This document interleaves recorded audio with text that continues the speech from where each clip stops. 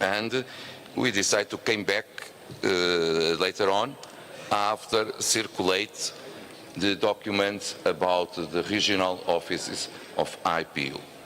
I hope that all of you received the documentation, and I will give the floor again to the Secretary General to explain once again what is the point of this and what you are requested to approve. Please, Mr. Secretary General. Thank you very much, Mr. President. Mr. President, members of Council, good morning and welcome to this sitting of the Council. Yes, you are dealing with unfinished business. Last Monday, Tuesday, I think, Tuesday? Wednesday. It was Wednesday? We're all mixed up. Last Wednesday, we did discuss the issue of establishing or not establishing IPU regional offices across the world. And you were apprised of the outcome of the deliberations of the Executive Committee in this regard.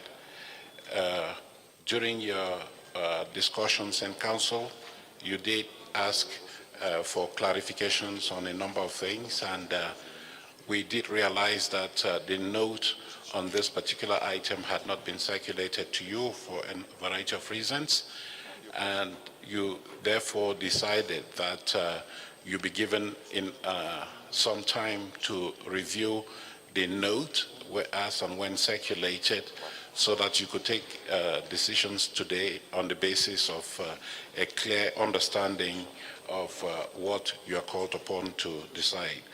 I have instructed my colleagues to distribute that note to you. I hope that you have all now had time to review the contents thereof. But just allow me to make a few clarifications so that it's clear to all of us what it is that we would like you to take a decision on. The note explains the rationale for opening an office or regional offices across the world for the IPU. You have an explanation of the advantages of such a move, but we have also in that note identified challenges that would have to be addressed in the context of establishing such an office. But when the Executive Committee met then and examined both the advantages and challenges of the establishment of offices, they concluded that it would be highly beneficial to the organization if we could decentralize the IPU in terms of creating outposts in the various regions. So that is one outcome of the discussions. They also acknowledged the challenges that came with the establishment of such offices and wanted to ascertain that in the process of establishing the offices, those challenges could be properly addressed. And they are there in the document that we have circulated to you on page 2. So on the basis of this, they did decide to recommend to Council that it consider establishing regional offices of the organization. These offices would be, as identified in the document, administrative units of the organization. They are not political organs or structures of the organization. They would be intended to help the IPU implement a strategy in terms of work plans and programs, outreach to the members in the various regions. They would work in cooperation with geopolitical groups whose blessing would be required to establish those offices. But it is very clear in the note that these offices are going to be operating at arm's length of the geopolitical groups. They would operate under the authority of the Secretary General of the organization, because according to the rules and statutes, it's the Secretary General who has responsibility for organizing the organizing the secretariat in a way that allows it to perform the mandate that you entrust to them. So that office would be under the authority of the Secretary General and not under anybody else's authority. We think this is very important for that regard, although it would provide support in a way to the geopolitical groups. This would only be administrative in nature. It would not be intended to help those geopolitical groups forge political positions on the issues, because already we understand that each geopolitical group has its own coordination mechanisms already.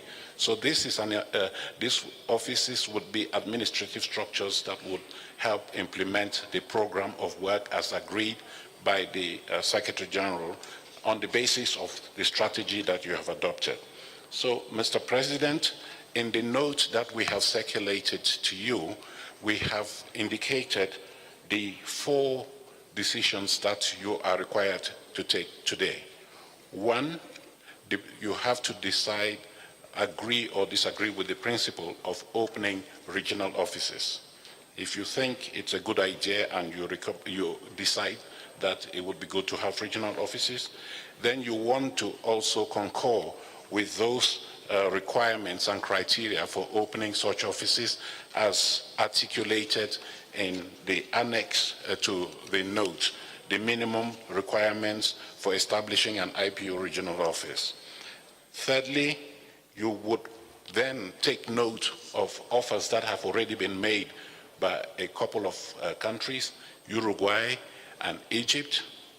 And fourthly, you would want to request the Secretary General to undertake consultations with those 2 countries in order to ascertain that they are in a position to meet the requirements that you will have agreed to, and then on the basis of those consultations report back to the Governing Council so that we can agree to the establishment of 2 offices in 2 regions on the basis of an experiment. Those would be test projects to ascertain that we're on the right path, we are doing the right thing, and we have clearly said that at the end of 2 years, there will be an evaluation. On the basis of the findings of that evaluation, we might decide to open more offices, or we might just decide to close those offices that have been created. So, Mr. President, I hope that I have been able to clarify any gray areas that may still persist in that note that you have in front of you. On the basis of that, Mr. President, you may now wish to ask your colleagues to make a determination on those questions that have been put in bold on the first page of this note that is in front of you. I remind you that it is document CL/210/inf.3. Thank you, Mr. President. Thank you, Mr. Secretary General. I think it's completely clear, but I will ask, we will not repeat the discussion, because now I think everyone that without the document had doubts about what we are deciding now have a concrete information about the decisions that we will take today. And so, but I see that 2 colleagues are rising. First Uganda, then Honorable Speaker of Namibia. Allow me, Madam, you have the floor. Thank you very much, Mr. President. Mr. President, I just want to seek clarification before we take a decision on this. We as Uganda are not objecting Egypt housing the IPU office, but I have a view that the office should be for Africa, so that in future, in the event that IPU decides to open offices in geopolitical, after the 2 years that you are giving us a grace period, how would the whole world envisage Africa having two offices? Because we will need one for Africa, since the one you are opening now is for the Arab world. That is the reason why I raised that issue. So if you give us clarification satisfactory to that, we will be very appreciative. Thank you very much, Mr. President. Thank you, Madam. Very pertinent, the questions you raised. Maybe, I don't know if it's the same, otherwise I will ask our colleagues from Egypt if they can clarify the offer that they give. Please, Mr. Speaker. Thank you very much, Honorable President. I think the explanation offered by the Secretary General have gone a step further in terms of helping us to fully understand and comprehend what this exercise is all about. However, we are still not very clear, because we understood that the Executive Committee have not yet finalized this important exercise, particularly with respect to the question relating to Egypt. Whereas Uruguay, I thought there was a much better clarity in terms of the way forward. So with regard to the issue related to Egypt and the role of Egypt here, it sounded to us as being an exploratory exercise, still yet to be clarified in terms of the modality to be covered and how it fits in to cover the continent of Africa.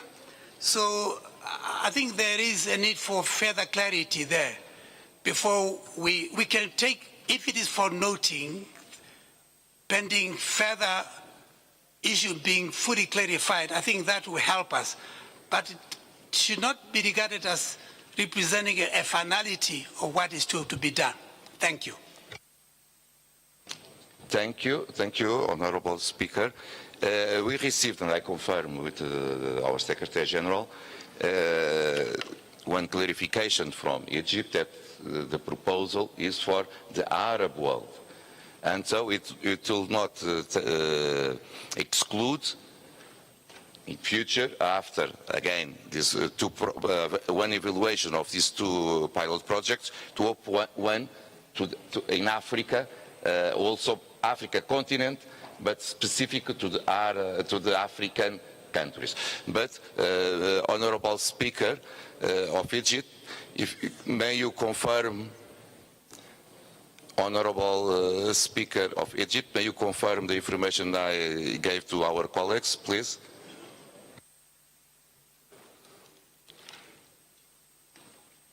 Thank you, Mr. the President. Although I speak always in Arabic language in the international meetings, I prefer in the subject matter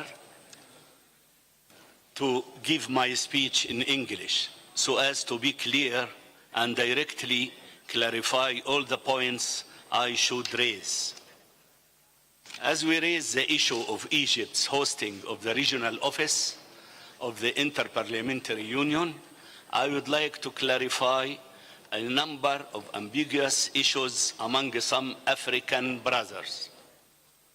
When Egypt hosts the regional office of the Inter-Parliamentary Union for the Arab Group, this does not mean in any way that it is separated from its African reality and identity, as it is so proud to belong to it. We have a firm and well-established commitment since ancient times towards our African brothers, and it is an integral part of Egypt's constance. In this context, the Egyptian Parliament, when it hosts that regional office, is fully prepared to provide support to the brothers in African Parliament through that office. And at the same time, we are committed to providing support to any African country that wants to host a regional office of the Inter-Parliamentary Union through consensus within our African groups. Egypt is African, and its African affiliation will remain one of the constants of its national identity, as it is the heart of the African continent. And Egypt, with its geographical location, will remain a pivotal meeting point that seeks peace and prosperity for its brothers in African countries. The Egyptian constitution affirms that Egypt is part of Africa. These are points I wanted to clarify in the light of Egypt's historical responsibility towards its African continent and its firm commitment to African issues. Thank you very much. Thank you. Mr. Speaker, as understood, the question to work with the African group is something to decide on other moment after the evaluation of the work with the Arab group. Tanzania. Thank you so much, Mr. President. I would like to speak first on behalf of Tanzania, but also on behalf of the African Geopolitical Group. Mr. President, I have heard the clarification given by the speaker from Egypt, of which I agree.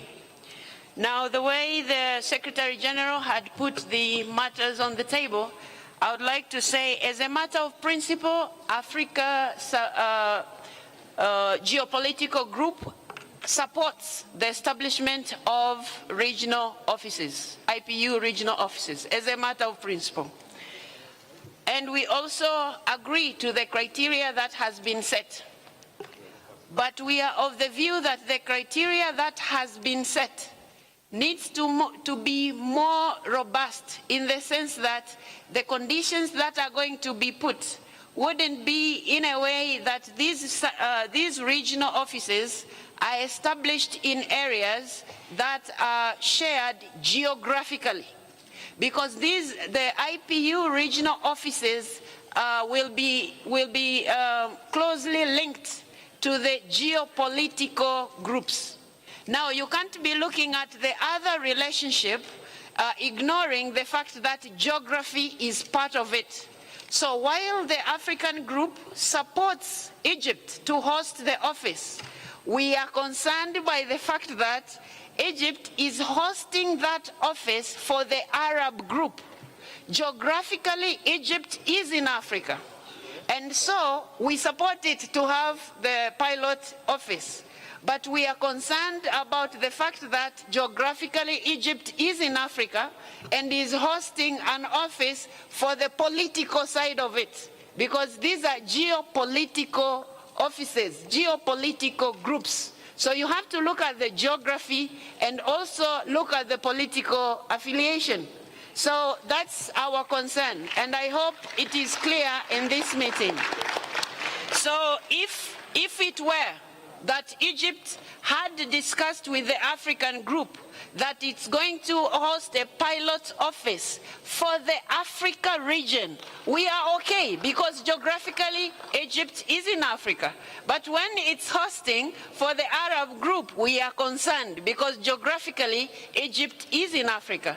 And I have heard also our brother from Egypt saying is ready to support any other African country that is going to be ready to establish a regional office for Africa. Well, that's not the point we are trying to argue. That's not the point, because it could be that Egypt is hosting the Arab office, and then we probably select Libya to have the regional office for Africa. So both offices will be in the north. That's not the issue. The issue is Egypt is in Africa geographically, and we appreciate the fact that they share the political bit with our Arab brothers and sisters. So that's our issue. So that's the area where we think the criteria that has been set has to be more clarified in order to have these regional offices in geographical positions, because an office is not really politically hanging somewhere.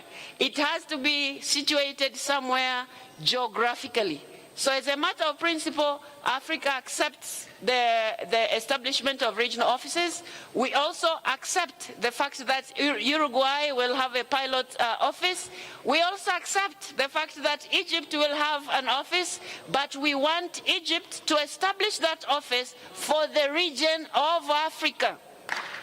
Not that Egypt is ready to support other African countries. That's not our point.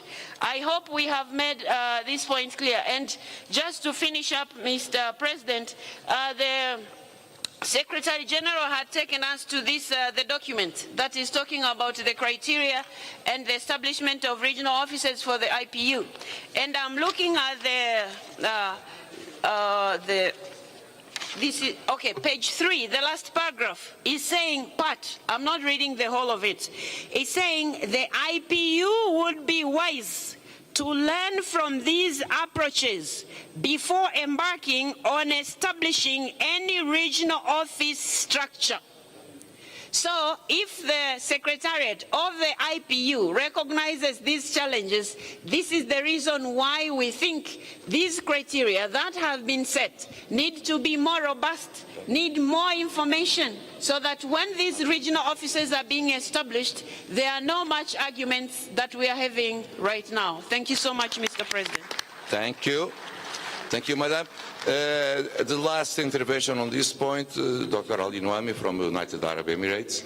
Yes. Good morning, Mr. President.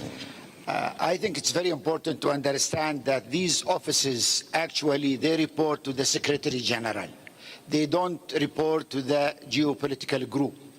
And I am on behalf of the Arab group, you see, I support that the office in Egypt be not only representing the Arab geopolitical group, but also African geopolitical group.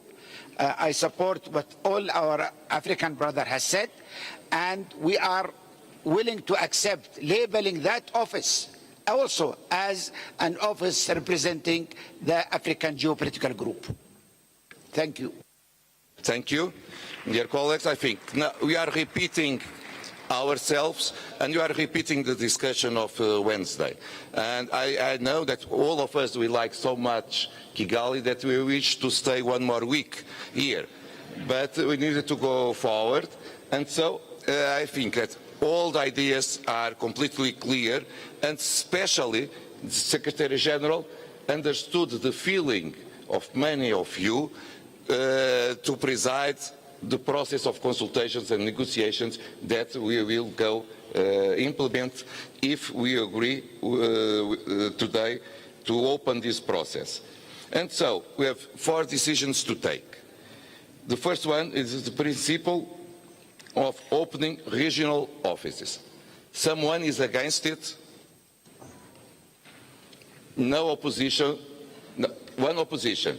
From, sorry, to the Sweden. So one opposition from Sweden, okay, it was approved. The second point is the requirements for opening those offices. The requirements are on the list that was distributed to all of you. Someone opposed to it? Speaker Mudenda? Mr. President, Yes. The question to be put across is whether the Council agrees to the pilot scheme. It is important that we... Mr. Speaker, do you read the document? Of course I did. Now, the point B, the requirements for opening those offices. This is what we are deciding now.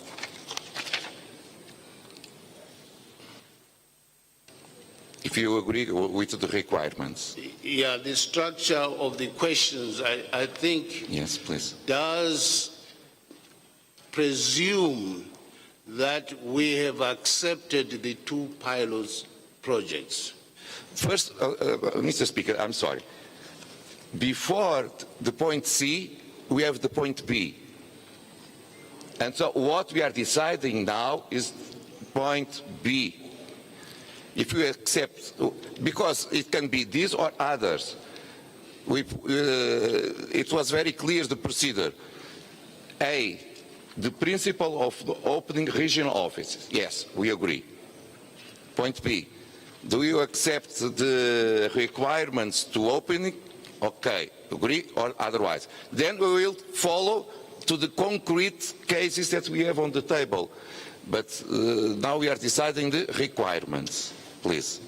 Just a point of clarification. Yes, please. At what point are we going to agree on the pilots in terms of the two offers? That is not on the agenda. Please, Mr. Secretary General, may you clarify? Thank you, Mr. President. Your interpretation of the questions is correct. If Speaker Mudenda looks at the box or the, I think the last paragraph just before the bold, it says that the Council would be invited to take a formal decision on the establishment of IPU regional offices based on a review of the effectiveness of the pilot projects after 2 years. So yes, this is foreseen, and the rest that follows assumes that once you have, if you do agree that the offices can be opened in Uruguay and Egypt, these would be pilot projects, and we've taken good note of all the comments that have been made here. This will be part of the consultations that the Secretary General will carry out, and when a formal recommendation is made to the Council, it will be very clear that that decision will be conducted on the basis of those pilot projects, subject to evaluation after 2 years. At this stage, you are still dealing with issues of principle and giving a mandate to the Secretary General to pursue consultations in order to allow you to take decisions that are very clear and that reflect the concerns that you are raising here. Yes, I think it's clear now, Speaker Mudenda. Thank you very much, Mr. President. Thank you. Nigeria. Thank you very much, Mr. Speaker. I thought I'm still with the person who spoke last before the other one in terms of putting the requirement on the agenda. If the specifications are not there, what then are we approving? I think there was a preliminary setting to say this is possibly what will be done to establish. Then the Council will be invited to approve while waiting for the details. As for now, I think it is not necessary. Dear colleague, the procedures, we will, if we agree on the issue, we will give a mandate to the Secretary General to start a process of consultation or negotiations with the countries that present proposals. And of course, the Secretary General needs to understand the borders, the issues that we as the Executive Committee and Governing Council will give in to begin this process. We will not discuss the color of the building, or if there is a carpet or not a carpet there, how many chairs will be inside of the room. He needs to understand what is the mandate we are giving him. This is the point B, the requirements for opening those offices. Secretary General, please. Thank you, Mr. President. I think for me it's clear in my head, maybe because you and I have discussed this, but the Governing Council is not being asked now to decide on the opening of offices in Egypt and Uruguay. You are simply taking note that there are offers on the table, and this could be the basis for negotiations that would then allow you to take a formal decision on whether or not to create those offices in those two countries according to criteria that have been identified, with the conclusions from the Secretary General that those criteria have been met by these two countries. So it's clear that no decision is being taken to open any office anywhere in the world. You have taken note of 2 country offers, and you want to see whether those offers would comply with the criteria that you agree with under item B. That is among those questions that you need to answer. Do you agree with those criteria? Do you agree with those requirements? If you do, this will be the basis for examining any candidacies or proposals for opening regional offices. Nigeria, it was clear now? No, not quite very clear, because I thought... I don't understand what you want I more. want everything to be on the table, sir. To be on the table that, yes, approve to create offices. No. So that, no, sorry, No. sorry, sir. No. We decide that we agree with the principle. You know, do you know something is a principle, otherwise it's a concrete decision. Maybe if you listen to Mr. Speaker. It's clear for me, but Get me, it Mr. seems Speaker. very difficult. Sorry, sir. Get me, Mr. Speaker. You have a template you have set for what you want and what could be the minimum requirement. To avoid manipulation, it is better you lay bare what you have put in as a preliminary thinking that these are the things A, B, C, Z that you want. That's those states that want to have an office that must satisfy. Then I will go home happy that yes, tomorrow when I come back, I want to have a background check of what has happened. I will say they have satisfied the minimum requirement, but they have not satisfied the minimum requirement. Okay, you have one personal opinion, but I will raise the floor. Who is against the point B, the requirements for opening this office? Who is against? No opposition, was approved.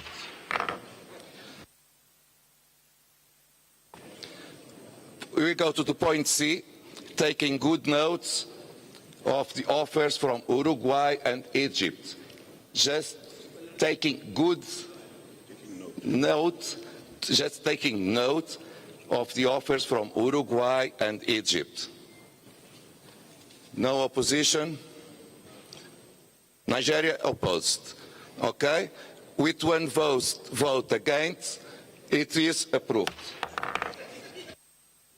Point D, the request to the Secretary General to undertake consultations with those 2 countries and to report on the outcome at the next session of the Governing Council.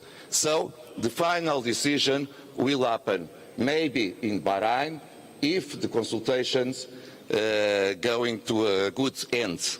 We hope so, we never know. If we achieve agreement, we came back. Finally, dear colleagues, on that moment, finally, we will take the decision.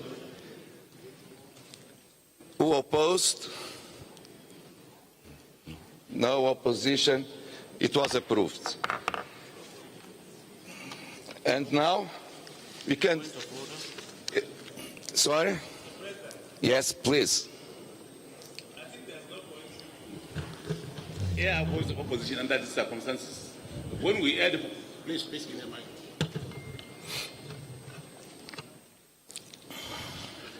I don't think it is a fruitful effort to try and air an effort of opposition under the circumstances. Because by the time we are trying to explain our position, the things are supposed to spell out like a benchmark for each a criteria for a selection of a venue, whatever it is. Those benchmarks are not there. And when the benchmarks are not there, that means we have not actually agreed on a position. Since we have agreed on a position, that means you are taking dictatorial just on us to put anything that's there. Because we are not there when you are going to take the decision of accepting the situation. So there's no point actually asking us for opposition under the circumstances. Thank you. We have already decided. I continue on point B, data protection policy. Paraguay, Mama. Sorry, Presidente, pero es muy distinto. The case of Uruguay is very different because it has the support of all the GRULAC countries. They are unanimous in that. Therefore, we understand that there is no obstacle for Uruguay. What's more, we like to inform you that Uruguay has already set out a budget to be able to set the physical offices up. So to postpone this by 6 more months to the Bahrain Assembly when Uruguay's been asking for this for 10 years seems very unfair to us. But in accordance with the principles, again, I remember the decisions we took already. We agree with the principle. We approve the terms of references of this negotiation. But allow me, Mr. President of GRULAC and our colleagues from Uruguay, we understand that you are real committed to receive the office. But now the negotiation process will begin, and as I said, I believe that it will be easy to achieve one agreement. But without the establishment of the agreement and the signing of the agreement, it's not possible to take a final decision. Imagine that the process of negotiation will begin, and in the next 2 months we don't achieve an agreement. So we just came to a final decision after the success of the negotiations that will happen between Secretary General and the host Parliament. And then, formally, we will take the decision. I believe that will be easy with Uruguay, no problem. But formally, they need to agree with all the items that we approved just a few minutes ago. Mr. Secretary General, please. Thank you, Mr. President, for clarifying that.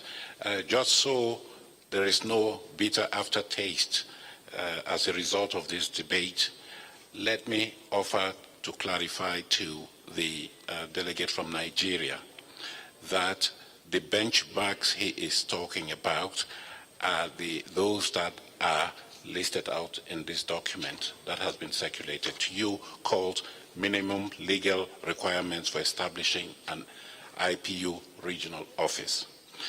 I think I offer and venture to say that these requirements are very detailed. Of course, we are not perfect. We are venturing into uncharted waters, but that is why it has, if you've agreed, that if you were to establish regional offices, those initial regional offices would be established on a pilot basis, pending evaluation after 2 years. So what the President has asked and you have agreed to is that you agree to these minimum requirements, which will serve as a framework for consultations by the Secretary General with the offers that are already on the table, that is Uruguay and Egypt. And we will report back to you to say that we have found that these two offers, or one is in a position to fulfill all these requirements. Of course, if they are not in a position to fulfill these requirements, then they will not be offered the opportunity to open those regional offices. I hope that this is very clear, that we are not just giving a blank, an open check to the Secretary General and his colleagues, that there are minimum requirements that he is going to ascertain when he has those consultations. Thank you. And also very important, Mr. Secretary General, with these requirements that we approved, we have a transparent process and also equal to future negotiations to other ones. Because otherwise it may someone think that we have a special treatment to the case A and a different one to the case B. No, the rules are clear for all. That will be the same, and it was more transparent process. Inside also the decisions of the Executive Committee, we approved the document about data protection policy. You know that IPU receive a lot of information, a lot of data with personal aspects of many persons, not just MPs, but especially MPs.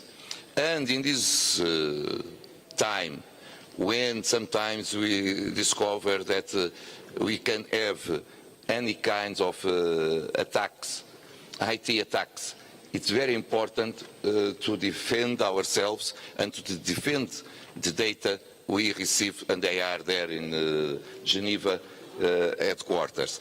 And so the Secretary General and the team prepare a document about data protection policy in accordance with the working group on transparency, accountability and openness, and the document was shared to all of you. I will ask if there is any opposition to the document prepared by the Secretary General and approved by the Executive Committee. Mr. Speaker Mudenda, please, from Zimbabwe. Thank you very much, Mr. President. I am not opposing the document. I'd raised my hand earlier on before you closed the item on the regional offices.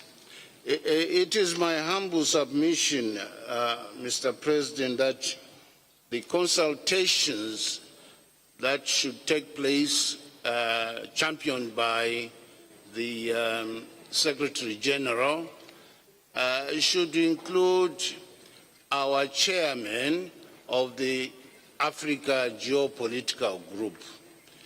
That element, I think, needs to be indicated so that at that level during the consultations, the Speaker of Tanzania, who is our chairperson of the Geo-Africa Political Group, if she could be part of the consultation, and I think she has articulated some of the issues that are of concern.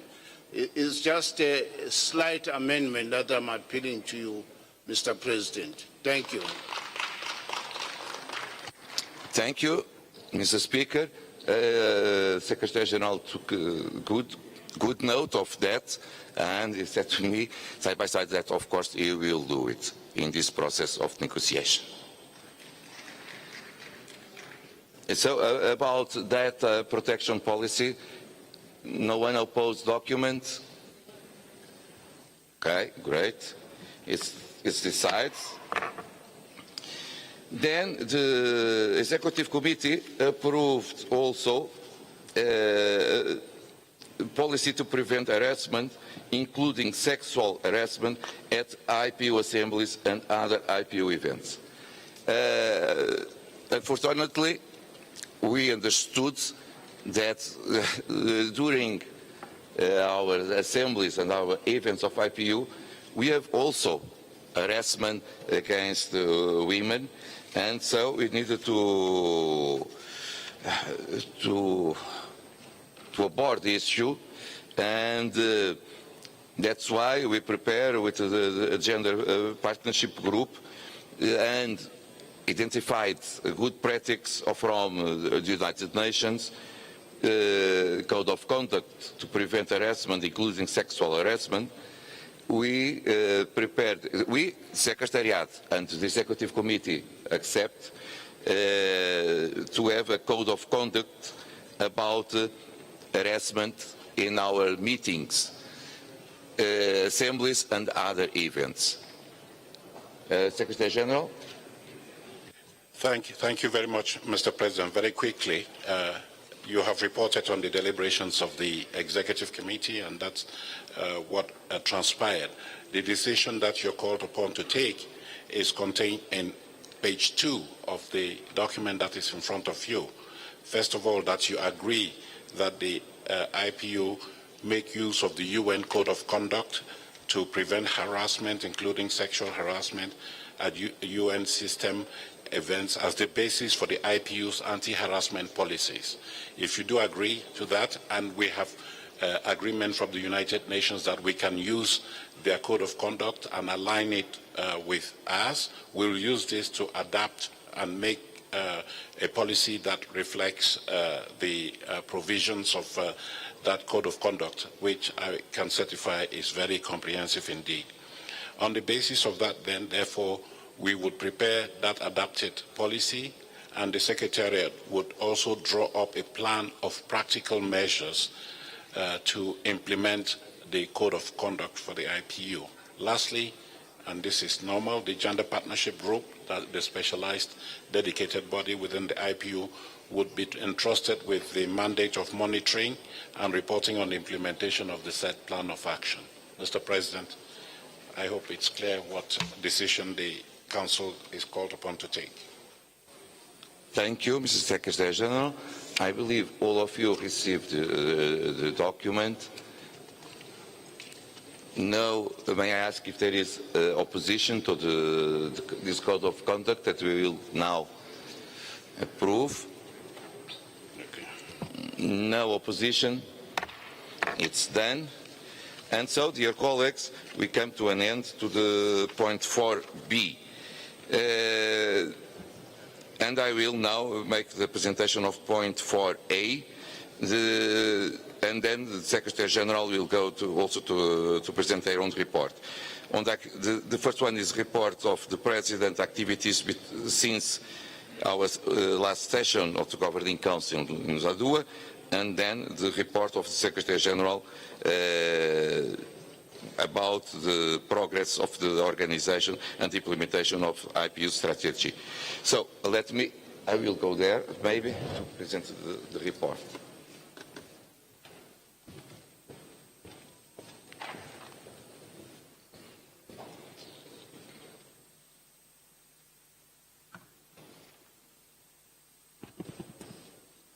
Dear colleagues, last 6 months, I will try to be very short, but it is my duty to explain the main lines of the activity of the President since the last Governing Council meeting in Nusa Dua.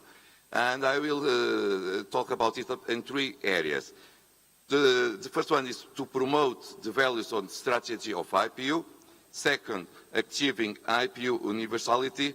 And finally, reinforcing the IPU visibility. First, to promote the values and strategy of IPU. During the last 6 months, I did 22 visits to all countries, trying to all continents, countries from all continents, trying always to, in each visit, defend our values. Defend the values of democracy, human rights, the state of law as something essential to the IPU. Gender empowerment in our parliaments and youth participation in politics and parliament. I did 45 bilateral meetings during the assemblies and other events, 45 bilateral meetings to see also sometimes how is possible to reinforce the links between different parliaments and the IPU, 10 online meetings with bodies of IPU, the Executive Committee, with the Secretary General, with the board that decided the Crème Pass Award, just to be some example. And finally, try to participate in other important initiatives of IPU. Everywhere, we have a forum of youth, of young parliamentarian meeting, I attended. There is a meeting of the women's speakers of parliament, I attended. It's a meeting about interfaith dialogue, I attended. If there is a meeting about SDGs to Asia, I attended. If there is a meeting about SDGs in Latin America, I attended. And so, try to give also relevance to all activities of IPU. And then, try to promote the Crème Pass Award. We will have, for the first time here this afternoon, the decision who is the winners and who will receive this award. And I hope that next year it will be possible to repeat and for the future, to support the task force on the war in Ukraine. Our colleagues know how relevant is this task force to achieve peace in this, to put an end in this conflict, and they have all the support from the President, of course. And finally, in all the speech, in all the interventions, I try to defend our values. Democracy, rule of law, gender participation, youth empowerment and dialogue. The second point is to obtain the universality of IPU. We are missing, as we all know, 15 countries to achieve 100% of countries accepted and recognized by United Nations. These 15, we have one special case and then a group of cases. I said a group of cases because they have the same problems. 14 have problems of to be small islands from the Caribbean and from the Pacific that rise many times the problem of financial resources. Not to be member of IPU to pay the fee, because the fee, as you know, is a proportion of the GDP, and so it is not relevant when we are talking about a small country, but of course to attend our meetings. And then many of these parliaments ask, we recognize the relevance of IPU, but why to be member of one organization if after it we don't have resources to participate, to send our MPs to the activities of IPU? Of course, now you have a lot of activities online, webinars and so on. But also we are trying to identify a solution that can sponsor the presence from these small countries from the Pacific and from the Caribbean. In this middle way, it was possible to have meetings with speakers of the Parliament of the Caribbean countries in Halifax, and I attended as the Secretary General, and we begin on the other case also, we begin to work on that. The other case is the United States of America, and we thought that it's important to IPU to have all the major players inside our organization. I always repeat, to think in a global organization without the United States, without China, without Russia, without India, for instance, is like to have a body without an arm. We need to have all them inside the organization. Now we are doing all the efforts with the authorities from both chambers of the United States to explain the relevance also for them to attend and to come back to the IPU. Not just online meeting, but for instance, in Jakarta, I met also the representatives of US on that meeting of IPU when we have the speakers conference of the G20, and we are going on with the negotiations. We need to wait and see. And finally, the visibility of IPU. In all the visits I did, in all events that I organized by IPU, I did press conference. Always to explain to the people of, if it is not to the world, to this specific country, what is IPU. That we have 133 years old, that we involve now 178 countries, that we have special values to promote dialogue, democracy, and parliamentary diplomacy to solve the problems, and so on, to give visibility to the organization. Active engagement on social media, of course, because we don't need to work just with the traditional media, but with social media, with statements, reporting presence in our events. Visits to universities and schools. I really believe that the future is to the young people. And so it's very important. In all the visits, try to find a moment where I address when students of international relations, for instance, or diplomatic studies in a special university of this country, country A, B, or C. Go there to share the experience what is IPU, asking them to participate more in politics, to describe the relevance of multilateralism, always addressing directly the young leaders of a country. And finally, of course, Many of it happened with these 22 visits that I did during the last 6 months. Sometimes just 12 hours in the country A, 24. Sometimes with wish, yes, from the host Speaker of Parliament asking, why don't you stay a little bit more? I would like to show you this or that. And I say, thank you very much. Maybe one day I will come back in a private visit to visit. But now I am here to work. Just to give you the example, these months I will spend just 10 days at home, 20 days abroad. But this is the duty of the President of IPU. Thank you.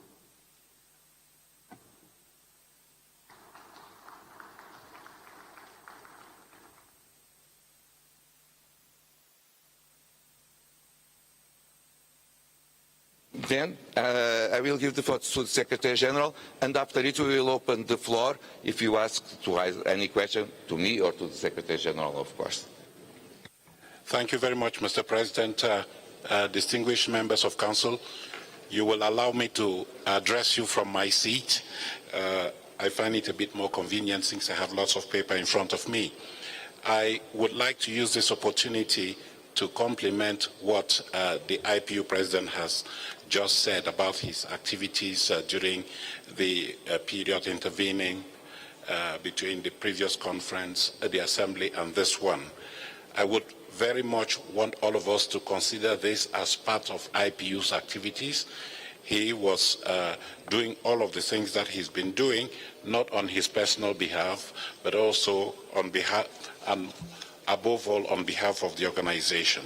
And so we would like the Assembly records to be very clear on that there are no two separate sets of activities.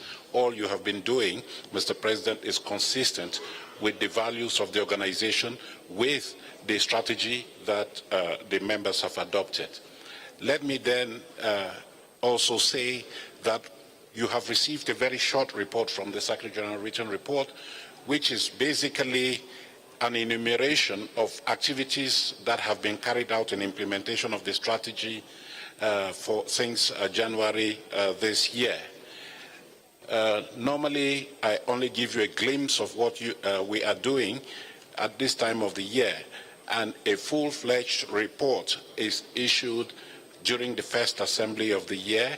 Next year, I will be presenting the next edition of what we call the Impact Report, which is more detailed and more analytical, explaining how we have achieved impact or positive results or negative results in the implementation of our activities.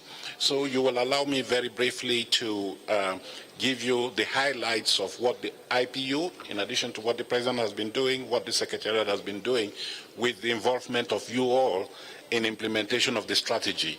And you have on the screen there a slide that shows you how the strategy is designed, what impact it is supposed to achieve, and you all agree that what you want in the context of your new strategy is to promote parliamentary ecosystems that serve democracy for everyone. And in doing that, you have identified 5 strategic objectives that you want to implement: building effective and empowered parliaments, promoting inclusive and representative parliaments, supporting resilient and innovative parliaments, catalyzing collective parliamentary actions, and strengthening the IPU's accountability. And you say that in realizing those strategic objectives, you want to apply this to real-life situations, and that is why you have also identified a number of policy goals that you want to achieve, where you want to make impact, foremost among which is climate change. You did agree that your number one priority is climate change. And of course, you have democracy, human rights, gender equality, and youth participation as policy goal, peace and security, and lastly, sustainable development, in no order of priority, let me say. Then I just wanted to show on the screen there statistics to give you an idea of the scope and breadth of the activities that we have carried out during the period since January this year. You'll see that we have been involved in 36 national support activities in 16 countries across the world to build capacity, and many of those countries are present here. We have held 45 regional and global events to mobilize and leverage parliamentary action and facilitate learning. Mr. President, you mentioned a host of those events which you attended. Thank you very much for your availability to attend those events on behalf of the organization. And we have been involved in producing 10 publications in various languages, English, French, Spanish, and Arabic in particular. So you see there an illustration of what we have been up to. Still talking about statistics, we just want to mention that during the last months, we have witnessed a spike in the popularity of the IPU's digital platforms in the context of our digital transformation. When you look at the website is increasingly displaying and exposing what members of parliament are up to around the world. We are continuing to update and revamp our Powerline database, which is the database of all parliaments in the world, how they are composed in terms of men and women, the leadership, and all other relevant information. And of course, YouTube. You will see that there has been a spike in the number of visitors. The same applies to what we have been doing. I believe you remember that the strategy, the communication strategy stresses the need to reach out to all the 46,000 parliamentarians that we have around the world today.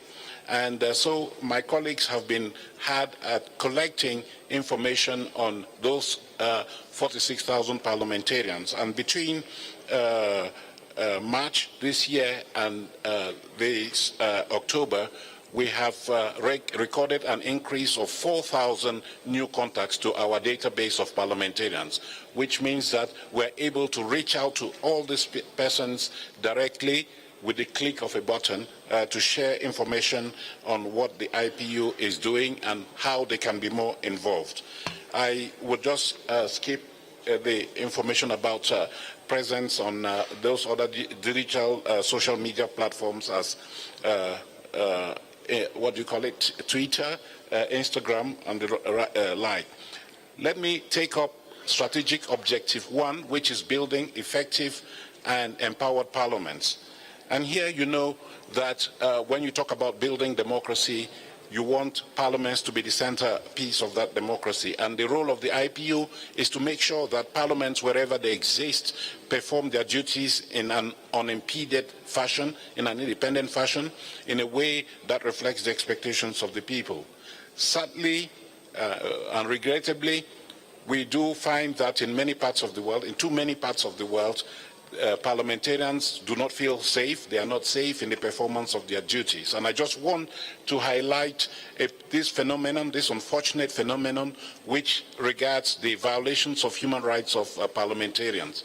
Later this morning or early this afternoon, you will be receiving a report of the Committee on the Human Rights of Parliamentarians.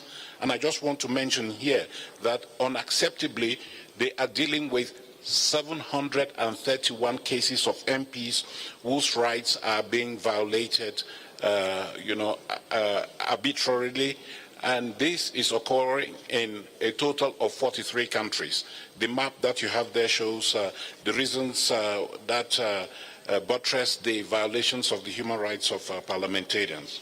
I move on to another aspect of our work, which is relevant to the theme of this assembly, and that is gender equality. And we have determined that violence against women parliamentarians is an impediment to the political emancipation of women. And that is why, as I have mentioned before, studies have been carried out, notably in Europe, in Africa, and Latin America, on the phenomenon of violence against women. What we have done is to shed light, the spotlight on this, on the violence against women. And last year we did a study in Africa On the basis of that study, we produced guidelines that are being utilized in many countries. In Africa alone, that report was launched and discussed in 12 countries, the latest being the Central African Republic. And as we speak, we are set to travel to Togo, where we have later this month, in November, a seminar on the issue of violence against women and what parliamentarians can do. I see the delegation from Niger was frantically taking pictures of the slide there. This is because we did hold a seminar in Niger to promote action by that parliament to fight violence against women in parliament. I acknowledge your support, Madam Delegate. Then we continue. We also make the point that we continue to build capacity building for parliaments. And on that next slide, we have it. You have an idea of the institutional support that we are giving to countries such as Chad, Djibouti, Haiti, Mali, Myanmar, what is left of the Parliament of Myanmar, Pakistan. Pakistan is here. We were recently in Pakistan for the Sustainable Development Goals, but also we are doing work with Pakistan on legislative drafting, building capacity for legislative drafting. We have Sierra Leone, Sri Lanka, Vanuatu, Zambia, working on climate change and the Youth Caucus. And then we have others there. The list is long, and I just want to illustrate what we're doing to help those parliaments. We're also helping to develop standards for parliamentary democracy, and there I just want to report that we have recently launched indicators for democratic parliaments that we are testing with a number of countries, including at this meeting. And we hope that in the future we will launch a full-fledged set of indicators for effective parliaments that are consistent with the goals 16.6 and 16.7 of the Sustainable Development Goals. Let me continue with strategic objective 2, promoting inclusive and representative parliaments. And there, of course, we are in the country of gender equality, Rwanda. We've made the point that 10 years into the plan of action for gender-sensitive parliaments, this is the moment for us to recommit, recommit to gender-sensitive parliaments as pillars of gender equality. And we indicate to you that a number of parliaments have been working with the IPU, notably Belgium, Ireland, and Japan, doing assessments of their gender sensitivity and identifying shortcomings that they may want to correct. We have been supporting women's parliamentarians caucuses in Djibouti, Indonesia, Nigeria.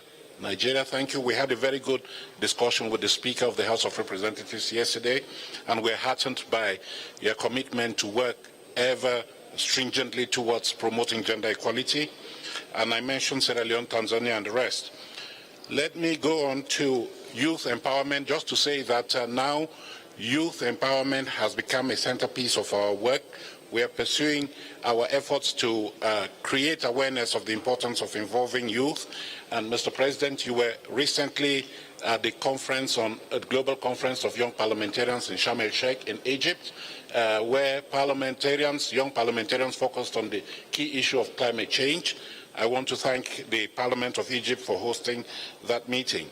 We are also working to support youth caucuses. Yesterday I had a very important meeting with the Speaker of the South Sudan Parliament, where we are supporting the establishment and functioning of youth caucus.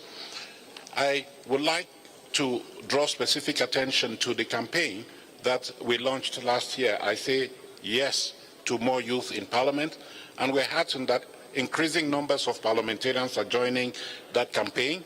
There is a stand here at this convention center, and I encourage all of us to go there and pledge for more youth in Parliament. Currently, we have some 937 leaders from across the world, and I want to single out the strong support we are receiving from the President of Uzbekistan, who's a champion of this campaign too. So please, don't leave Kigali without signing up to that campaign, which will help us to build stronger youth participation. I also would like now to single out something that we have been doing, which is very relevant to the COVID and post-COVID pandemic period. And that is, we all realized, and with some satisfaction, that parliaments were adapting to responding to these risks and other dangers that were brought about by COVID-19. They had used digital technologies to do this. And we're glad that for some years now we have promoted innovation in parliaments, which is intended to help us identify technology that parliaments can use to improve upon their business models. And I'm pleased to report that the various hubs that we have established under the Center for Innovation in Parliament, those hubs are working seamlessly, and I would like to thank New Zealand for hosting one of those hubs for the Pacific countries. I am being long, but I think that there's so many activities, and if I don't report on these activities, my colleagues will kill me. So here, I just want to mention a new tool that we have created, the modular learning model, which is based on harnessing digital technology to promote peer-to-peer exchanges between parliaments, and we are working on various modules, youth empowerment, the SDGs, and in future we're going to be focusing on the budget process and auditing in general. Going to something that is very pertinent to this assembly, and Mr. President, you stressed the point that the IPU provides a platform for parliaments and parliamentarians to come together to share experiences, to learn from one another. And over the past several months, the IPU has continued to offer that platform. And the next slide. The slide you have there is an illustration of some of the events that the IPU has organized in order to provide that platform for inputs into global issues. The annual parliamentary hearing in New York, the Summit of Women Speakers, which you referred to, Mr. President, and the Global Conference on Migration that took place in Istanbul in June. Thank you, Turkey, for hosting that meeting. Then very quickly, we have Strategic Objective 5, which pertains to this organization itself, how we can promote accountability. I believe that when you designed the new strategy, you did lay emphasis on the fact that members of the organization should be increasingly accountable to the organization for the decisions and policies you adopt in the context of your meetings. And so we have been very keen to promote that. Mr. President, thank you for initiating the accountability segment of the Assembly during which parliaments are called upon to report on how they have been implementing IPU activities and fostering policies that follow up to those decisions that you take. And yesterday you had one such sitting here in this very room. So, and I also want to report on the work that is being done by the Working Group on Transparency. You have just approved the data protection policy for the organization. We are now working on a whistleblower policy that is intended to continue to improve upon accountability for the organization. And of course, we pursue efforts to improve upon our monitoring and evaluation frameworks. Lastly, I just mentioned, and this is just for your information, that we are continuing to focus on climate change, as you have asked us to, and my report includes instances of what we have been doing in that area. We are continuing to focus on democracy, human rights, gender equality, and youth empowerment, and as well as peace and security, because as I say, if you implement your strategic objectives without relating this to specific policy areas, you may be preaching in a vacuum. Mr. President, I believe I have been able to give you a glimpse of what it is that we have been doing, we have been up to during the past several months. I just wanted to give you this information to reassure you that we have not been sleeping in between assemblies. We've been doing a lot. A lot of this has been with your support, and we thank you very much, those countries and parliamentarians who have supported our activities during the past several months. And I promise that when we do meet in Bahrain next year, you'll receive a fuller report with the results and impacts of our work. Thank you very much, Mr. President. Thank you, Mr. Secretary General. This is an interim report, of course. In Bahrain, we have the full report from the President and from the Secretary General about the year 2022. Now I will raise the floor if someone, I will open the floor if someone wishes to put questions to me or to the Secretary General about our reports. I see that Iran is asking the floor.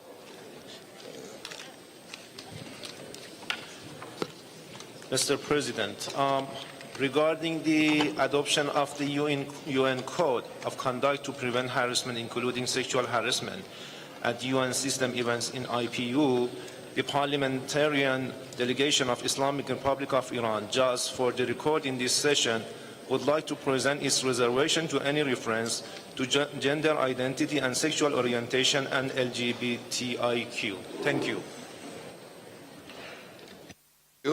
So it was not about the report, but a reservation to the document we approved on the point before.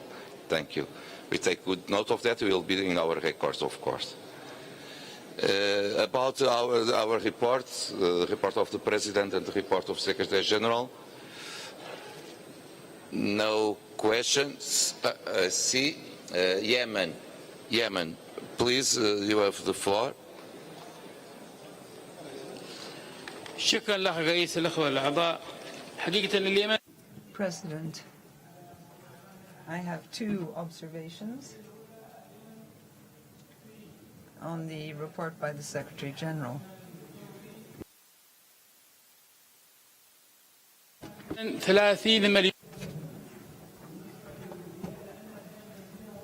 We've heard about the situation, and my country hosts 13 million people. Concerning the vote that took place relating to the emergency item, we made the observation that Yemen has supported that resolution with 11 votes and 11 against.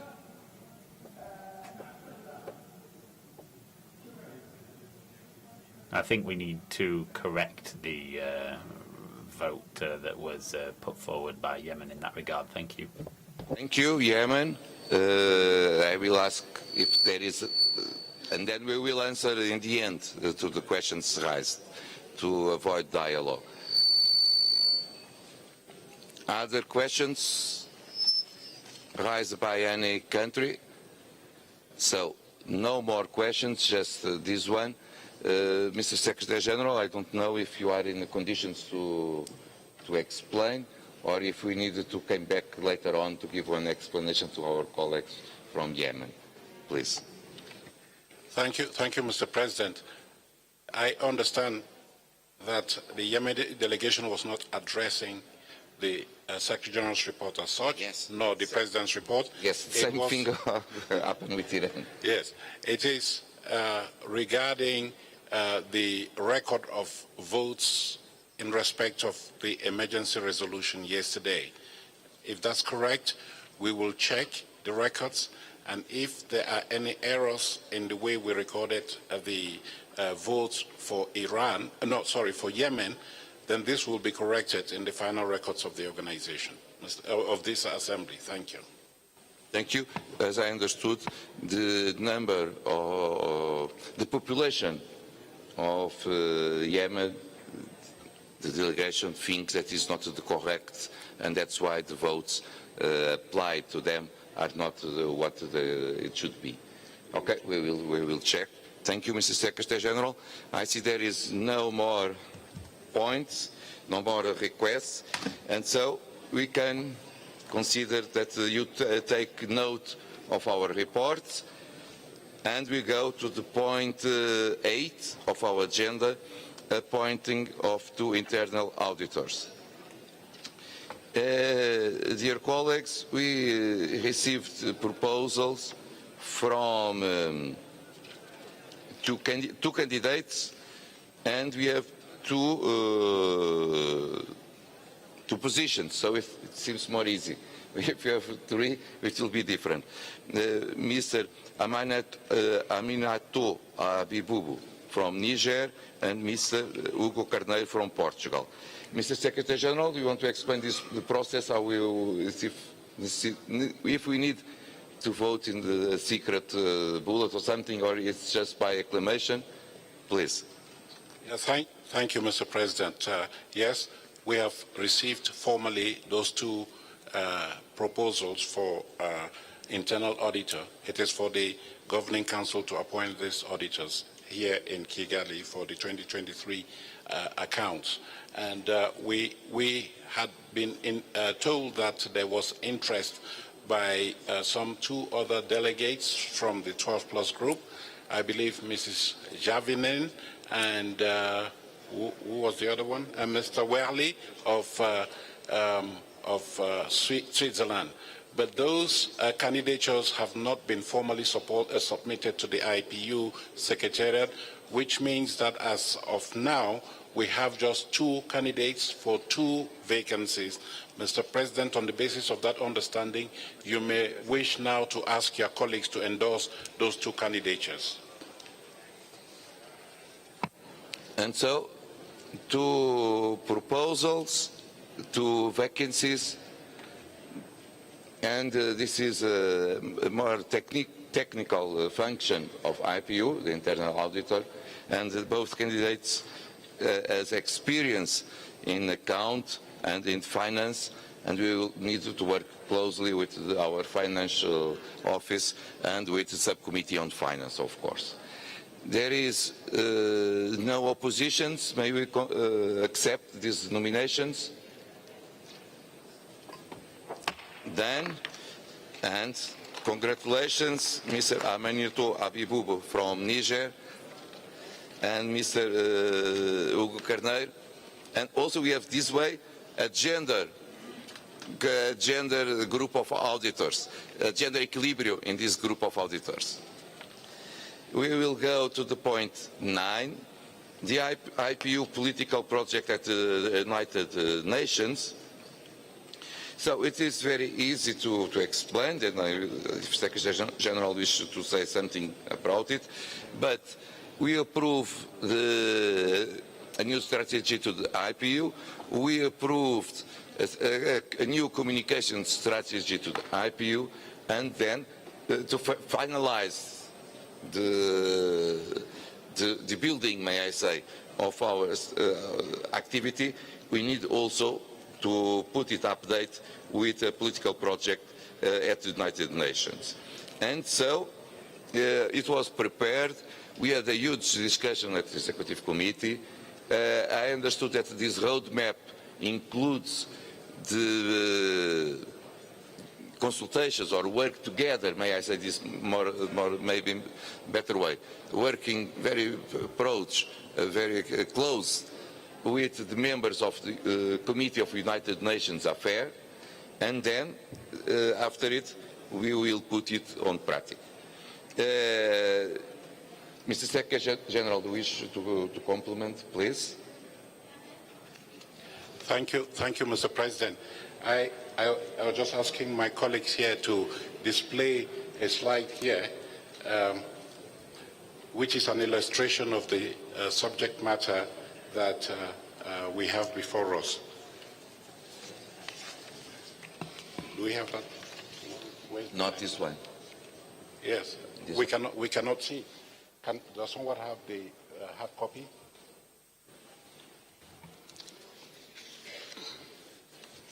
It's difficult for you to read. We don't have a hard copy of the letter? Okay. Let me just read this letter. Let me read it out to you because I think it's important for us to understand why we are engaged with the United Nations. This is a letter that I received from a colleague, the Executive Secretary of the Preparatory Commission for the Comprehensive Nuclear Test Ban Treaty Organization. This is a UN agency based in Vienna with whom we have been working over the years. And he writes to me, "Excellency, dear Martin, I wish to express my sincere gratitude to you and your team for the effective engagement and liaison with Equatorial Guinea and Sao Tome Parliament, which greatly supported our outreach efforts in achieving their ratification of the Comprehensive Nuclear Test Ban Treaty. These are significant steps towards a safer world. With these two recent ratifications, we now have complete adherence to the treaty in Central Africa.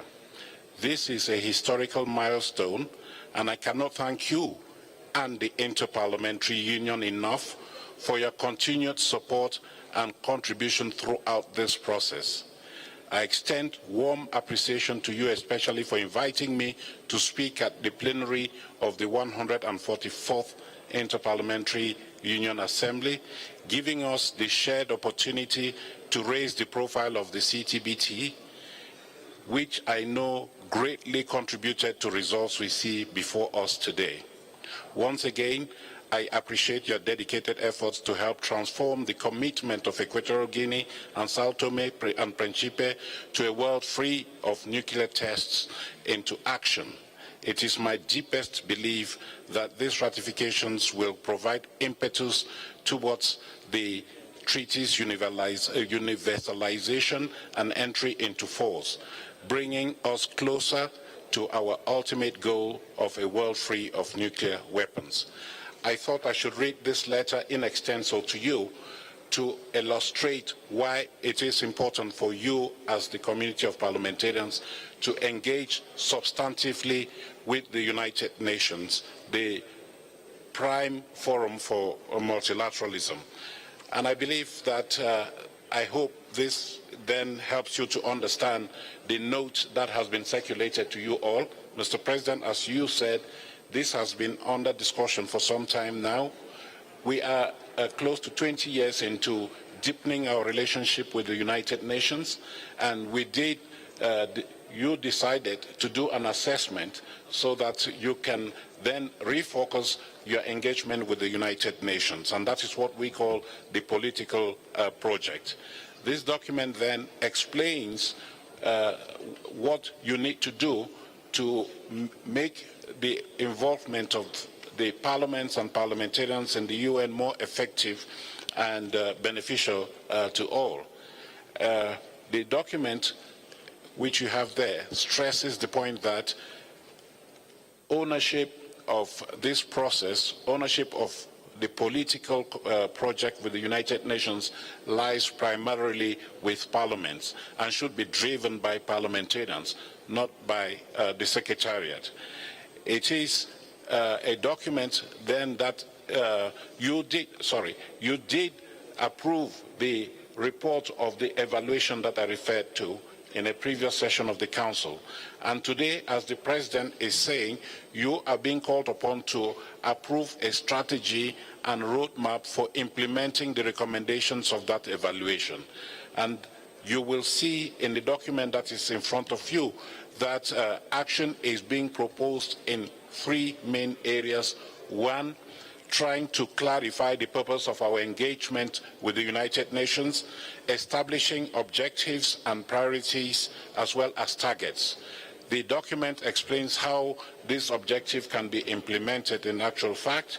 Then it proposes harnessing the IPU's strengths and reforming processes at the United Nations. Lastly, this document addresses the issue of measuring impact, how you can do this through coordination, monitoring, and maintaining focus.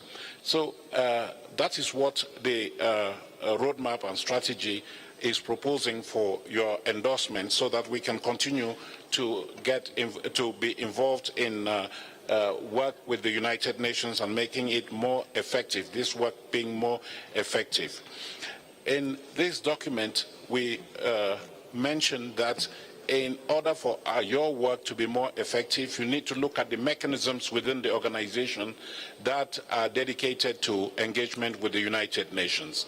And I just want to mention the importance of the annual parliamentary hearing that we hold in New York in collaboration with the United Nations, which is a very important opportunity for parliamentarians to engage with officials of the United Nations on issues of relevance to the United Nations, to forge a better understanding of those issues and providing the parliamentary voice. I think that's what the term you used, Mr. President. And so we are suggesting in this roadmap that has been endorsed by the Executive Committee that that annual hearing be maintained, but that we look at how its processes and deliberations can be reformed in a way that makes it more effective and efficient in delivering on the objectives. The second proposal that I would like to single out is regarding the Committee on UN Affairs, which is the committee that you have established, one of the 4 standing committees of the organization, to more specifically work on UN affairs. There, the evaluation has shown that, in fact, all the standing committees, all the specialized bodies of the IPU are intended to work on UN-related issues. And what has been suggested in this evaluation is that there should be mainstreaming of the UN in all the structures of the organization, especially the standing committees, whether you're talking about peace and international security, sustainable development, democracy and human rights. They all are dealing with UN-related work. And that you may want to consider reforming the mandate and working methods of the UN committee in a way that allows them to deal more institutionally with the relations with the United Nations.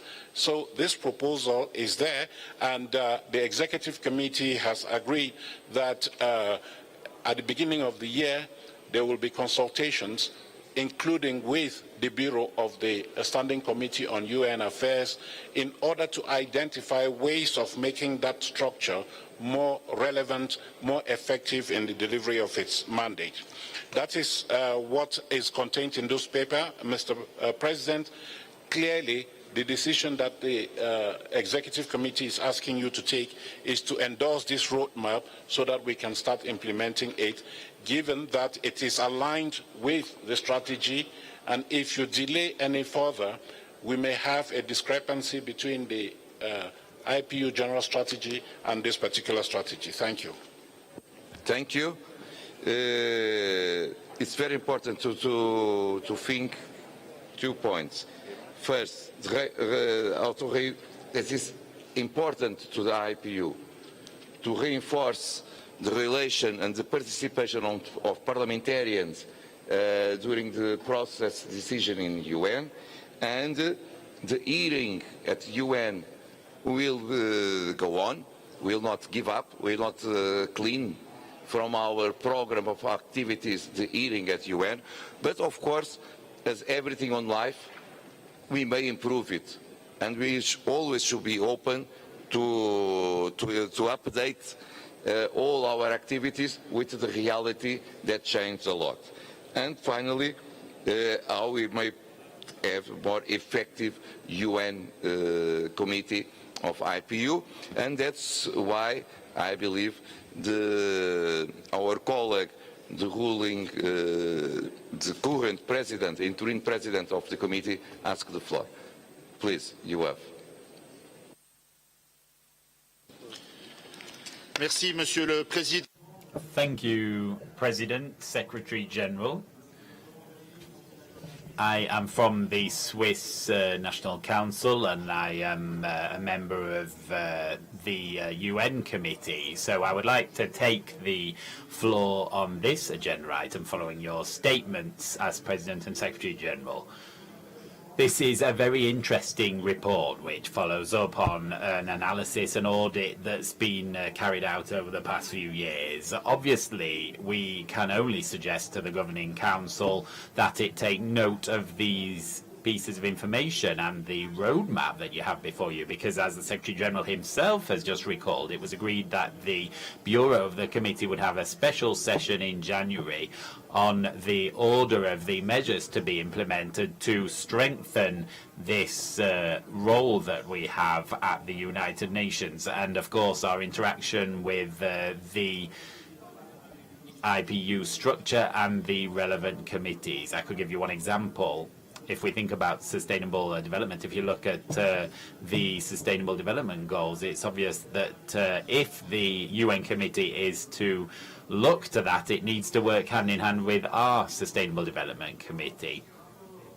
So the committee will report to the Bahrain Assembly in March 2023 following that initial meeting, and then in June 2023 will report to the Executive Committee on the measures to implement. I'll give one example in the report. The first measure among all of those that are listed is to bolster the integration of parliamentarians in national delegations.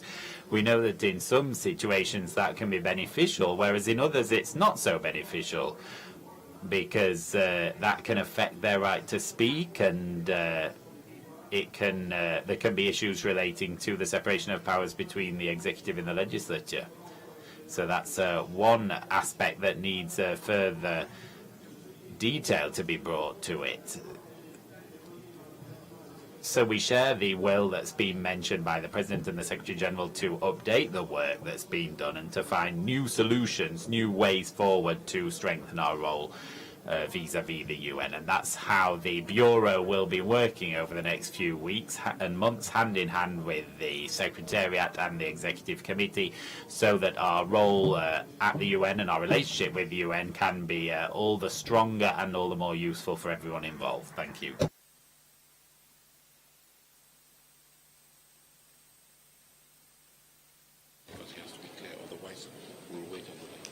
Okay, thank you.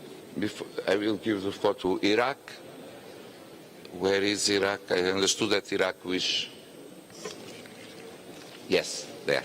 نعم. Please recall it. شكرا جزيلا. Thank you, Chair. Thank you, President. We are perfectly aware that the United Nations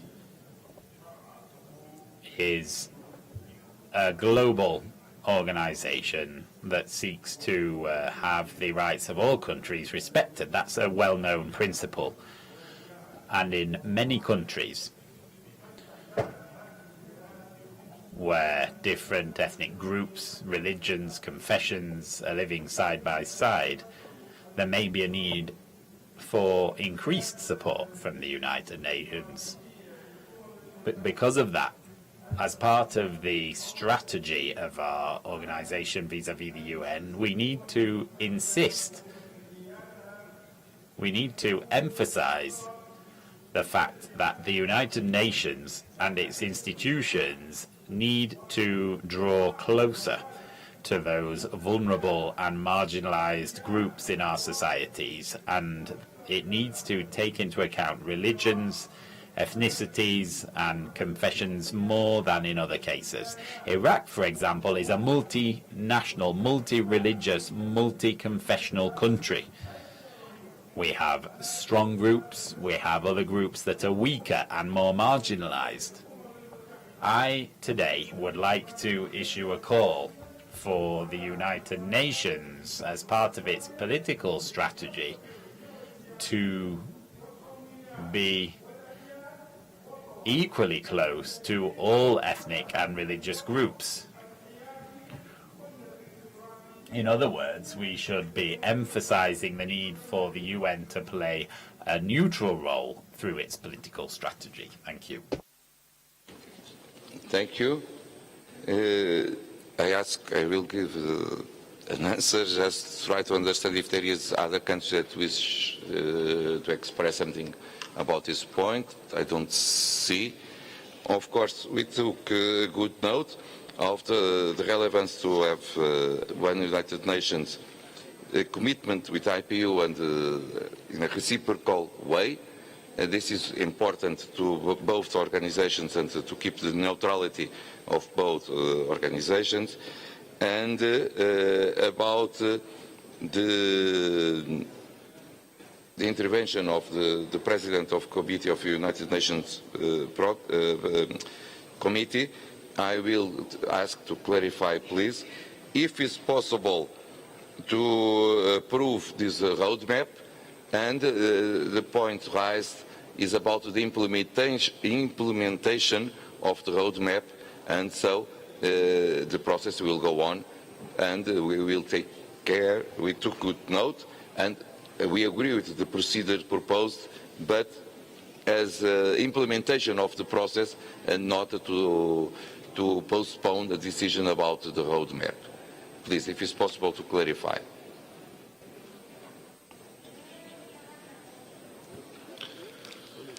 Merci, Monsieur le Président.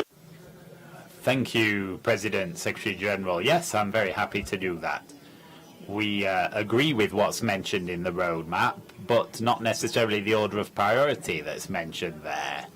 So I think we should really be clear here. With the Bureau and the committee, we will make some specific proposals on the implementation of the principles by which we will strengthen the IPU's relationship with the UN and the role of the IPU in that regard. The Secretary General recalled the importance, for example, on the Non-Proliferation Treaty, that treaty plays a pivotal role, and we want to strengthen our role in that regard. As I was saying before, for example, the first proposal that's made is to strengthen the presence of parliamentarians in national delegations. I don't think that that is the first priority in the eyes of many members of the committee. That doesn't in any way undermine the usefulness of the document or the roadmap, but in terms of its integration into the IPU strategy. But I think that the people that have been working on this area for several years could come to you with specific proposals for the Governing Council so that we can ensure that this is a transparent and democratic process. I think we as a Bureau and as a committee need to act together and take more action than we have done in the past. We all share the same values and the same goals, of course. Thank you. Thank you. Secretary General has the floor. Thank you very much, Mr. President. I think we do understand Mr. Worley's proposal. That is, this roadmap is the framework for the implementation of our political project with the United Nations. And so, if that is the sense of this meeting, you can endorse that roadmap, subject to further consultations, including with the Committee on UN Affairs, to fine-tune exactly what actions we can implement that are most effective for political engagement with the United Nations. I think that this is consistent with what is proposed in the document, that there will be proposals that will be made in the first quarter of next year, which will then be subject for consultations with the Committee on UN Affairs, so that as the year wears on, we can report to you on what exactly we are doing in implementation of the recommendations of the evaluation that are explained in this roadmap. Mr. Worley, I believe that is what our understanding, that you are not deferring decision on adopting this document as a framework for political engagement with the United Nations, subject to those clarifications that you have already indicated. Thank you very much.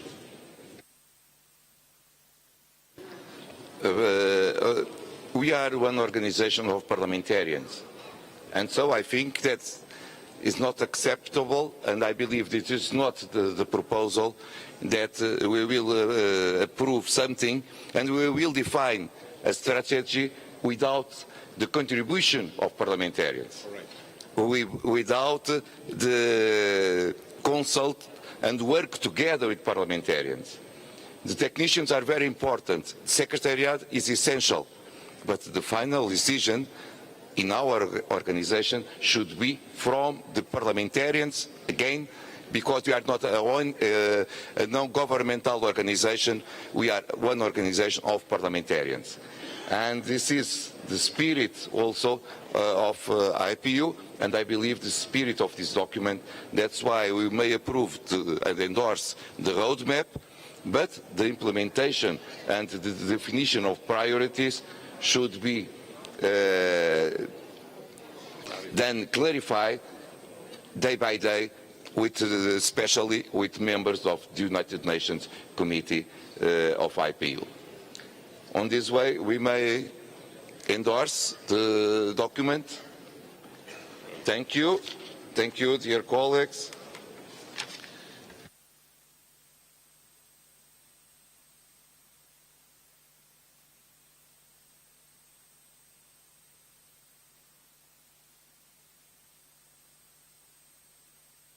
Thank you, dear colleagues.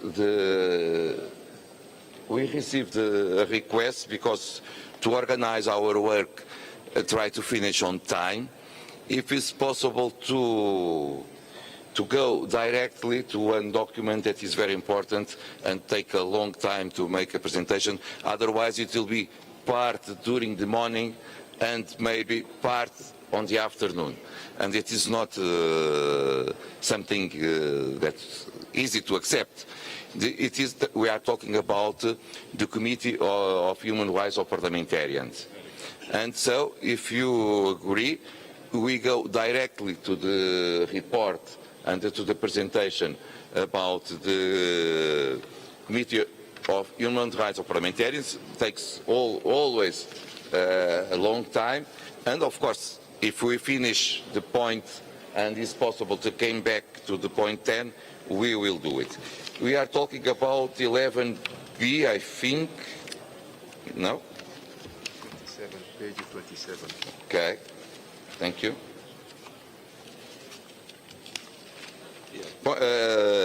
C. 14C. Not B, but C. Committee on Human Rights of Parliamentarians. And so I will give the floor to the President of the Committee of Human Rights of Parliamentarians, Mrs. Reynoso from Mexico, to introduce the report. And I will always, we will vote each recommendation one by one. And of course, if there is any reservation, we can accept it to our minutes. So, Madam President, you have the floor. Thank you so much. Muchas gracias, Presidente. Thank you very much, sir. Dear colleagues, dear parliamentarians, it's my honor to submit the report of the Committee on Human Rights of Parliamentarians. Our committee, in the course of its session, held 11 hearings during which we were able to talk with the authorities and other plaintiffs and an independent expert, a special rapporteur of the UN. And I would like to thank all those who took the time to take up the invitation of the committee, either using video conferencing or in person. In the course of our session, the committee looked at the situation of 428 parliamentarians, of which 26% are women.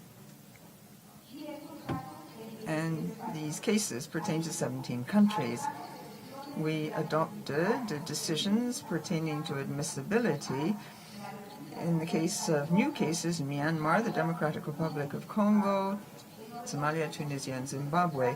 98% of the cases taken up concern opposition MPs. Notwithstanding, the decisions I shall be submitting for your approval concern 413 parliamentarians in 13 countries. I will report on the cases in alphabetical order. Let's start with Brazil. The committee looked at the case of Mrs. Taliria Petroni, a Brazilian MP who's deeply committed to the struggle against discrimination against minorities and vulnerable groups in her country. Our committee laments the fact that Brazilian authorities have not answered our repeated requests for information, and we are concerned by the allegations received concerning Mrs. Petroni, who's received death threats and has been subject to harassment owing to her political participation as an opposition MP. The committee urges the competent authorities to spare no efforts to identify the guilty parties and bring them to court. This is the only way of avoiding a repetition of such offences, and it urges Parliament to make use of its prerogatives to ensure that without delay, effective investigations take place concerning these threats.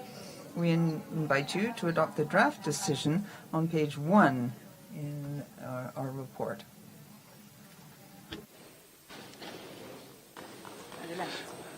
May we adopt the recommendation about this case of in Brazil? No opposition. Thank you.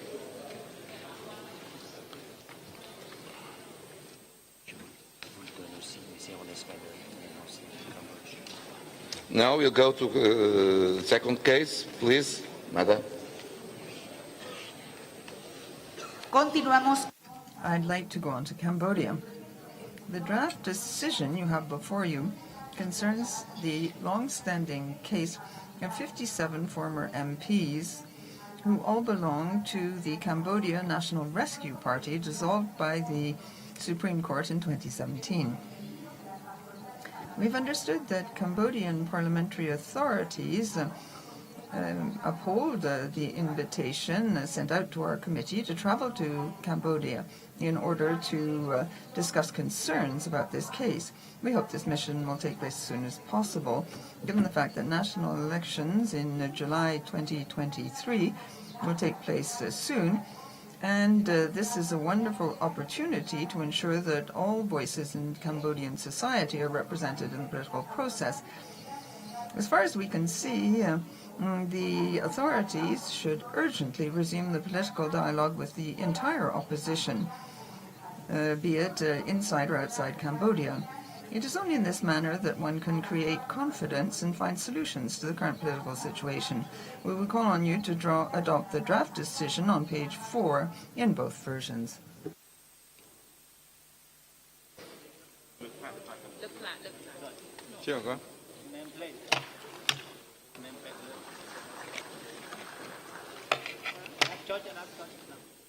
Thank you very much. Mr. Chairman. Just wait. The Secretary General has some clarification. Yeah, no, I am not saying you should not adopt the report. I'm just saying that during this assembly, I have met with the leader of the Cambodian delegation, and one of the concerns expressed by the committee regarding the lack of cooperation with a view to extending a mission to Cambodia has apparently been clarified. I have received a formal invitation from the Cambodian Parliament for a delegation of the Committee on Human Rights of Parliamentarians to visit the country for the purposes that have been identified by that committee. And they have suggested that we defer that mission until after the month of November, because they have other ongoing engagements during this period. So we will respond to them consistent with the decision that you are taking today to welcome that mission, which we will organize as soon as feasible. And the committee will therefore report to you on developments in the future. Thank you. Honorable President, I, on behalf of Cambodia delegation, thank you very much for your high consideration of Cambodia. But however, the proposed decision regarding to Cambodia case by Committee on the Human Rights on the Parliamentarian does not reflect the currently real situation in Cambodia. Therefore, Cambodia has no choice but to object this proposed decision. To save out the valuable time, I would like not to repeat what my delegation has already highlighted to the Human Rights Committee and Secretary General Martin Chunggung regarding our firm position on liberal multi-party democracy as enshrined in our constitution. Cambodia has no any politician alleged case, but we have some politicians who committed crime and escaped from the citizen obligation to obey the law. Currently, 30 out of the 39 state delegation attended UN debate in Geneva on the 5th of October 2022, spoke in favor of effort, progress and achievement of Cambodia has relied in promoting and protecting human rights on many fronts. UNHCR urged the special reporter on the situation of human rights in Cambodia to use balanced and constructive methods, taking into account the perspective of the government and national circumstance. If you all are really keen to know more about Cambodia, please kindly come to observe our next general election at the national level on Sunday, 23rd July 2023. This way, you all will learn much more about how our election proceeds peacefully in a free, fair, and transparent manner, as recognized by both national and international observers in our recent local election on Sunday, 5th June 2022. Human rights are rarely about perfection, rather a marathon and progress. To fair and moderate observer, Cambodia is viewed as half full glass, as we heard from this country. Thank you with all our best wishes and best regard to you for a great success of 145th IPU Assembly in Kigali, Rwanda. Thank you. Thank you, dear colleague. Of course, we take to the minutes note of the reservation of our colleagues from Cambodia, and I invite the Governing Council to approve the recommendations presented by the chair of the committee. With no opposition, is adopted. We go to the next case, Costa de Marfim. Côte d'Ivoire, in French. Gracias, presidente. En Costa de Marfil, el Côte d'Ivoire. The committee looked at the cases of 12 MPs and 2 Ivory Coast senators who were arrested and arbitrarily detained between 2019 and 2020 on the charge of trying to alter public order and undermining state security. The committee had an opportunity to discuss this matter with the delegation of Côte d'Ivoire, and we're grateful to them for opening up the dialogue and cooperating. I'm pleased to report that with the exception of 3 MPs who are in exile, all those involved in this case are once again free. Resolving these cases and the freeing of the MP are the fruit of a policy of reconciliation implemented by the authorities of Côte d'Ivoire. Therefore, the committee has decided to close the cases of the MPs mentioned in paragraph 4 of the decision because it deems that the case has been satisfactorily resolved as they were able to resume their parliamentary work. Notwithstanding, the committee remains convinced that parliamentary authorities should guarantee that the offense of flagrant crime or offense would not be used to provide for arbitrary trials against members of the National Assembly. We suggest you adopt the draft decision set out on page 9. I don't see, yes, of course, Côte d'Ivoire. Merci beaucoup, Monsieur le Président. Thank you very much, sir. I would like to congratulate the committee on its work. It has listened to the Cote d'Ivoire delegation. We're partly satisfied with this report. We would like to say that the cases that, of course, have been closed, that's 12 cases, but 3 cases remain. Former MP Sorogyo, Seth Mohamed, and MP Escato Fofana. We believe they are no longer MPs. They lost their seats in 2021 in the elections. They are being brought before the courts, and the National Assembly has taken up their cases, but now it's the Cote d'Ivoire courts and judicial system that must take up the matter. We thank the committee for all its work. The Cote d'Ivoire is a haven of peace and stability in the region where there are many coups d'etats. The General Assembly of the IPU should encourage the country to continue along the path of peace as advocated by the President. I would like the remaining cases I mentioned no longer to lead to hearings by the IPU. That's the request of the Côte d'Ivoire. Dear colleague, I always remember this committee is a very important role. There is no other international organization that will follow and defend the human rights of parliamentarians, and the approach to each case will not finish after the end of the term of a member of parliament.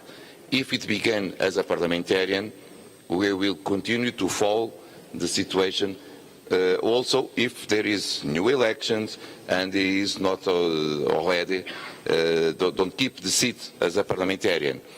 If the approach begins before that, we will continue to follow the situation.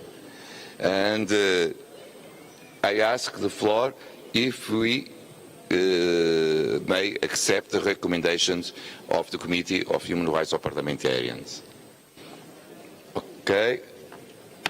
Adopt. We go to the Democratic Republic of Congo. Please, Madam. Eritrea. In my list, okay, but if there is to go to the Eritrea, it's up to you, Madam. Eritrea. Eritrea.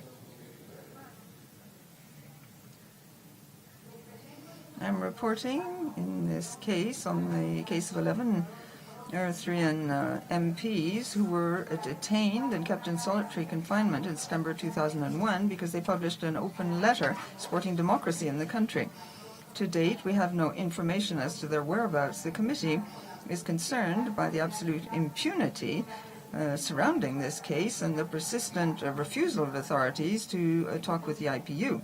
The committee, based on the information to hand, feels that the forced disappearance of these 11 MPs is a crime against humanity, and therefore it calls on all members of the IPU to urge the competent authorities of their respective states to do everything in their power in conformity with the principles of international jurisdiction with a view to prosecuting people responsible for this crime, any such crime on their territory. We invite you to adopt the draft decision on pages 15 and 12 in the English and French versions of our report. Muchas gracias. Thank you very much. Someone wish to talk about Eritrea? No? So I invite you all, the Governing Council, to adopt the recommendations presented by the committee. No opposition. Adopted. And now I will not say the name of the country. I will follow you. El siguiente es Eswatini. In Nusa Dua, this council was informed for the first time about the situation of 3 parliamentarians in Eswatini. 2 of them have remained detained on various charges since July 2021, and the third fled the country before an arrest warrant was issued. The Speaker of Parliament has given us valuable information about this situation, and we are very grateful. We appreciate the statement made by the Speaker of Parliament to the tune that the visit of the committee would be welcomed in the country. We hope that this mission will take place soon. I would invite you to adopt the draft decision on pages 15 and 12 of the English and French versions, respectively. Eswatini, ask the floor, please. You have the floor. Thank you, President. Eswatini has no problem with the report. It's just on the decision, the first point number 1 on the decision. Just a little error was made there, where it says by invitation of the Speaker. The Speaker cooperated with the committee. The committee requested if they could send a mission, and the Speaker agreed to that. So the Speaker is welcoming the mission, but it's not an invitation that came from the Speaker. So that's just the only correction. However, we are fine with this, and the adoption of it will bring light to the whole issue. Thank you, Chair. Thank you. I will ask if we may accept the correction. Yes. So the recommendations and with the correction presented by our colleague from Justin, I will ask if we may adopt. No opposition. Adopt. Please, Madam, you can go forward. Continuamos. Now we'll go on to Gabon. The committee looked once more at the case of our Gabonese colleague, Justin Dundangoy, who has been in prison since January 2020. First of all, I would like to thank the Gabonese delegation for the information provided during its hearing before the committee and its willingness to work closely with the committee to find satisfactory solutions to this case. Notwithstanding, the committee remains deeply concerned by the allegations of threats and tortures which this deputy has been subjected to and whose perpetrators have not been brought to court. We're deeply concerned also by the conditions of detention. We regret that the committee's mission to Gabon, recommended by this council about a year ago, has still not been officially authorized by the Gabonese authorities. We would urge the parliamentary authorities to persevere in their efforts to obtain an answer from the executive authorities in this respect, and we hope that this mission will be able to take place before the end of this year. We would call on you to adopt the draft decision set out on pages 21 and 18 of the English and French versions, respectively.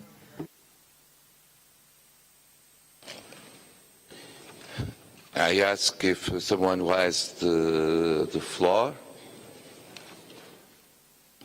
No, no one. So, no reservations. We will adopt the recommendation. Thank you, Madam. Continuamos. I think we can now go on to Myanmar. In Myanmar, 63 MPs experienced serious violations after the military coup d'etat in February 2021. Their situation was very alarming last year. Any visits to detained parliamentarians have been banned. They're not allowed to communicate with the outside world. Hence, the concern that they may be subject to forced disappearance. We wish to reinforce our appeal to act in solidarity with our Myanmar colleagues. We would ask members to become mobilized with a view to taking action to bring to court those responsible for these offenses. And we would urge you to adopt the draft decision on pages 24 and 21 of the English and French versions, respectively.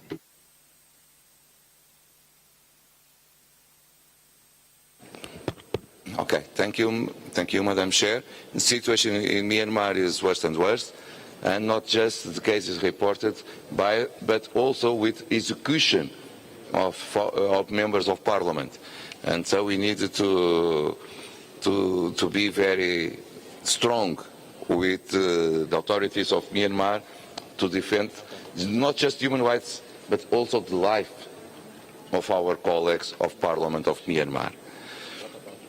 I will ask someone, I didn't see anyone asking the floor, so I invite Governing Council to adopt the recommendations proposed by the committee. No opposition? Adopted.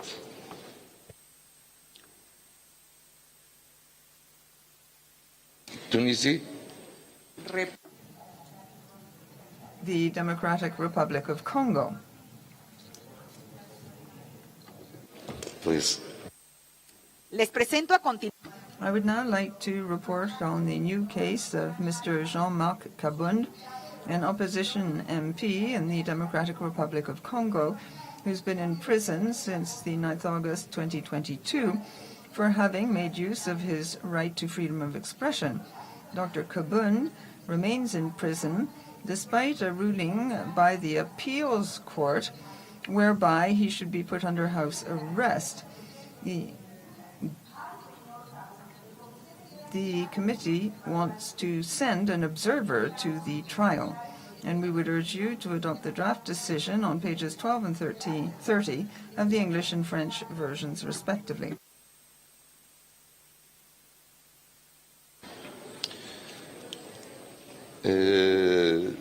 I ask if someone wishes to raise the floor. I don't see. And so, dear colleagues, I invite you all, the Governing Council, to adopt the recommendations by the Committee of Human Rights of Parliamentarians. No opposition. Adopt. Please, Madam Chair. Continuamos. I'd like to go on to Tunisia. In Tunisia, the committee remains concerned by the situation of 120 MPs elected in 2019. The assembly was dissolved by the President of the Republic. They were accused of criminal association after participating in a plenary session online. The committee would call on the Tunisian authorities to withdraw charges against these MPs because they should not be subject to legal proceedings owing to this meeting. Likewise, the committee looked at the case of Mrs. Abir Moussi, an opposition MP elected in 2019, who has been subject to verbal and physical violence owing to her gender. The committee laments the fact that to date the aggressors have not been charged, and this MP continues to suffer from violations after showing openly her opposition to the President of the Republic. The committee urges the Tunisian authorities to put an end to this impunity and to take all necessary measures to guarantee her safety and that of all women politicians in Tunisia. As to the request to send a committee mission, I unfortunately have to report that this request was rejected by the Tunisian authorities, who alleged that they could not entertain this request until the next legislative elections in December 2022. It's the sincere desire of the committee to ensure that this mission takes place in the near future in order to find a satisfactory solution for all the cases concerned. We would invite you to adopt the draft decision set out on pages 29 and 32 of the English version and 33 and 37 of the French version. Thank you. I will ask if someone wishes to take the floor on this case. No. So, may I invite the Governing Council to adopt the recommendations proposed by the Committee of Human Rights of Parliamentarians. No opposition. Adopt. Madam. Continuamos con. Let's continue with Turkey. We remain concerned by the case of parliamentarians and former parliamentarians of the opposition of the HDP party in Turkey. The systematic assertion by the Turkish authorities, according to which the HDP and the PKK are the same party, or at least work in close contact, is deeply problematic. Although these two organisations may depend to a large extent on the same support base and work to achieve similar goals, the HDP is a legal political party that in no way defends violence to achieve its goals. In light of this, we continue to believe that the numerous legal proceedings that have been launched against parliamentarians and former parliamentarians of the HDP, as well as the prospect of the potential dissolution of the HDP, in effect criminalise legitimate political activity. We are therefore convinced of the need for the Turkish authorities to take more decisive measures to ensure that national legislation and application of that is in line with regional and international standards on freedom of expression, assembly and association. Similarly, we're convinced that the legal proceedings underway should be reviewed with a critical eye and amended as required. We are interested in continuing our exchange with the Turkish authorities around these matters, and we hope that they will welcome a visit to Turkey by a delegation of the committee to that end. We invite you to adopt the draft decision that appears on pages 36 and 41 of the English and French versions, respectively. Thank you. About this recommendation, I see the Turkish delegation is asking the floor. Dr. Hafsa, please. As the Turkish group, we oppose this report, but I will let my colleague from the HDP speak first, and then I will speak. Thank you, Mr. President. Thank you, dear Chair. I would like to highlight just 2 points here. Point number one is the fact that almost all of the accusations that were raised against HDP deputies, they have already been reviewed and discussed by the European Court of Human Rights, and in its decision on Demirtas versus Turkey, the European Court of Human Rights and its Grand Chamber have concluded that neither the HDP nor Selahattin Demirtas have anything to do with violence and terrorism. This is a clear court decision. This is number one. Second, recently the Constitutional Court, the Turkish Constitutional Court, made a couple of very interesting decisions. One about Mrs. Aysel Tuğluk, who is now on the screen actually, that female deputy. She is dying of dementia, a very severe case of dementia. She is in prison since 2017. And the Constitutional Court in Turkey concluded that her rights were violated on multiple grounds. Plus, the Constitutional Court also convicted Turkey in the cases of Leyla Güven and Figen Yüksekdağ, two other deputies who are still in prison. So I can extend the list, but we have already provided the committee with a lot of written information. Let me also highlight that there is a closure case against my party, the HDP, and the prosecution is demanding the political ban of 451 people, including myself and all other members of Turkish parliament from the HDP, except for only 3. So it is a very grave situation, unfortunately. On October 9th, I am so sorry to say this, but the attacks on the HDP are getting a physical form now. 3 deputies of HDP were physically assaulted by the police. One of them, actually his nose and his leg, they were broken. He is in hospital now, still having treatment. These and other situations, they show, unfortunately, the deplorable situation of the parliamentary democracy in Turkey. I thank the committee and invite them to closely follow the criminal proceedings by appointing a rapporteur to see the situation on the ground for themselves and not just through the HDP or the delegates from my country who are coming to here. Thank you so much. As the rest of the Turkish delegation, Before I give the Yes. floor to Dr. Hafsa, as the rest of the Turkish- just a second, please. All right. Of course, I will give you the floor just thank to you. explain. It is very relevant also that in this case specific, we have a delegation with members from different political parties, and they have different perspectives also. And so, of course, it's in a democratic point of view, it's very relevant to have both sides to express their own opinion. So, Dr. Hafsa, please, you have the floor. Thank you so much. And as the head of the Turkish delegation, I try to make sure that we are 5 parties being representing our National Assembly here. So we make sure that everybody has a voice.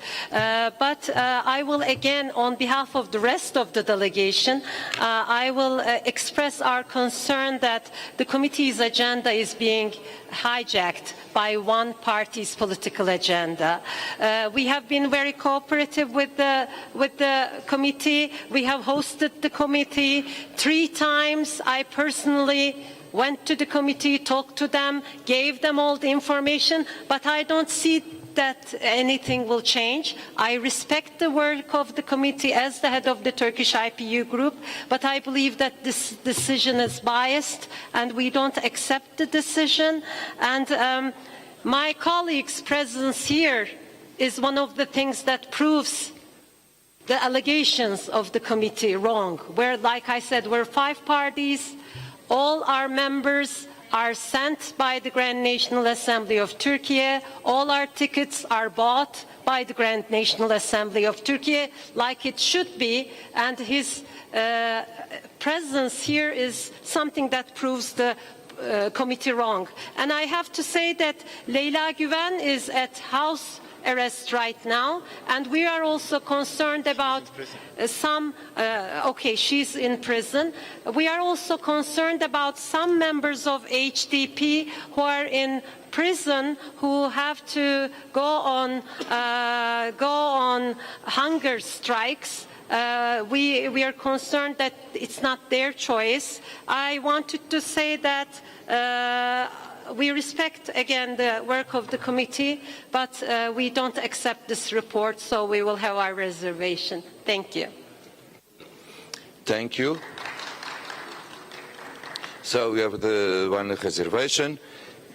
But of course, we always respect, may I say this way, the recommendations from the Committee of Human Rights of Parliamentarians, and so I invite the Governing Council to adopt the recommendation presented by the Committee of Human Rights of Parliamentarians.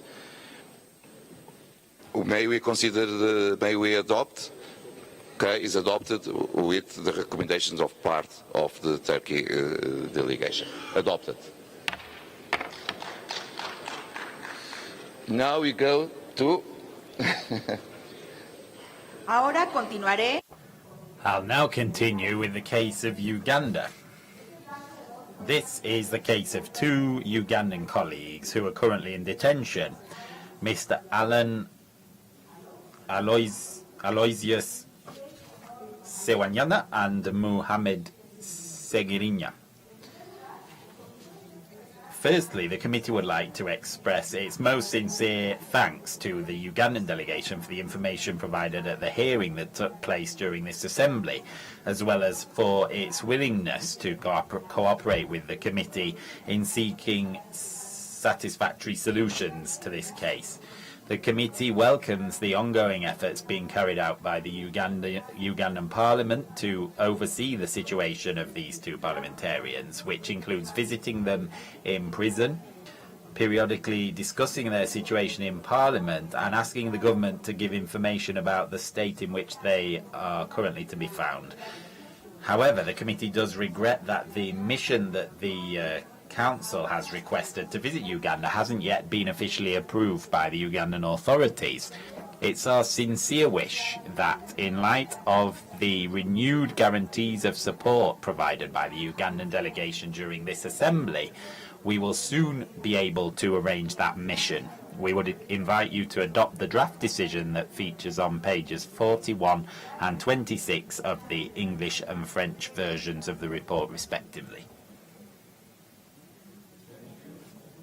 About this case in Uganda, I'm asking if there is someone that we should know. No one has the floor, so I invite the Governing Council to adopt the recommendations presented by the committee. No oppositions. Adopted. Continuamos. Let's move on to Venezuela. The committee has also examined the case of 134 Venezuelan parliamentarians elected in 2015. The committee is deeply concerned by the fact that in August 2022, Mr. Juan Requesens was sentenced to 8 years in prison, as well as the ruling for a detention order to be put out and an extradition request against Mr. Julio Borges, relating to some events that took place when those two individuals were parliamentarians. The committee reaffirms its long-standing position, according to which the harassment of parliamentarians on the opposition bench as elected in 2015 is a direct consequence of the role that they were carrying out as opponents of the president. We call upon the Venezuelan authorities once again to immediately put an end to all types of persecution against opposition parliamentarians elected in 2015. The committee expresses its firm hope that the conversations between the government and opposition representatives will be resumed as soon as possible. We invite you to adopt the draft decision that features on pages 44 and 47 of the English and French versions, respectively. Thank you. About this case in Venezuela, someone wish to raise the floor? This is one example that you had elections there, but we are following the cases that were presented by MPs before the elections because they were our colleagues, and we will keep accompanying the situation also when maybe their term ended. No reservations. Okay, we may adopt the recommendations. Continúo ahora con los casos. I now move on to the case of two colleagues from Zimbabwe. The first case relates Ms. Joanna Mamombe, the youngest parliamentarian in Zimbabwe. Ms. Mamombe was detained and underwent torture and ill treatment in May 2020. She was then released and arrested again on a number of occasions. The complainant alleges that none of the complaints presented by Ms. Mamombe have led to an investigation. The committee felt very pleased to meet at this assembly with the Speaker of the Zimbabwean National Assembly, who reaffirmed before the committee that a mission would be welcome in the country with the aim of meeting with all the parties to the complaint and gaining further information firsthand. Furthermore, given the allegations about potential problems relating to a fair trial, the committee would like to send an observer, a trial observer, to oversee the legal proceedings. The second case relates to Mr. Job Sikala, an opposition parliamentarian who's currently in detention. The committee has received information on the allegedly arbitrary arrest of this person and the lack of a fair trial and inhumane detention conditions. Mr. Sikala was arrested on the 14th of June 2022 on accusation of inciting public violence following a speech that he'd given. The committee calls upon the authorities to release Mr. Sikala so that he can resume his parliamentary functions, as well as ensuring his right to a fair trial. In this case, the committee would like in addition to its mission to send an observer to oversee the legal proceedings. We invite you to adopt the draft decision that features on pages 49 and 53 of the English version and 52 and 56 of the French version of the report.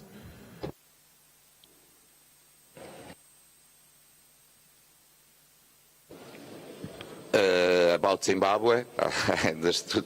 Mr. Speaker, please, you have the floor.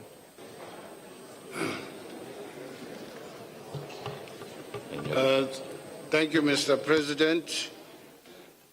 I would like to thank the chairperson of the committee for the opportunity given to me to explain a number of issues in terms of our criminal procedure as well as the constitutional arrangements and provisions that determine our court processes. Mr. President, it was unfortunate that some of the documentation appear to have not been studied by the committee. I would ask the committee to go through the documentation that I presented to them so that they can have a better appreciation of the court processes affecting the two members of parliament. What I need also to put on record that as far as our parliament is concerned, the two members of parliament have not lost any privileges in terms of their salaries and other benefits that accrue to them. That's the role our parliament has played in ensuring that there is no prejudice to their welfare. We also would like to inform this august House that where constitutional issues do arise, especially on the violation of human rights, our Constitution is very clear that the offended person can approach the Constitutional Court to claim their rights there. As far as these two members of parliament are concerned, they have not, Mr. President, approached the Constitutional Court to claim their rights accordingly. Neither am I aware that they were denied the approach to the opportunity to approach the Constitutional Court. As far as medical care is concerned for Honorable Job Scala, I'm aware that when he was not feeling well, he informed his family and the doctors were dispatched to the prison and examined him, and he was given medication as was diagnosed by the doctors. So it is not correct that he was not allowed to receive medical care. As far as the request by the Human Rights Committee to send a trial observer on both cases, I think they'll be welcome to attend the court processes. And I want also to inform you, Mr. President, that the Human Rights Mission, the Human Rights Committee mission to Zimbabwe is most welcome, and will facilitate that they are received by the Ministry of Justice, Legal and Parliamentary Affairs, so that they can find out exactly what's happening on the ground. Meanwhile, I shall tender further documentation that I've received this morning for the perusal of the Human Rights Committee. Thank you, Mr. President. Thank you very much, Mr. Speaker. I will ask the committee, it was a concrete question, if you took note of the documentation presented by Mr. Speaker on the behalf of the delegation first, and then the second one, it's the invitation to organize a mission to Zimbabwe and to have meetings with authorities about this situation. I will ask that before we adopt, especially the first point, if you take good note of the information presented by the Zimbabwe delegation. Gracias, Presidente. Thank you, President. Yes, we will analyse the information that has been provided by the representative of the Parliament, and of course we thank them for their willingness to participate in the hearing that we held as the Committee on the Human Rights of Parliamentarians and their openness to the mission. Our aim to be able to send observers is to support the process and to have the certainty that all the information is being taken into account both from the complainant and from the Parliament of Zimbabwe. So thank you very much for that willingness. Thank you very much. With these comments also presented by Speaker Pundenda and the answer by the chair of the committee, may we go forward and adopt the recommendations of the Committee of Human Rights of Parliamentarians? No opposition, so the recommendations is adopted.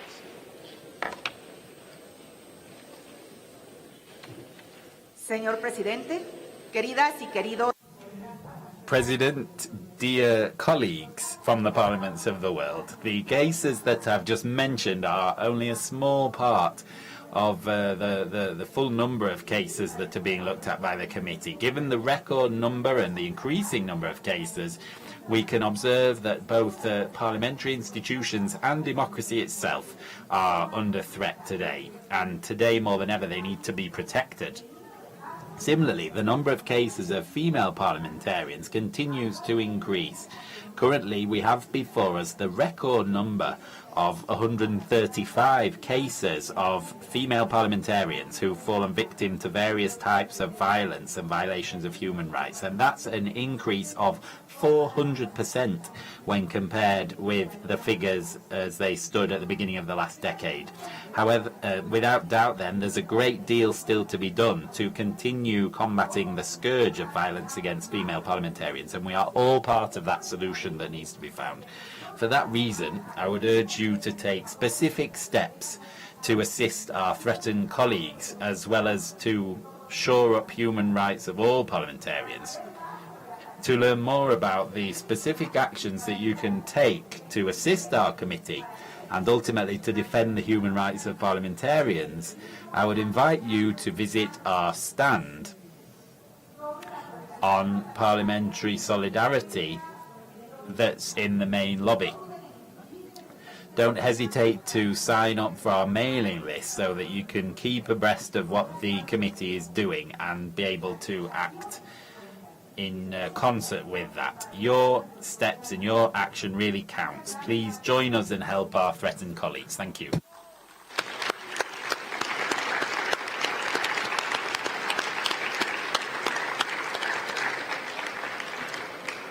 Thank you. France raises the floor. S'il vous plaît. Très bien, merci, Monsieur le Président. Thank you very much, President. As a member of the committee, I would like to applaud the extraordinary work that our chair has done. She has led our work very ably. Furthermore, President, we've had a very significant experience here. I'd like to applaud Nasu Baku Arifali's statement. He's a parliamentarian from Benin, and he was for many years a chair of our committee, and he left the committee yesterday at the end of his term. I would invite the various bodies of the committee to listen to the message that he gave to our committee. It's so deep, it's so sincere. He really has such a rich bank of experience. He's dedicated a great deal of time to parliamentary freedoms. It's a sad message because it says that over the course of the past few years, the numbers before the committee have increased from 350 to 700, but it's also a message full of hope. He gives a whole range of steps that we need to achieve that I think should be disseminated to the various bodies of the IPU. Thank you very much. Thank you very much for that statement. I think that I may express in name of all members of the Governing Council our thanks and gratitude to all members of the Committee of Human Rights of Parliamentarians, a very intense work to defend our colleagues around the world. We don't care if they are from right or from left, if it's a country from north or from the south, he's a parliamentarian. If he's a parliamentarian, the human rights need to be preserved, specific as a mission during the term of as a parliamentarian. So a specific gratitude to all members. And now I will join me to this intervention from our colleague from France. A special gratitude to the presidents of committee, to the chairpersons of the committee, current our colleague from Mexico, but also to our colleague from Benin that presided for a long term and with a personal commitment to the human rights that is always be given as example to the world. So to him and to you, Madam Chair, a specific applause from all the Governing Council. Thank you.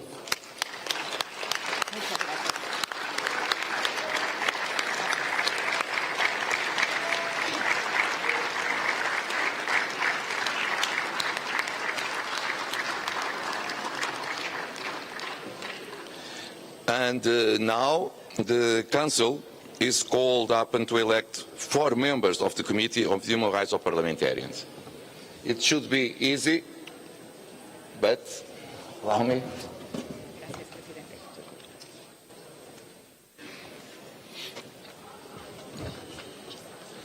We should elect 4 members to this important committee of our IPU organization.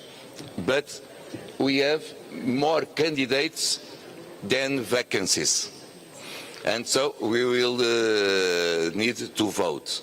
But before that, I will give the floor to our Secretary General to explain the situation and how we need to proceed. Allow me, before Secretary General or after?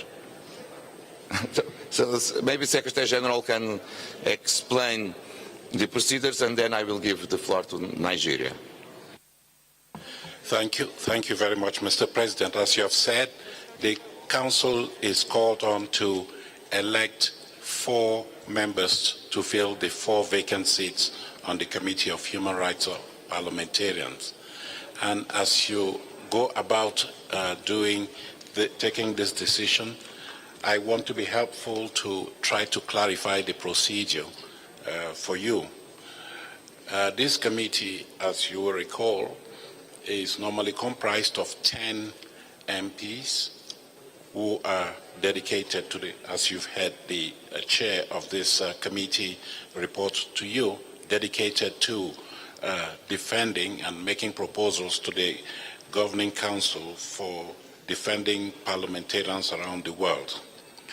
Today, we would like for you to comply with the spirit and letter of the IPU, which means that all committees, all structures of the organization need to be gender balanced and geopolitically balanced, which means that today the outcome of your elections should show that you have equal numbers of women and men on the committee. That is 5 women and 5 men. Currently, you have 3 women on the committee, which means that today you are called on to elect at least 2 women to make that complement of 5. Also, you need to make sure that the committee is geopolitically balanced, and if that is our understanding, it means that those geopolitical groups that are not currently represented in the committee will have a priority in terms of filling vacancies. And I want to point out that one geopolitical region is completely absent. That is the Asia-Pacific geopolitical region. If that is our understanding, I would like to point out to you that prior to this seating, one of the candidates has gracefully withdrawn their candidature, and that is Mr. Daniel Zocic from Switzerland. We thank him for seeking to make life easier for us. And on the basis of the explanation that I have given, you may wish to consider to elect the 2 women candidates that are on that list. That is Ms. Odhiambo from Kenya and Ms. Gerkens from the Netherlands. You may wish to elect them unopposed, because then they would make up the complement of 5 female members of the committee. On the basis of that same understanding that you need geopolitical balance, you may wish to consider electing unopposed the candidate from Pakistan representing the Asia-Pacific group, so that the Asia-Pacific group can be represented by at least 1 person. Which means, if you do agree with this proposal, which means that you would be called on to fill one vacancy among the 4 remaining candidates, who would be Mr. Alex Ruhanda, Mr. Mahamadou Karidio, Hari Kamboni, Hamidou Traore. Those are the 4 members that are still candidates for the 1 vacant position now on the Committee on the Human Rights of Parliamentarians. Mr. President, you may wish to consult your colleagues on whether or not they agree with this procedure, and if they do, we will then proceed to voting. And that voting, we suggest, be by a secret ballot in view of the large number of candidates fielding requests to be on that committee. Thank you. Thank you. Before try to get a consensus on this, I see Nigeria ask the floor, please. Mr. President, respected colleagues, I want to appreciate the explanation by the Secretary General, and I concur in total with what he has submitted for the purpose of clarity and then moving forward. Secondly, Mr. President, Parliament is one other important arm. It signifies democracy, and my proposal is that we have a member here on the Transitional National Council. Transitional National Council is not Parliament, and so automatically that one should be dropped, and then the remaining should be consultation. It is about democracy, and we should encourage democracy. We should not encourage any military intervention in our democratic processes. Thank you very much. Okay, I will try to understand the situation. Namibia? South Africa? Sorry, Mr. Speaker, I understood that South Africa asked first. I'm sorry, Honorable Speaker. Please, South Africa. No, thank you very much, President. I want to appeal to. Is it clear? The microphone seems to be not working. Or is it working? Okay, no, thank you very much, President. I wanted to appeal to the colleagues that are nominated to contest one position to withdraw and at least agree on one person. I don't think that there is a need for us to go on a long and protracted electoral process. It's just one position that is available. we value their contributions, all of them as individuals, but can they at least be given an opportunity to consider withdrawing and then at least to agree on one candidate, and then we finalize the composition of the committee on unanimous consensus without having to go through the electoral process. That is the plea that we're making to the colleagues who otherwise are very brilliant. We just have to make sure that the committee is constituted properly at the ultimate end.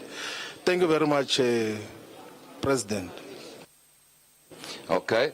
Dear colleague, I agree with you. You may, but I am not available to make this proposal, but it's much better when it comes from you. But, Honorable Speaker of Namibia, please. Thank you very much, Honorable President. I was going to basically reinforce the recommendation from our Secretary General. I think it will make our task much easier.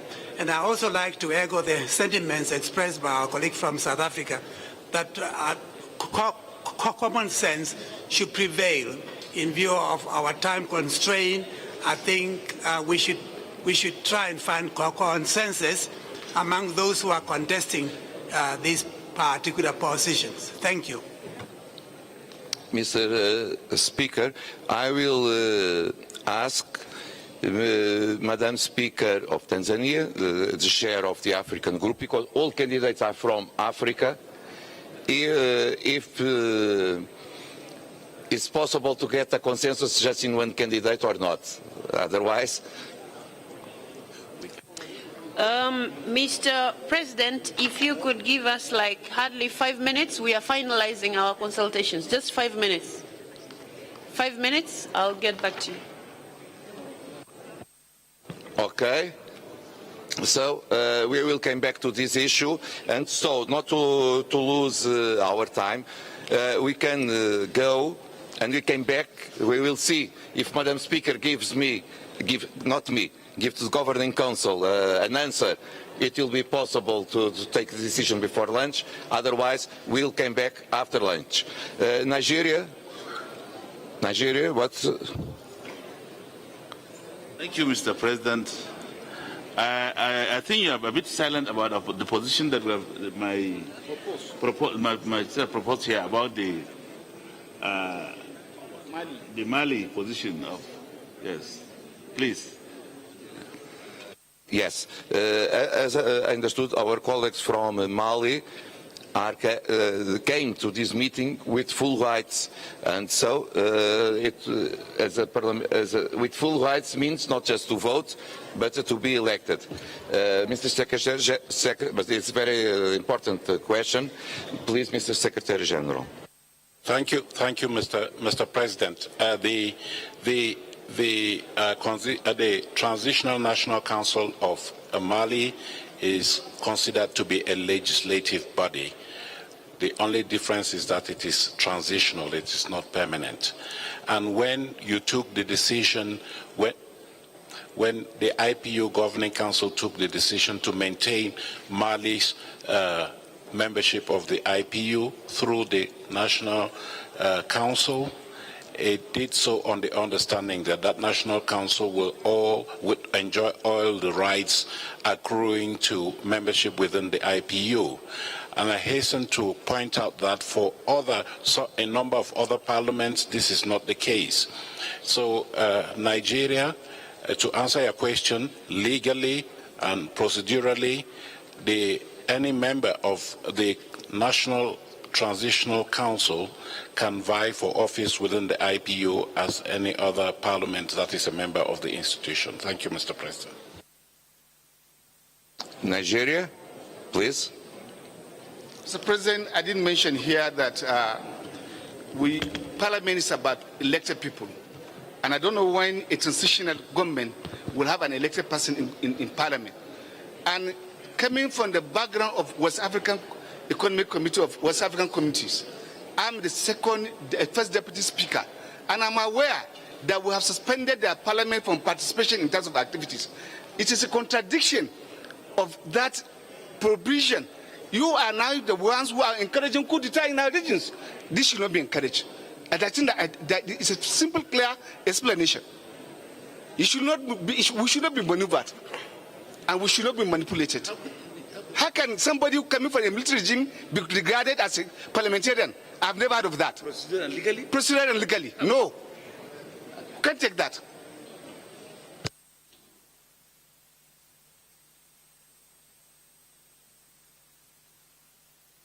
I'm trying to understand the country that is asking the floor. Guinea, please. Merci, Monsieur le Président. Thank you, sir. I didn't want to take the floor, but this statement made by Nigeria forces me to do so. The Parliament of Mali represents the Malian people, and it's the people that decided how these parliamentarians should be chosen. It's the right of the Malian people to choose the way in which it wants to be represented. So it's not up to another country to interfere in this. We're not ECOWAS, we're the IPU here. We apply rules and procedures of the IPU and not other rules. It's important to say that countries in transition, instead of being sanctioned or poorly judged, we should look at the process which led up to the situation in the country concerned. If I take the case of Guinea, an elected president had to change the constitution to remain in power, and then the people asked the army to intervene.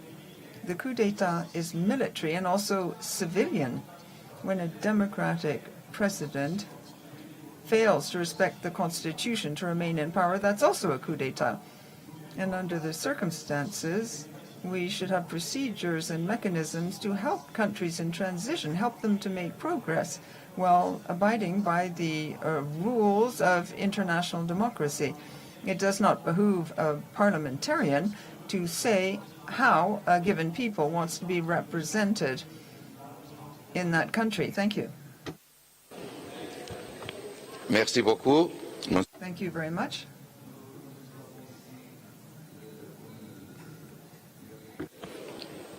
We have here a question raised by Niger. That is, the parliament was entering and not elected directly. But in the beginning of our assembly, no one put in case the attendance of our members to the assembly. The list of participants was distributed. If a delegation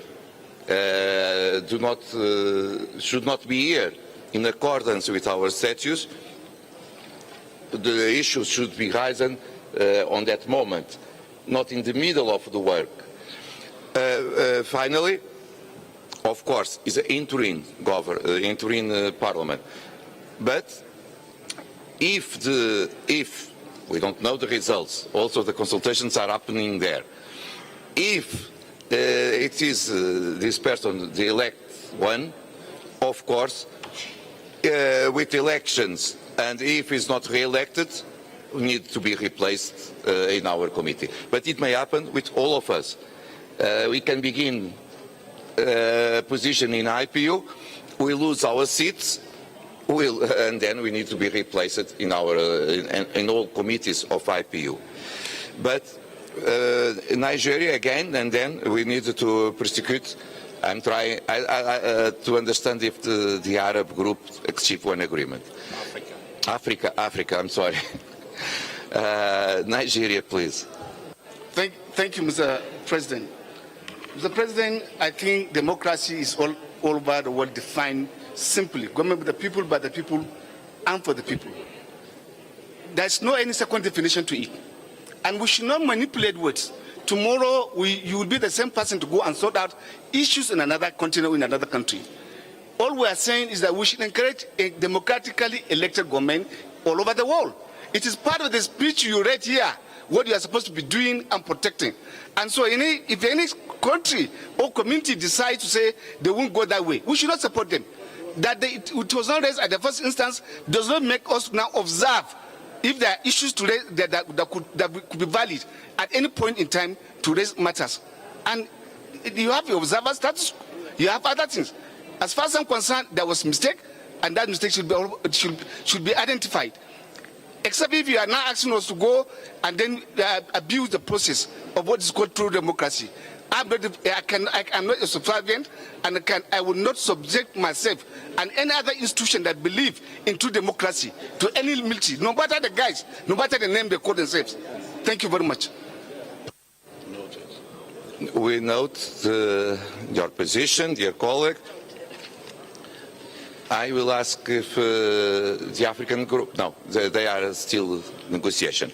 If you don't mind, we have a long day of work, and so I will ask our colleague from Turkey if Madame Kavaksi Kan is ready to make the presentation about and the report about the migration meeting that happened in Istanbul, a very important one because migration is something that affects all continents. In the meanwhile, we wait the results of the negotiations inside the African group. Madam, you have the floor. Thank you so much. Thank you so much. Thank you so much, Mr. President. It was an honor for us to host 228 participants from 46 countries of IPU member countries in Turkey. Distinguished colleagues, we as the Grand National Assembly of Turkey, together with the IPU, have successfully organized the parliamentary conference titled Parliaments and Global Compact on Migration and Refugees, How to Bring Stronger International Cooperation and National Implementation. The meeting was held in Istanbul on 20th and 21st of June 2022. This conference was of utmost importance as the first global parliamentary conference focusing on refugees and forced migration. The conference, like I mentioned, had 288 participants, including parliamentarians from 46 different countries and also representatives of international organizations and other institutions from all over the globe. While addressing international migration in general, conference focused on refugees and responses to forced migration. 6 formal sessions were held, and international migration governance standards, global compacts and global policy agendas, sustainable solutions and root causes of forced migration, irregular migration, including management of borders and combating transnational crime, the experience of Turkey as a country hosting the highest number of refugees in the world, and the human dignity and social inclusion and cohesion of refugees and migrants were the 6 different panels where we discussed these issues. Concerns were emphasized throughout the conference on the huge challenges faced by many countries receiving refugees, asylum seekers, forcibly displaced persons, and war evacuees, and with the least resources hosted from neighboring countries. Parliamentarians from many countries pointed out that the hosting countries had the least resources and greatest number of refugees and had nonetheless provided far more generously refugee protection and assistance than developed countries. Fair and equitable responsibility sharing and enhanced international cooperation clearly emerged as the fundamental message. Many participants emphasized a rightful expectation that developed countries, particularly European countries, assume the equitable share of responsibility in providing protection to refugees and assisting countries with large refugees and displaced populations. A major concern raised by the parliamentarians during the discussions, as well as experts and academics, was the rise in many countries of xenophobia, intolerance, and exclusion, and violence directed against refugees and migrants. Participants urged that the attention to rolling back racism and xenophobia be an immediate priority for parliamentarians and governments. We need attention on this worldwide. It's important that in our parliaments we don't allow hate speech, we don't allow xenophobia, we don't allow racism and discriminatory language. The urgency for parliamentary engagement and action was reiterated throughout the conference, notably the imperative of governance under the rule of law and the key role, responsibility, and function of legislative branch of government in that regard.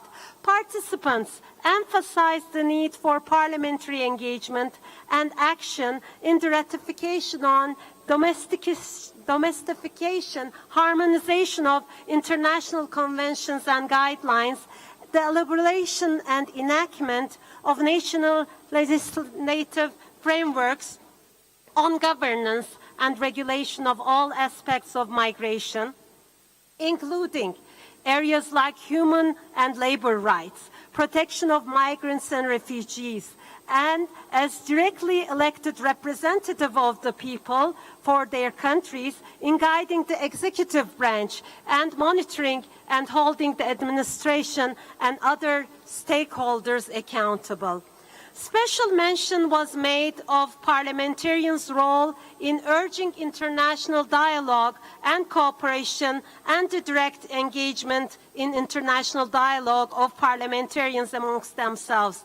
The importance of generating international guidance for parliamentarians was underlined. Of course, it's important to note what is the real source of migration. Why do people have to leave their homes? They're not doing it by choice. So we need to find a solution to the core problem, like we have the situation in Ukraine currently, and situation in many other countries where people are forced to migrate, leave their homes for their lives, or seeking better lives. The inclusion of refugees and migrants in their cities and countries of residence and their contribution to development and economic and social welfare and social cohesion deriving from good governance were highlighted by delegates as their concerns.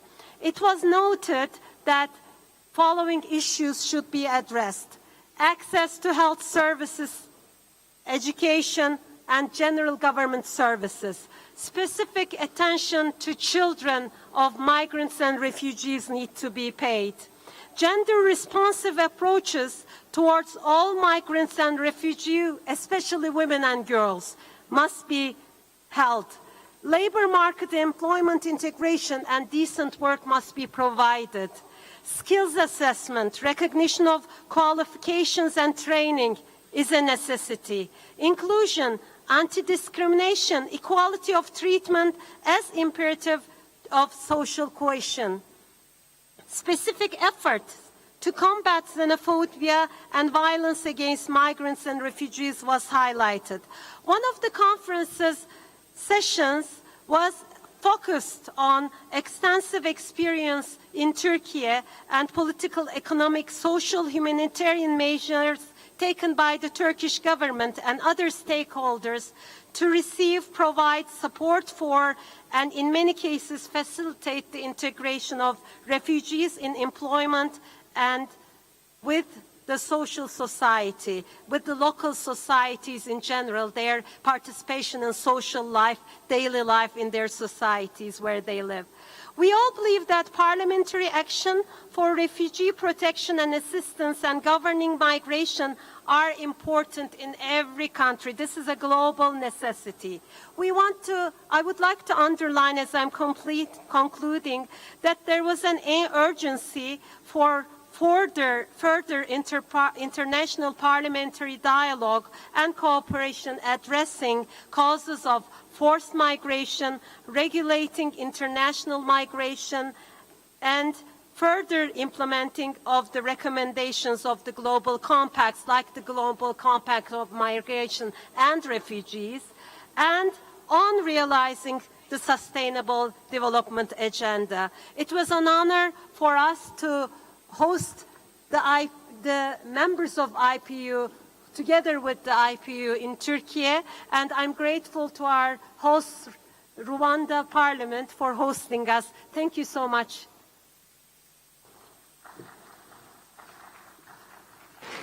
Dr. Rabza, also a special thank to you, to your country, to your parliament, to your speaker, for the commitment to organize this meeting. It was a success about one issue that affects all the continents, and we needed all concrete actions to prevent it, migrations.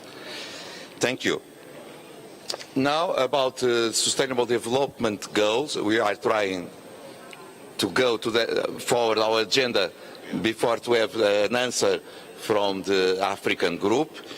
And so I will invite Senator Ivan Lozano from Uruguay to present the report about the Sustainable Development Goal seminar on climate change and the Sustainable Development Goals that happen in Montevideo. Senator, you have the floor.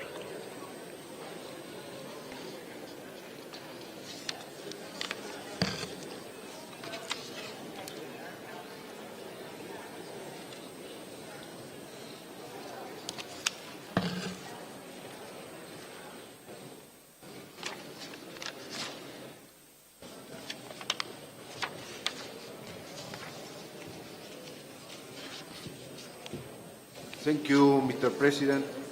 Entre los días 28 y 30 de 28th and 30th of July, over 165 participants from 12 countries gathered in Montevideo for the seminar on climate change.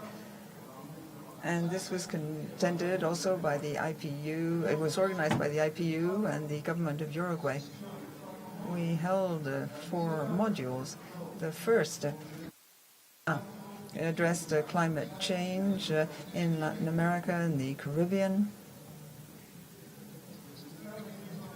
Examples of policies were given and measures that have been adopted by countries in the region as a response to climate challenges, inter alia, strengthening and mitigating climate change and having special financing for climate change, monitor knowledge in the long term when it comes to climate change and its repercussions, supervise efforts to combat climate change, comply with sustainable development goals and vice versa. Then there was a second section called speeding up the transition to green energy and improve climate financing in accordance with the Paris Agreement.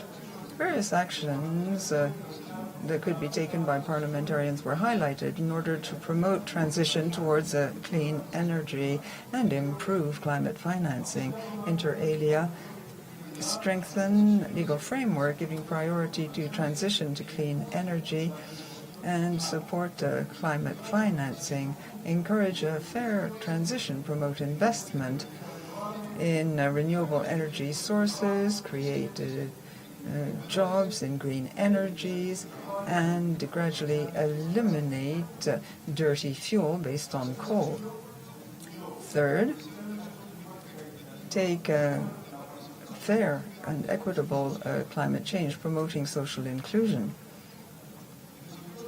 Amongst parliamentary efforts to guarantee equity and social inclusion in climate change, we identified the following points.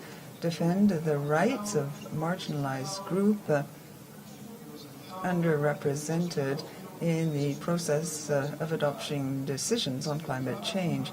Encourage the signature and implementation of the relevant agreements. Third section, support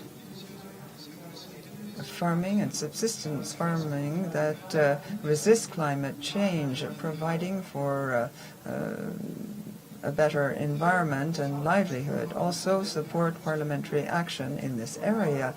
Promote policies and laws which recognize the interlinks between climate, health and food security. Support legislation to reduce the environmental impact of farming methods and reduce the food wastage. Subsequently, field work was done and the Department of Maldonado was visited, where we had a presentation from the environmental director in Maldonado. We looked at an area where they process organic waste, which is turned into energy, and we also went around a field which was created by Antonio Sirich, and we have over 400 species of exotic flowers and over 100 trees which are found in Uruguay. Climate change doesn't respect national and international borders. We underscored the fundamental importance of regional cooperation to cope with the climate crisis. It was felt that interparliamentary dialogue and exchanges of good practices are of paramount importance in terms of effective climate action in Latin America and the Caribbean.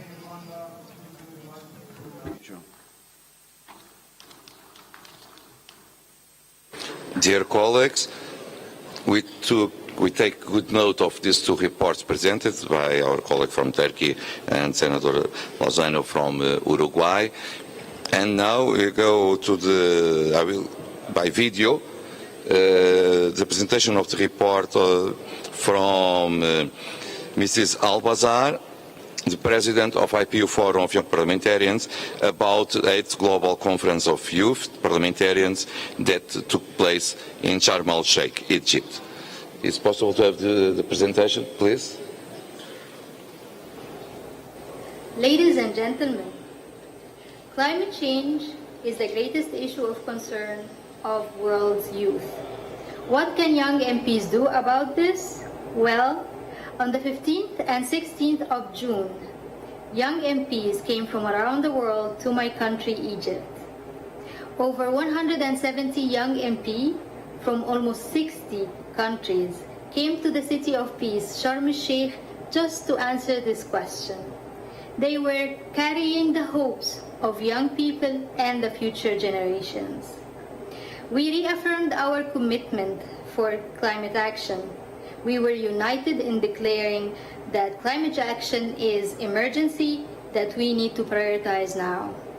We focused our debates on the strong link between climate change and human rights, and we agreed that we will be the generation that will achieve the climate justice and the sustainability without leaving anyone behind.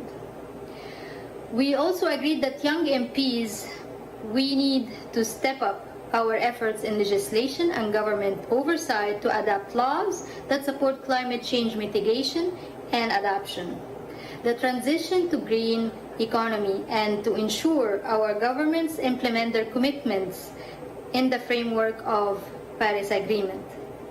Finally, we explored climate financing. We agreed that the current level of support are inadequate and a major obstacle for developing countries. The target of $100 billion per year has not been achieved yet. We agreed to work together to ensure that the commitment is honored. You will be pleased to know that the conference was organized as a first step before COP27 that is happening in Egypt next month. And we will be sure to have youth and young MPs' voices announced there.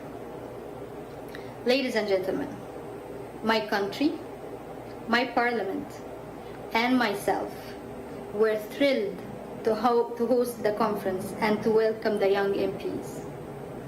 Our outcome document lists a series of conference actions we have to put forward to act on climate change. I'm confident that we, as parliamentarians of all ages work together to implement these commitments, we can ensure a better future for everyone. Thank you so much.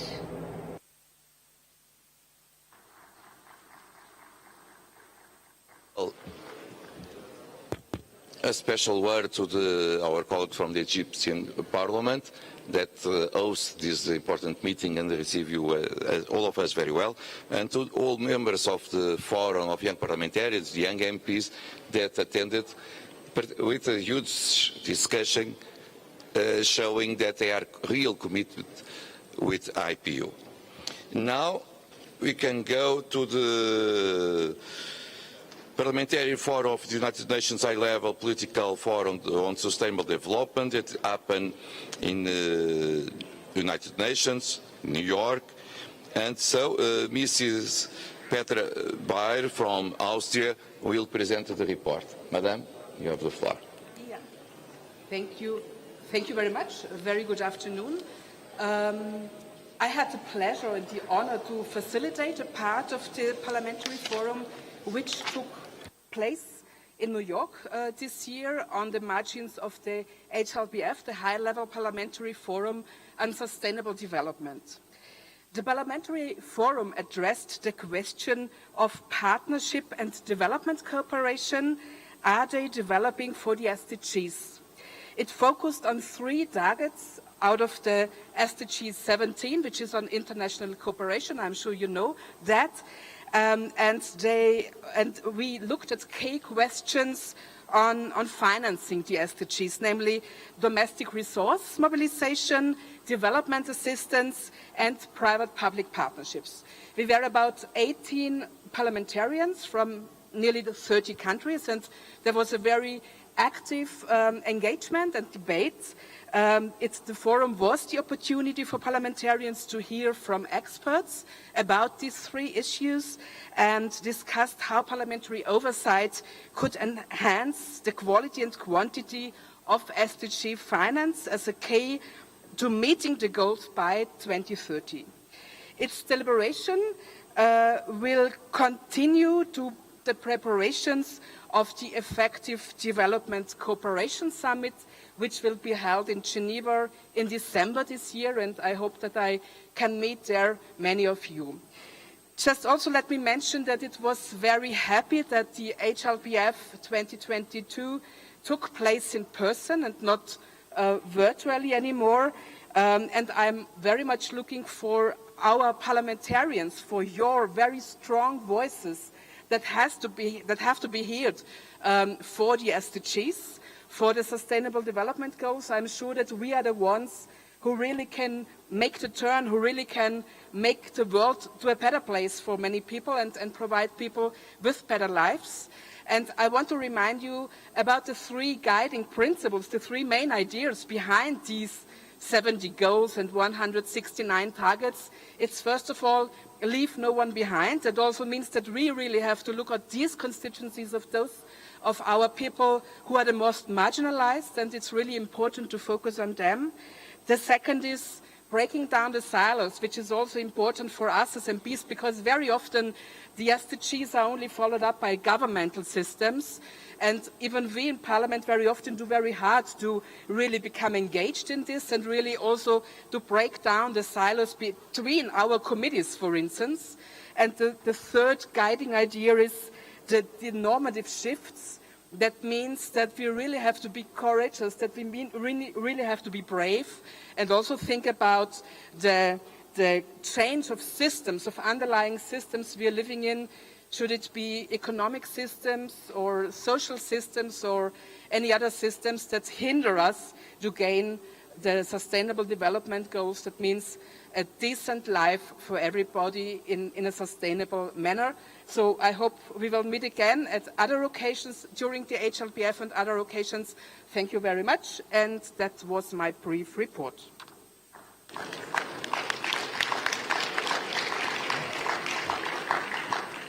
Thank you, Madam, and we take good note of the report on sustainable development. That is one of the compromises of IPU in our new strategy. And now I will give the floor to the President of Senate of Zimbabwe, Honorable Mabel Chinomona, to present the report of the women speakers of parliament that took place in Tashkent, Uzbekistan. Madam.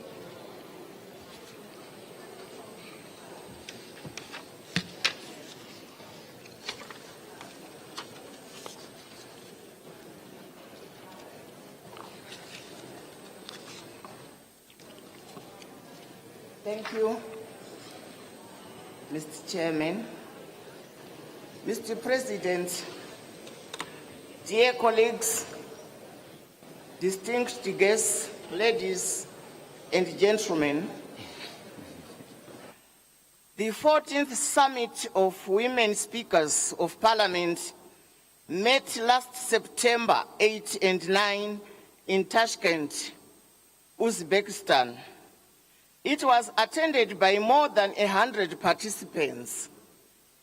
The women speakers focused on priority action areas for parliamentary leaderships to better deliver on sustainability and prosperity when anticipating future risks and responding to crises. Reflecting on experiences from the pandemic, we looked at the global recovery from the perspective of sustainable development rooted in justice, inclusion, and environmental protection. As our economies recover from recent crises, we firmly agreed that there is an urgent need for a green economy that is more inclusive, including by recognizing the value of care and unpaid work, examining the growing benefits and risks of new technologies. We agreed that the digital economy was a key component of economic resilience and recovery.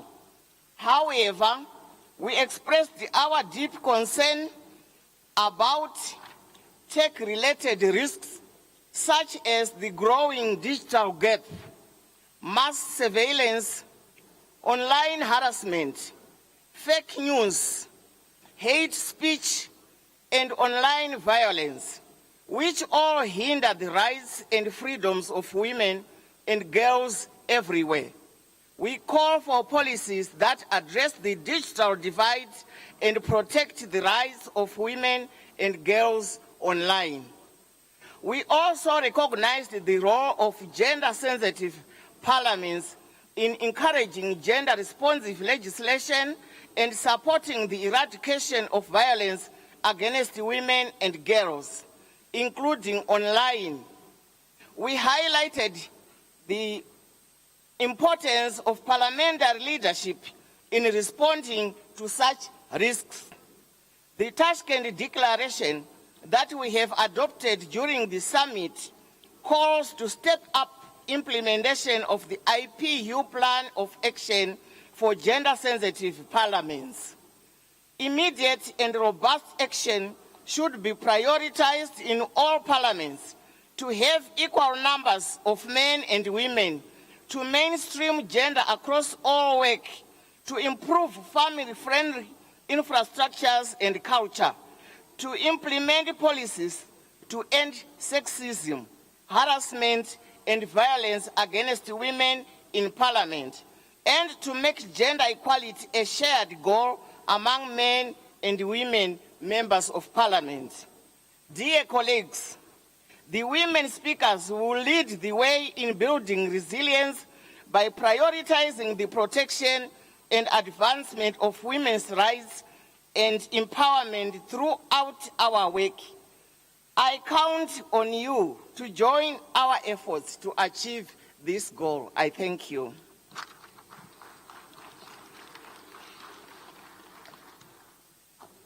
Thank you, Madam President of the Senate, and also congratulations for the success of the Women's Speakers Conference that happened in Tashkent. Now we have two final reports The next is about the first regional seminar for parliaments of the Asia Pacific that happened in Islamabad, Pakistan. I understood we have a presentation on that. It's possible to... Pakistan? Bismillahirrahmanirrahim. Greetings. I'm Rumina Khurshid Alam, Member of Parliament, Convener of the SDGs Task Force of the National Parliament of Pakistan. Hope you all are doing well. Warm wishes to you. At the very beginning, I would like to thank the IPU Secretariat Parliament of South Asia Pacific groups of their all-out support on the third regional seminar on achieving the Sustainable Development Goals.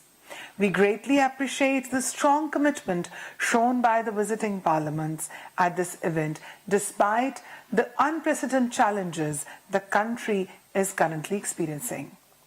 The seminar's first session provided an overview of the region's socio-economic impact of the COVID-19 pandemic. The presentation focused on how COVID-19 recovery can enhance economic resilience, adopt an inclusive approach, and ensure resources are not diverted from sustainable development. Emphasis was put on marginalized, vulnerable segments of the population, promoting parliamentary actions to enhance the capacities of poor, marginalized and vulnerable segment of society to escape from poverty. Monitoring the government's work and ensuring that its development plans, policies and budgets are aligned with the 2030 agenda. There is a need to increase job opportunities, including in the agriculture and tourism sector, and address youth employment challenges. Participants were invited to consider how to incorporate public engagement activities into parliamentary work on the SDGs. After the launch of the Global Parliamentary Report, a series of parallel breakout sessions on tackling inequalities took place. The importance of addressing food insecurity and malnutrition through a multi-sectoral approach that includes health, agriculture, education, youth, and gender equality was stressed. Promoting community mobilization, raising awareness, and investing in capacity building projects to end hunger and malnutrition. It was emphasized in enhancing parliamentary cooperation to end hunger, poverty, and food crisis. The importance of ensuring quality, inclusive, and equitable opportunities for all parliamentarians were called upon to enact laws that favor full and productive employment and decent work for all, especially youth. Prioritizing laws and regulations to ensure that high-quality education is accessible to everyone. Enacting legislation or decent work opportunities for all, including young people. Raising awareness on technical and vocational education as complements to formal education in providing a well-rounded and skills-based curriculum equipping young people to meet the competing demands of work and personal life. Importance of establishing mechanisms and procedures to mainstream the SDGs in the Parliament's work in a comprehensive manner. Assigning the responsibilities for coordination of work on the SDGs to a specific parliamentary body or a structure. The impact of the COVID-19 pandemic on women and identified the root causes of discrimination that the crucial women's right. The National Assembly of Pakistan presented a case study on its cross-party women's parliamentary caucus, which has become an international good practice. Prioritizing budget allocations on women's empowerment activities and ensuring the programs and activities targeting the mainstreaming of gender perspectives in other SDGs related programs are developed and well resourced. the importance of reducing risk and building resilience to disaster and other shocks to safeguard development gains. Environmental challenges that undermine the achievement of the SDGs in various countries in the Asia-Pacific region were highlighted. The linkages between habitat loss, environmental degradation, and climate changes. Parliamentarians reflected on national level options for promoting a green recovery in their respective countries, including in relations to clean energy, biodiversity, and waste management and circulatory. Prioritizing law and regulations that requires public investment in conservation programs, sustainable agriculture initiatives, and urban green infrastructure in order to reduce deforestation, and habitat loss. Ensuring there are regulatory and risk governance frameworks and financial instruments to fund in sensitize long-term public and private disaster risk reduction initiatives, including resilient infrastructure and nature-based solutions. Prioritizing citizens' engagement in discussions on risk reduction to promote inclusive strategies that are responsive to the risk and need constitutes. In the seminar, interparliamentary dialogues and the sharing of practices to build cooperation and enhance knowledge and catalyze collective parliamentary action to support the realization of sustainable development goals in the Asia-Pacific region. The participants of the seminar emphasized or called for a greater interparliamentary dialogue and sharing the best practices. Thank you so very much. Thank you. And a special thanks to the Pakistan Parliament to host this very important seminar about SDGs to the Asian Pacific countries. And the last one, and then we came back to the Committee of Human Rights of Parliamentarians. The last one is the report about the meeting of speakers of the G20, the speakers of Parliament, of course, the P20 that took place last week in Jakarta. I understood we have also a video.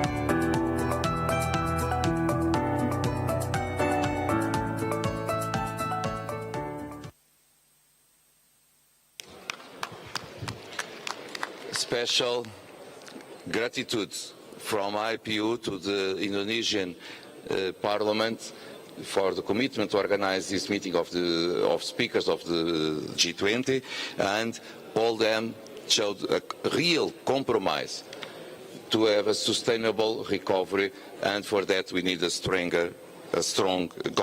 parliament.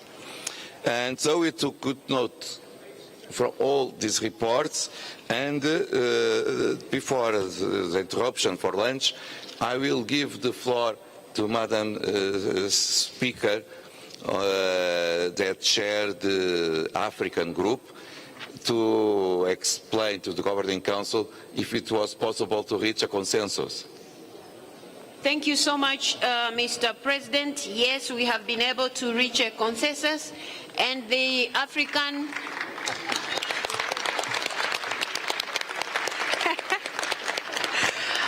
thank you so much. I think I needed that. It wasn't very easy. So we have one candidate who is Mr. Harry Kamboni, member of the National Assembly of Zambia. Thank you so much.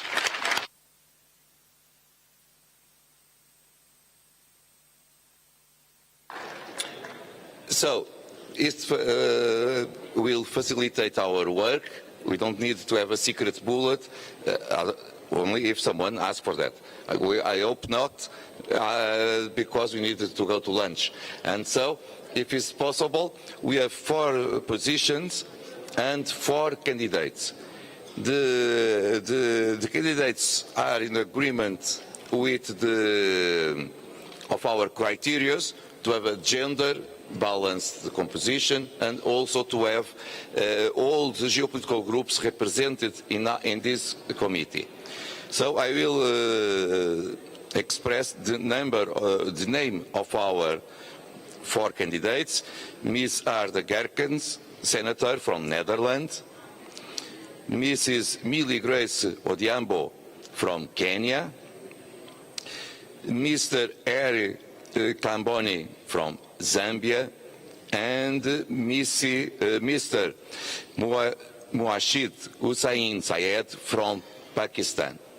May we consider the elected by acclamation? Is possible?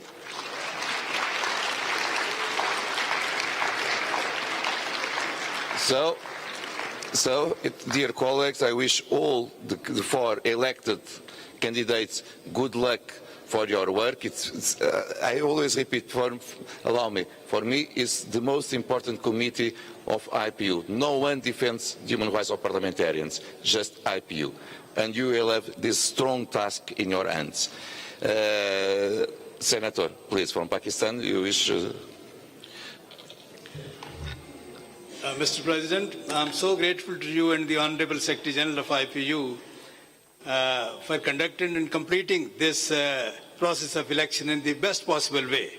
I congratulate you, and I'm also grateful to all the parliamentarians present in this hall for making this process complete in the best possible way, in a very friendly and pleasant way. And I'm also grateful for approving the nomination of our candidate, Pakistan's candidate, Mr. Mushahid Hussain Sayed, who is a renowned scholar, intellectual, journalist, political activist, and an elected member of Senate of Pakistan. I'm so grateful to all of you. Thank you so much. Thank you. And also a special thanks to Madam Speaker for the share of the African group for your work to achieve the consensus, because it was very important to the development of the work of our assembly. And to the candidates, of course, from the different countries of Africa that decide to withdraw and accept the consensus obtained in your group. And so, dear colleagues, we will go now make the interruption for lunch, and we came back in 1 hour. 2:30, please, to continue with our work. Have a nice lunch. We'll come back.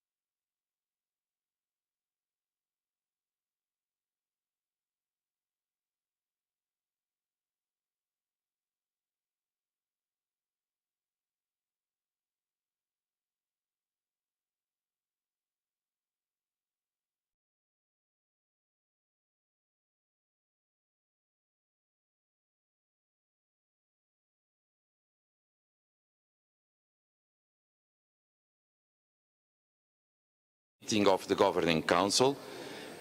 I will give the floor, if you don't mind, because I understood that some colleagues are with flies this afternoon. And so sometimes it happened this morning, for instance, when Dr. Ravza asked me the same, that needs to leave this afternoon. And so we are sometimes change the order of our agenda to respect the compromises from our colleagues. And so the same thing happened, I understood now during the lunchtime, with the President, chairperson of the advisory group on health. And so, if you don't mind, we begin with the presentation from the report of activities of this group, and then we will go to the report on the work of the IPU task force with Dr. Ali Nwami. Please, Ignacio, you have the floor.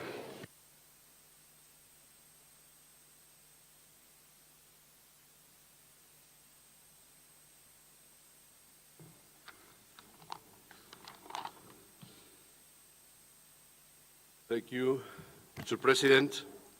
The IPU Advisory Group on Health met on 12 October.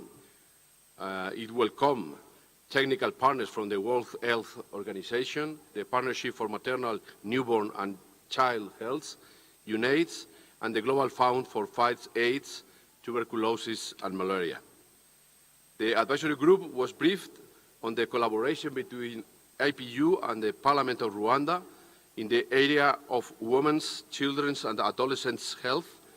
It congratulated the Parliament of Rwanda for the results achieved with the passing of legislation on health and civil registration and the improvements in maternal and child health indicators.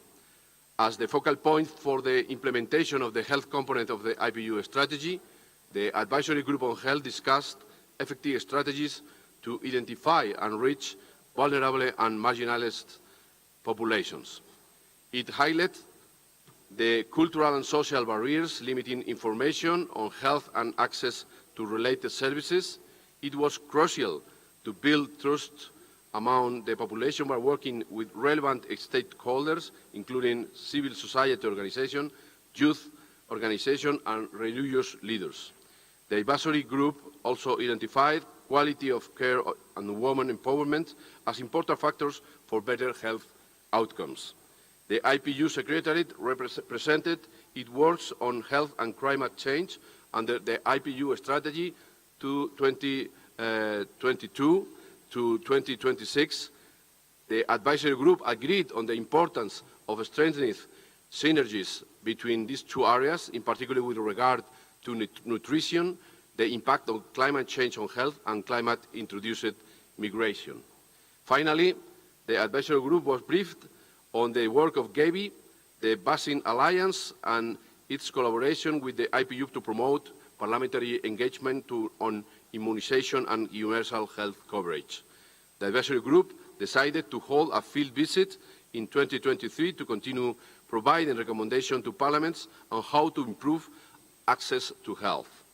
It also proposed to hold a side event on comprehensive sexuality education at the 146th IPU Assembly. Thank you very much, Mr. President.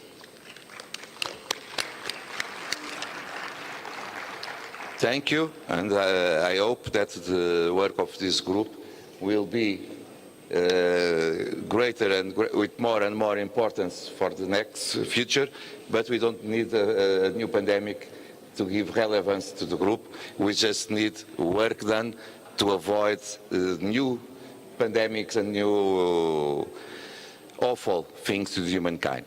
And so I will give the floor to the chair of the task force on Ukraine, and allow me, before I give the floor to Dr. Ali, to express my personal, but I believe from all members of the Governing Council, gratitude for your efforts to achieve peace and to incentive dialogue between two parties on this conflict. And not just for you, as chair, but all members of this task force. And you did a very important visit that, as it happened when we go to a war zone, put in danger your own life. We need to say that again and to give our gratitude to you. Finally, the report is responsibility of the task force. It was not a report of the executive committee, or will not be a report of the governing council. It's your own report and your own responsibility after all the efforts you have done with both parts. And finally, if you think that you will retire from this task, forget it, because the resolution we approved yesterday said that you will ask the task force to continue to do all the best until the conflict has an end. And so you will not go home without work. You will have more work to do for the future. You and, of course, all members of the task force. Dr. Ali, please, you have the floor. Mr. President, dear colleague, well, I start from where did you end? We won't give up. We won't give up working on the mandate of and the principle of the IPU. We will not lose hope. We will strive. We will do what it takes, actually, to save lives and to make sure that those who believe in peace will be willing to sacrifice for peace and have the courage to move forward, to create a better world for all of us. Mr. President, Mr. Secretary General, dear colleague, upon your decision in Nasa Dwa to form this task force, the President actually, after consulting with the geopolitical group, formed this task force where, I had the honor to chair it. But I want to say that, I'm really fortunate to have these members, distinguished members in this task force, those who believe in peace, those who believe in the IPU, and who are committed actually to work according to the principle of the IPU. I had the honor to have in this task force the speaker from South Africa, speaker from Namibia, the speaker from Uruguay, also the chair of the foreign relation from Indonesia, the chair of the foreign relation from Kazakhstan, and also the deputy speaker from Netherlands, and also the head of the Israeli group for the IPU. We work as a team. We started actually by preparing for our visit. We did contact both sides. Also, we engage with many friends who help us actually to facilitate our engagement, our visit. And I'd like to thank the Polish government, the Polish Senate, the Polish Parliament, everyone in Poland who helped us actually to facilitate our visit to Kiev, because if they didn't do it, we will not be able to make that visit. At the same time, I do have a special thanks for our friends from Ukraine, the Ukrainian parliament, the Ukrainian people, for their, openness upon the discussion, for their hospitality, for their engagement, and also for the Russian Duma and the Russian Federation for what we received from them. Also, I'd like to thank the UN representative in Kiev and in Moscow for their engagement, for their help, for what they did add to the task force about what's happening there.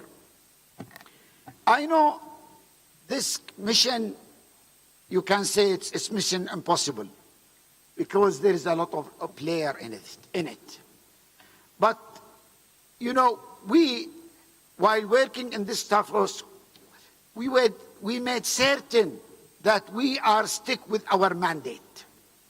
Our mandate is to try to bring both sides to engage in a dialogue and to be part of a negotiation process that would lead for the ceasefire and a solution for the conflict. And unfortunately, because of so many things that happened in the last 8 months, there were more obstacles than challenges. But what I can say to you is this, we are committed to continue our work, to end this conflict, to bring a solution, to engage with both sides. This is something that we all have to do. It's not only the task force, it's all of us. The IPU family should be engaged and should be committed to work toward creating peace and ending this conflict. I know all of you has a role to play, and I hope that you will engage in raising the voice of peace. We have enough conflict. The people over there and in the world had suffered enough. Enough is enough. We need to change the page. And we should take the lead. We should be innovative in trying to make the voice of peace prevail and succeed.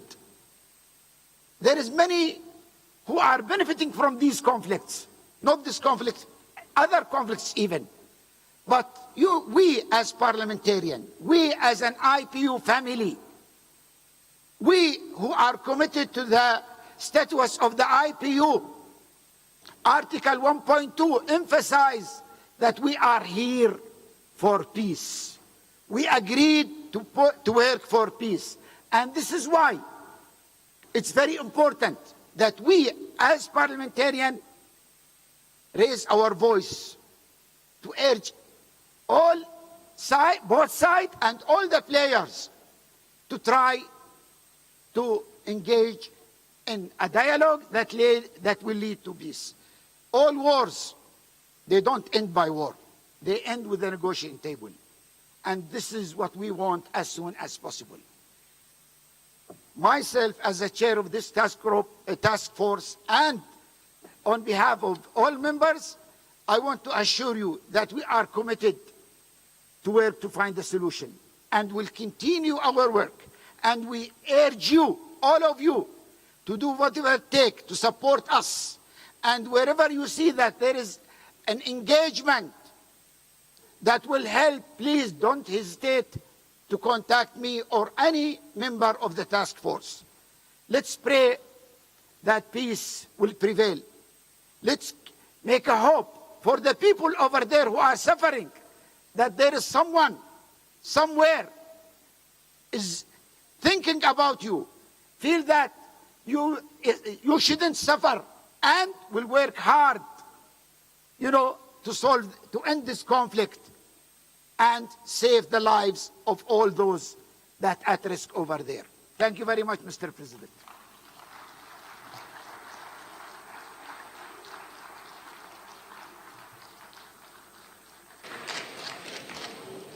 Thank you again, Dr. Ali Nwami, for your work, your commitment to achieve success for this very difficult mission that you accept. And again, I repeat, a special thank to all members of this task force. You are doing a great job, and the success of your mission will be a success to the humankind as a whole. I will ask if someone about it, again I repeat, we will not approve the report. The report is the responsibility of the task force. They have the obligation to present the report. It's done. If someone wishes to raise the floor about it. Okay, no. thank you, and thank you to the members. And so we come to the point 10, questions relating the IPU membership and observer status. The situation of IPU membership, I try to find the document, it's 11.10.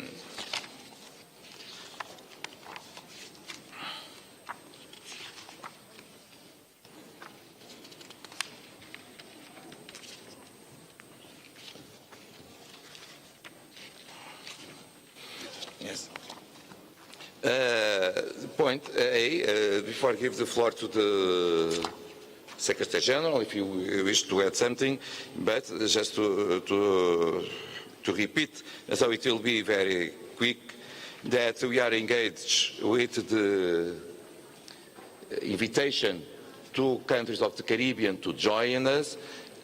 We believe that after our meeting, myself and the Secretary General, and it's also important to say a special word to the Speaker of Guyana that helped us to organize the event with the Caribbean states. We believe that very soon Belize and Bahamas will be ready to join us, and the others, we continue to follow our objective. And so if Belize and Guyana join us, we will be 180 countries. The United States, as I said also during my report, we are doing all the best as President and Secretary General, but I understood that different countries, for instance, parliamentarians from Belgium, from Netherlands, are always doing the efforts with a lot of meetings with the Congress persons of the United States, and try to express the relevance to join IPU. And so please help us. It should be a compromise of all the organization.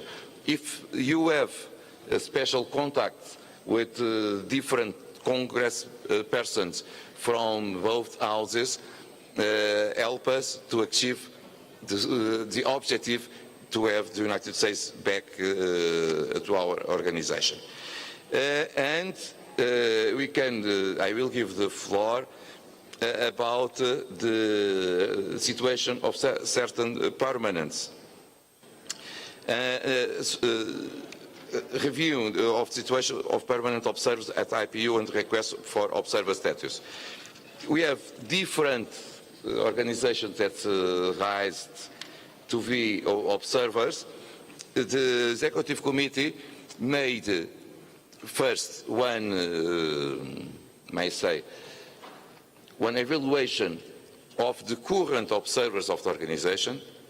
We discovered that we have 69 already, and some of them without any kind of collaboration with IPU.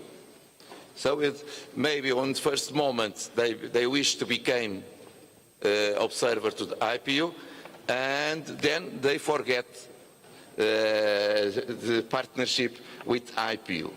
And so we will follow the situation, contact them, try to understand if they wish to keep with concrete cooperation with IPU, otherwise they will not continue to giving the status of observer. But so we didn't decide anything about each case because we needed to make the contacts now. And we analyze two proposals, and we have recommendations about it. I will give that point the word to the Secretary General. And finally, the Executive Committee decided also that for the year 24, the observers will pay a fee to the organization as we do. Because if the members of the organization pays a fee, the observers that have the same right to participate in our works, that benefits from all the facilities and the information from IPU, should pay something also. There is no free lunch. But of course, it will be symbolic, because we don't want to expose anyone because they don't have the resources to pay the fee. But just also to affect the compromise of each organization to be associated with IPU. But why just for 24? Because many of them had already approved their own budget for the 23. And so not to create something that may disturb the way they plan to work, we will share this information. In Bahrain, we hope to approve formally the amount that will be the fee, and then they have time to prepare the budget for 24, including this information. And so this is completely transparent to everyone. And so I will, Secretary General, may you inform us about the approvals that, or the recommendations, may I say this way, that the Executive Committee decided to present to the Governing Council about the Observers Association, the new members that will have the observer status. Thank you, Mr. President. I just want to indicate to you that when you deliberated, you had before you a number of requests for observer status. And at the end of your deliberations, you decided to recommend to Council that two observers be, or two organizations be granted observer status: the Collective Security Treaty Organization Parliamentary Assembly and the Unite Parliamentarians Network for Global Health. You may wish to put the question to your colleagues whether they are in a position to approve those recommendations from the from the Executive Committee. I believe that members have received the documentation regarding these two organizations in their files. Thank you. Thank you. United Kingdom. Thank you, Mr. President. I just had a question of clarification for you on one of the organisations that has been recommended. I note from the papers that the CSTO's membership lapsed in 2014, and I wondered if, Mr. President, you could explain what happened then and what has changed now. CSTO, why were they suspended? CSTO, Collective Security Treaty Organization. Thank you.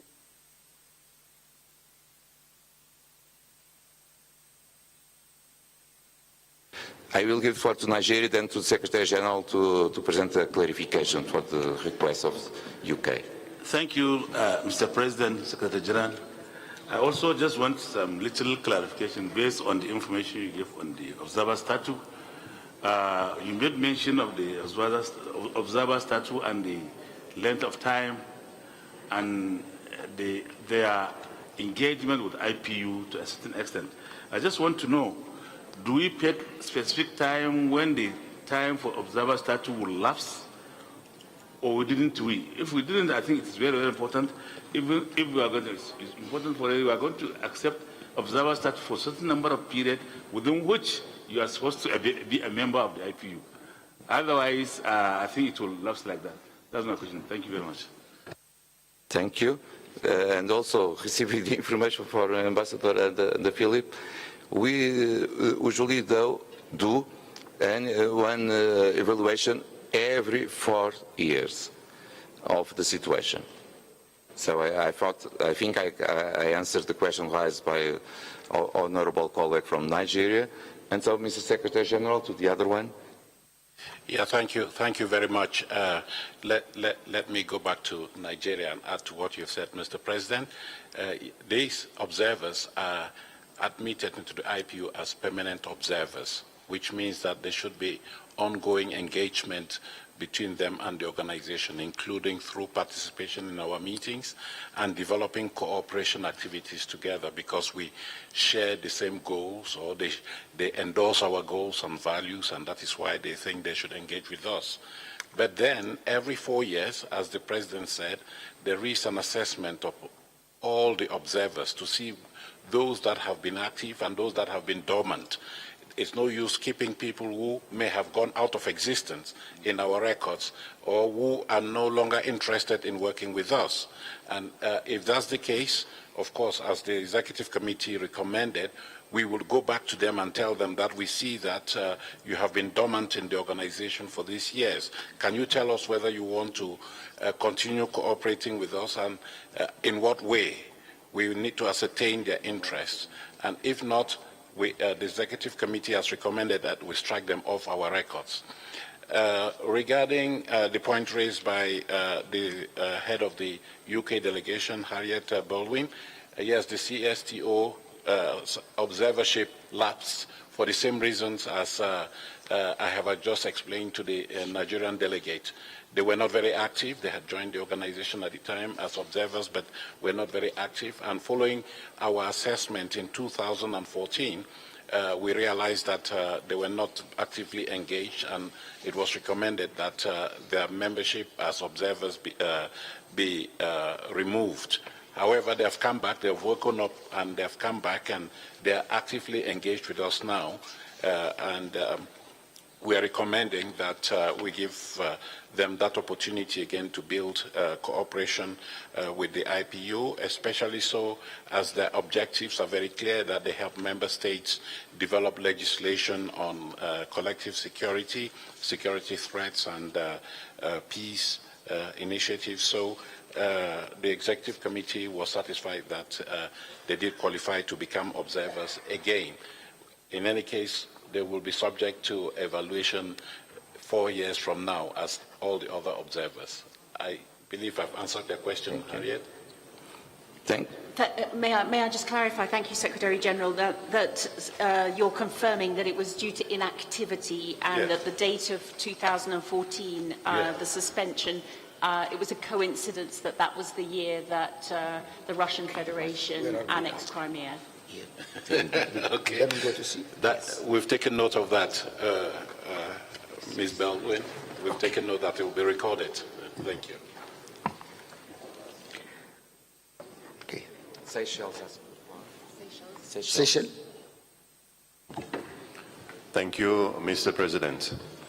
I would like to raise a point of clarification, but it's not to do with observer status. It has to do with membership. I don't know if I can raise this point or it is out of order in terms of the membership. I seek your guidance. I thank you. What do you think? Mr. President, you may wish to entertain that motion and see what he's referring to, since we're still on the item, the overall item regarding membership and observers. So it might be in order for him to. Thank you for your indulgence, Mr. President. Well, my point is that we know that last year it was agreed that there will be a 3% increase on membership by members. But in terms of what is happening globally, in terms of capacity for small countries like small island states, in terms of increasing the contribution or participation, I want to know if a country presents a case to IPU, whether they will consider, for example, certain small countries, the budgets are being cut, and they will not be able to come with large delegations, for example, a representative of youth or woman, maybe one can come. Will there be sanctions? Because, I mean, I would like some clarification on that. I thank you. Mr. Secretary General. Go ahead. Thank you very much. I take it that you are not asking us to come back to the issue of the budget that was approved a few days ago.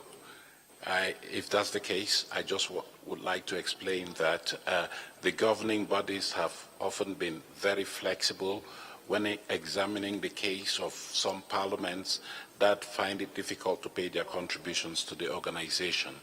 And they have always come up with solutions that would allow them to participate in one way or the other in the proceedings and deliberations of the organization. However, this should not be taken for granted. It is discussed on a case-by-case basis. In some cases, it might be that there has been a major disaster in the country, and so all the resources are being devoted to managing the disaster. There may be political crisis in the country, like in Venezuela now, and so all of those will be put on the table and will inform the decisions of the recommendations of the Executive Committee and ultimately the Council. But the fallback position is that all member parliaments are required to pay their assessed contributions to the budget of the organization. Thank you, Mr. Secretary General. Anyone would like to take the floor? Okay. So we'll move to item 10C, which is the situation of certain parliaments. And here, Mr. Secretary General, the floor is yours. Thank you, Mr. President. This is the agenda item under which I brief members of Council on general political developments in the world, developments regarding certain parliaments that may have been dissolved or that are struggling to function properly, and also I use the opportunity to give you an assessment of general political developments that might erupt sometime in the future, so that this serves as early warning for all of us, and I think we have a couple of those parliaments. So I think that the relevant documents have been circulated to you all, and let me just briefly go through them. You have there on the screen a slide showing the countries that are on the radar screen of the organization pursuant to your previous discussions, according to the criteria that I have just outlined. That is, countries where parliaments have been dissolved unconstitutionally or are not functioning, political crises that have an impact on parliament's functioning and may require the attention of the governing bodies, and generally the political situation in the countries as a whole.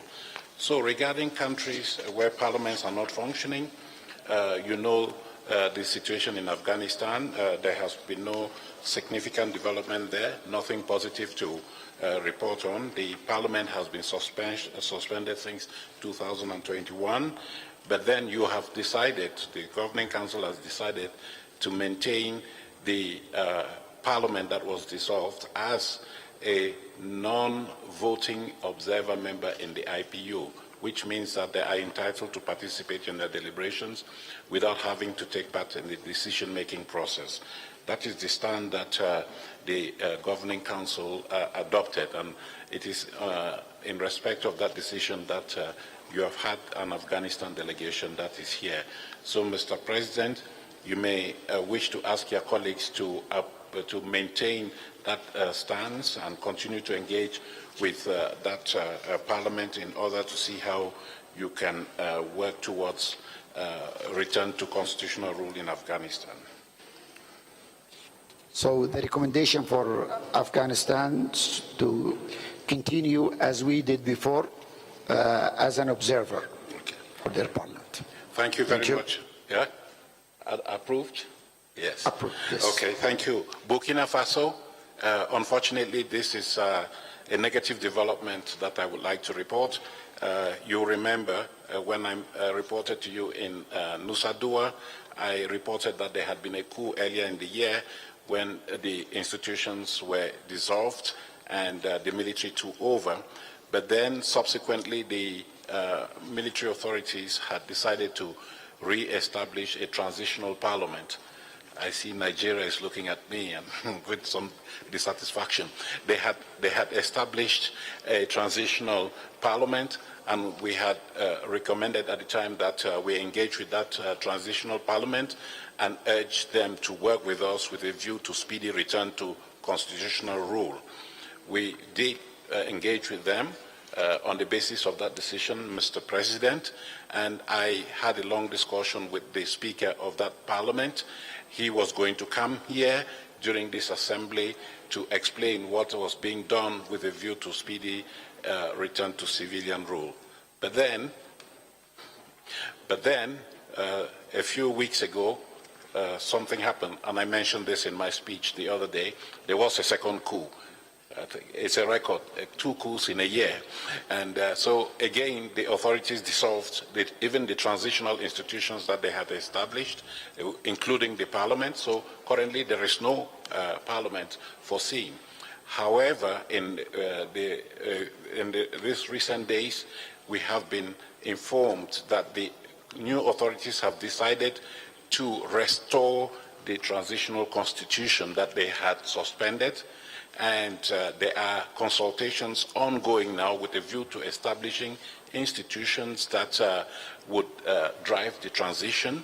Most probably, I do understand that they want to keep to the initial deadline for the organization of elections in Burkina Faso. On the basis of this, we are recommending that Council take note with regret of this further subversion of constitutional processes in our countries, and express your disapproval of acceding to office through military means, suggest that the Secretary General monitor the situation, and if there is, in the coming days, there is the establishment of a transitional legislative body, that we engage with them and pass on the message that we want to pursue the original objective of working with them towards a speedy return to constitutional rule. In that way, you don't have to suspend them formally now until you have a clearer idea of whether there will be a legislative institution or not. But there will be the additional pressure.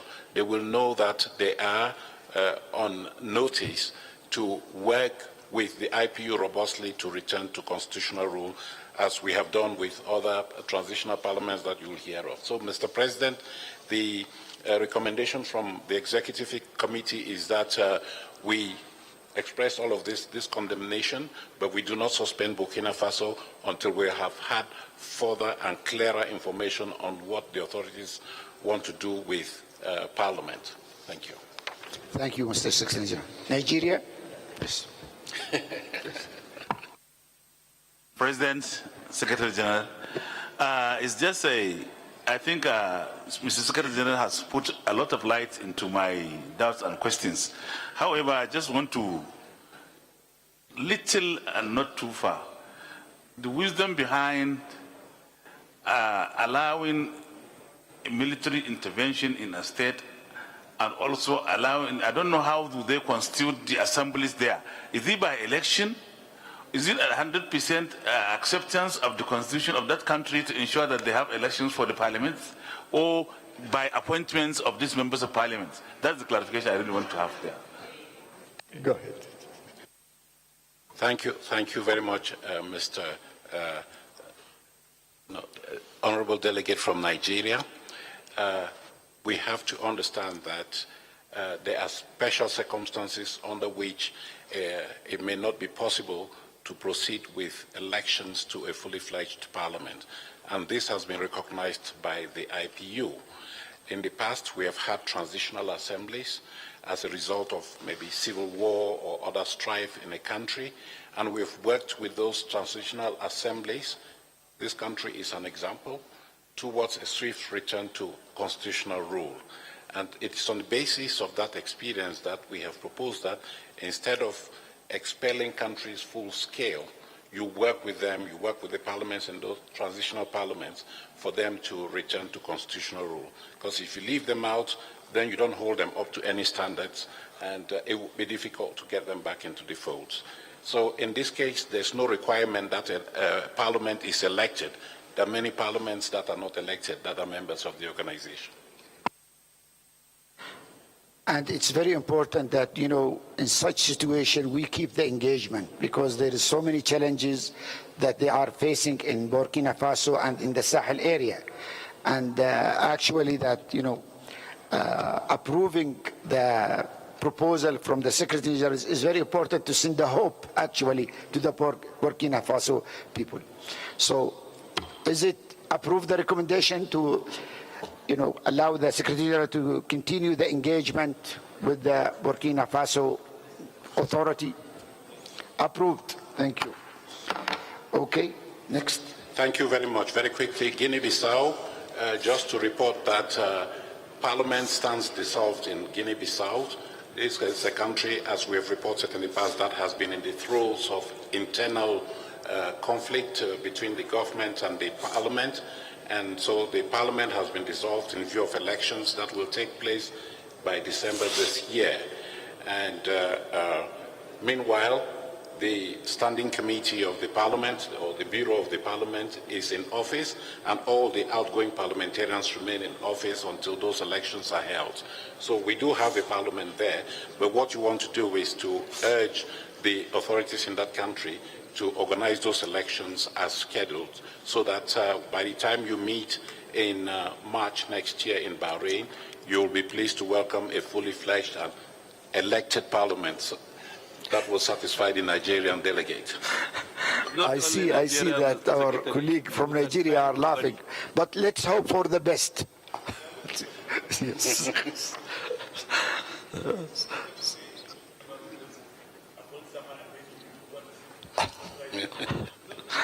So the recommendation is approved.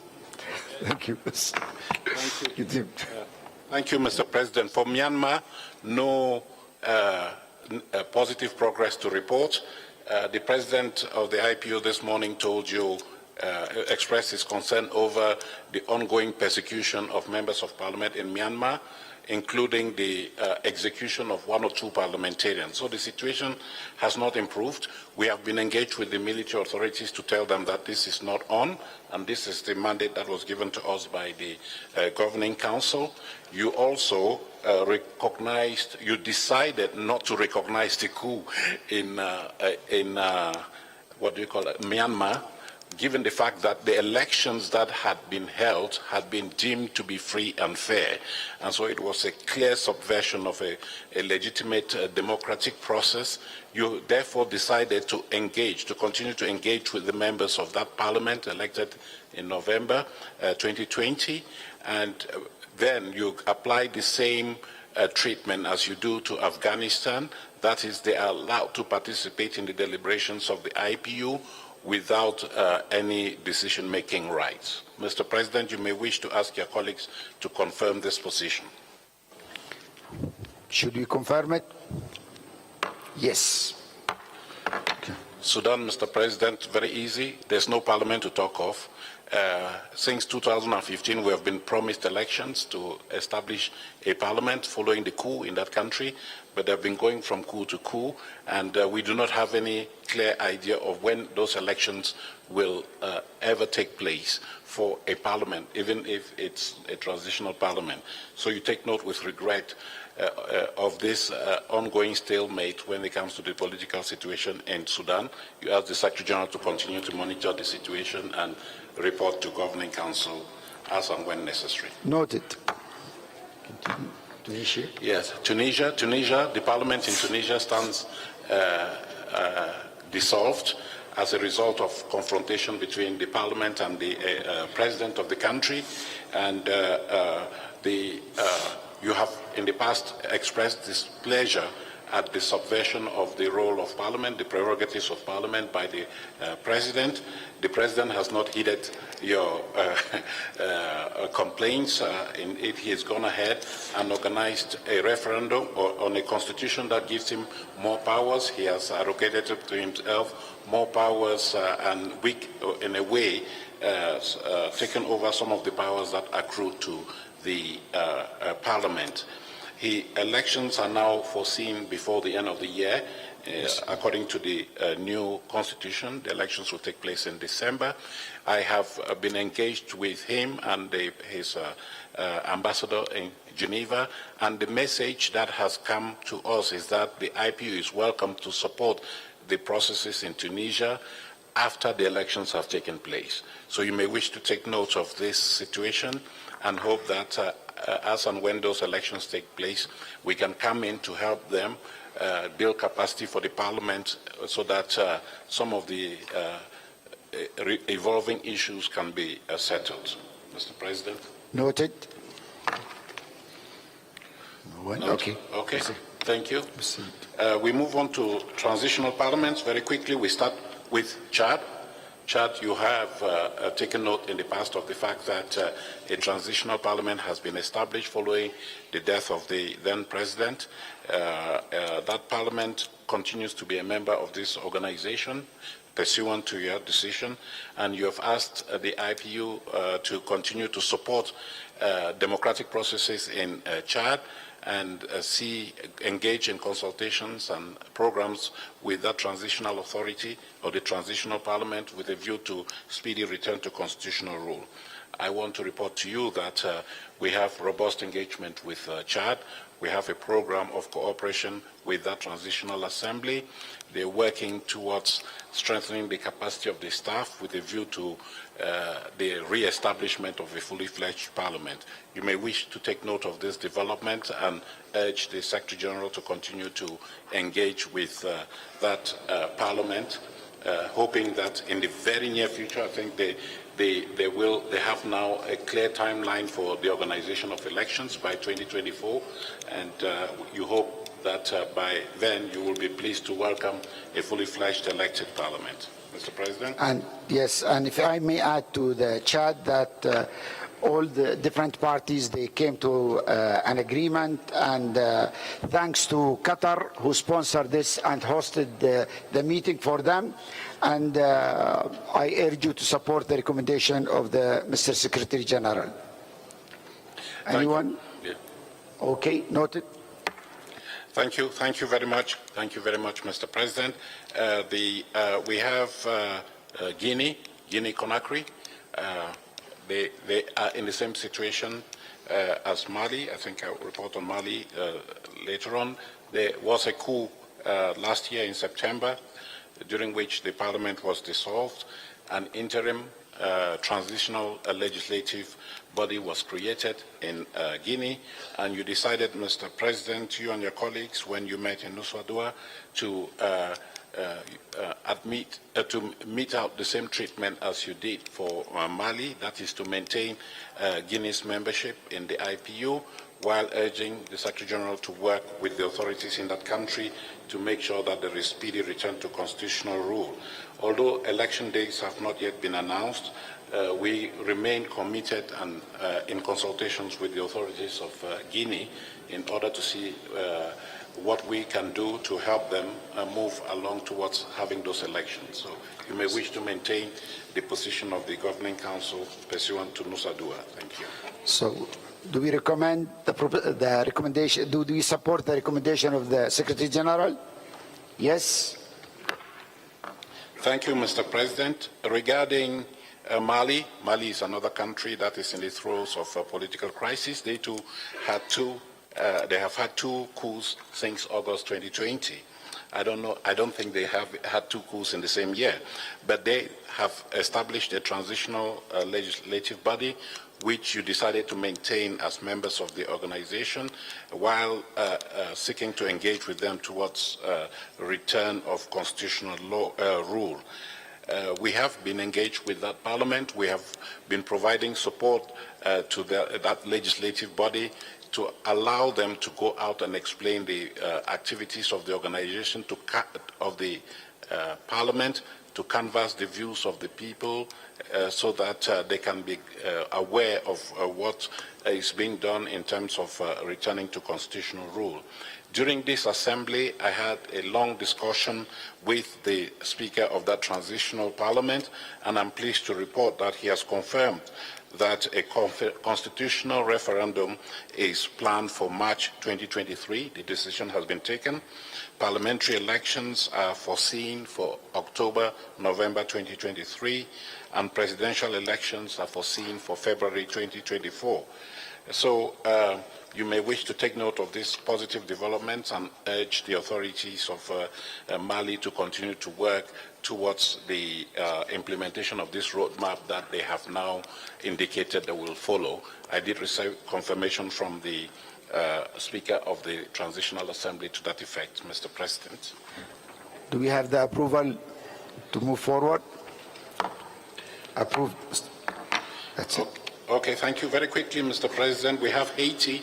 Haiti is a country that is in It's a country generally that is in the throes of political crisis on an ongoing basis, and this has had an impact on the parliament. They have not been able to organize any elections for as long as I can remember, and what they have in Haiti now is the rump of a parliament. It's a bicameral parliament, but then there are only 10 members left in that parliament, and the membership, or rather the term of those 10 members is due to expire by January 2023. Which means that come that date, there will be no longer any parliament to talk of in Haiti. We have been in consultations with our colleagues of the UN system. They too are just as helpless as we are to influence any political developments in Haiti, whereas the economic and humanitarian situation is very dire. Mr. President, you may just wish to take note of these unfortunate developments and ask the Secretary General to continue to keep this country on the radar screen of the IPU, given that they are still members of this organization. Noted. Libya, we all are, I believe, familiar with the situation in Libya. We have two parliaments, two governments, two everything. And there are ongoing talks with a view to bringing together the two sides to find common ground to resolve the political statement in the country. And so far, not much has been done. There are various accounts to the effect that elections are foreseen for March 2023, but then we are not there yet. Meanwhile, you have decided that the legislative body based in Tobruk is the body that exercises Libya's membership in the IPU. During this assembly, it had been planned that I would meet with the Libyan delegation, but because of our respective schedules, it has not been possible. I do understand that they are sending a delegation to Geneva to meet with me. We will continue to see how we can nudge them to find common ground with a view to holding full-fledged elections so that we don't have to deal with a parliament whose future is very uncertain. So, Mr. President, you may wish to ask your colleagues to take note of those developments. Noted. Yes. Thank you. For Palestine is a member of the IPU. There, we just want to report that since 2006, there have been no elections, no legislative elections in Palestine. And last year, there had been plans to hold elections both for the parliament, the Palestinian Legislative Council, and the president of the Palestinian Authority. That hasn't happened because President Abbas held that those elections could not take place for as long as residents of Jerusalem were not part of the electoral process, were not allowed to take part in the elections. So we have those elections that are currently on hold. But as you know, membership in the IPU for Palestine is exercised by the Palestinian National Council, which is the overall umbrella parliamentary organization that represents both Palestinians on Palestinian territories and in the diaspora. So we have a valid interlocutor there, Mr. President. You may want to ask your colleagues to take note of this. Noted. Next. Thank you. South Sudan. I think South Sudan is...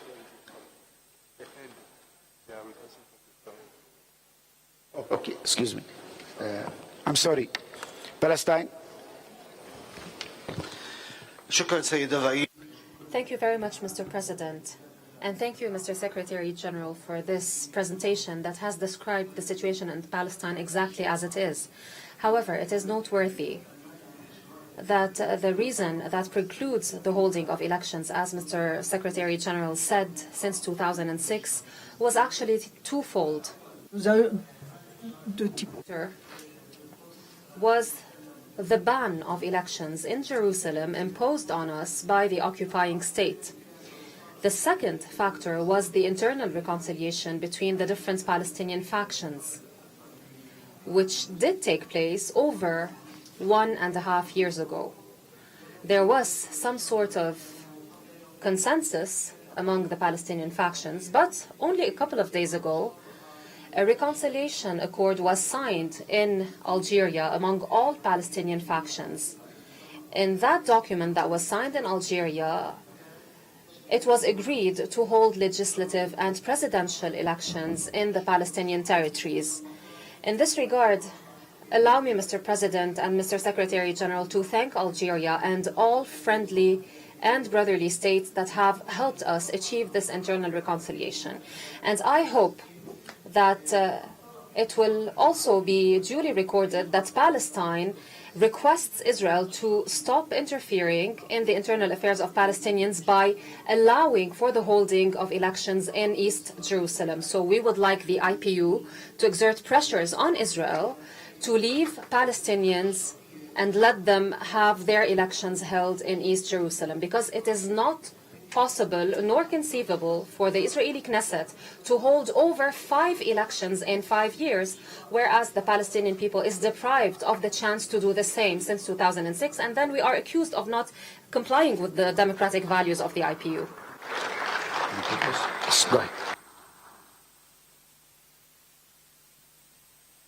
Mr. President, you may wish to ask your colleagues of Governing Council to take note of those observations from the Palestinian delegate, and Noted. this will be properly recorded and acted upon.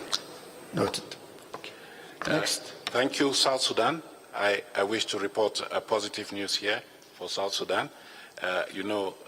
In recent months there had been a crisis, a confrontation between the opposition and the governing coalition. The opposition had boycotted the proceedings of Parliament, but it seems I have received confirmation that those differences have now been resolved. I did meet with the Speaker of the South Sudan Parliament here in Kigali. She confirmed to me that the opposition and the governing coalition are now working together in the Parliament in the spirit of the peace agreement that has been signed for South Sudan. That Parliament is working, therefore, but then they have extended the transitional period for elections to take place by February 2025. No, elections will take place in 2024, and the transitional period will come to a formal conclusion in February 2025. We have been engaged with that Parliament with a view to providing support to them, and with Madam Speaker, we have agreed to support the newly established Youth Caucus in that country. She's very keen for us to provide assistance with a view to ensuring that there's a legislative framework for gender equality in South Sudan. I have committed to supporting those efforts, Mr. President. You may wish to take note of these positive developments and encourage the authorities of South Sudan to work speedily to meet the deadlines that they have proposed. Noted. So now. Yeah, Venezuela. Yes. Venezuela, very quickly, you had a report this morning on human rights situation in Venezuela.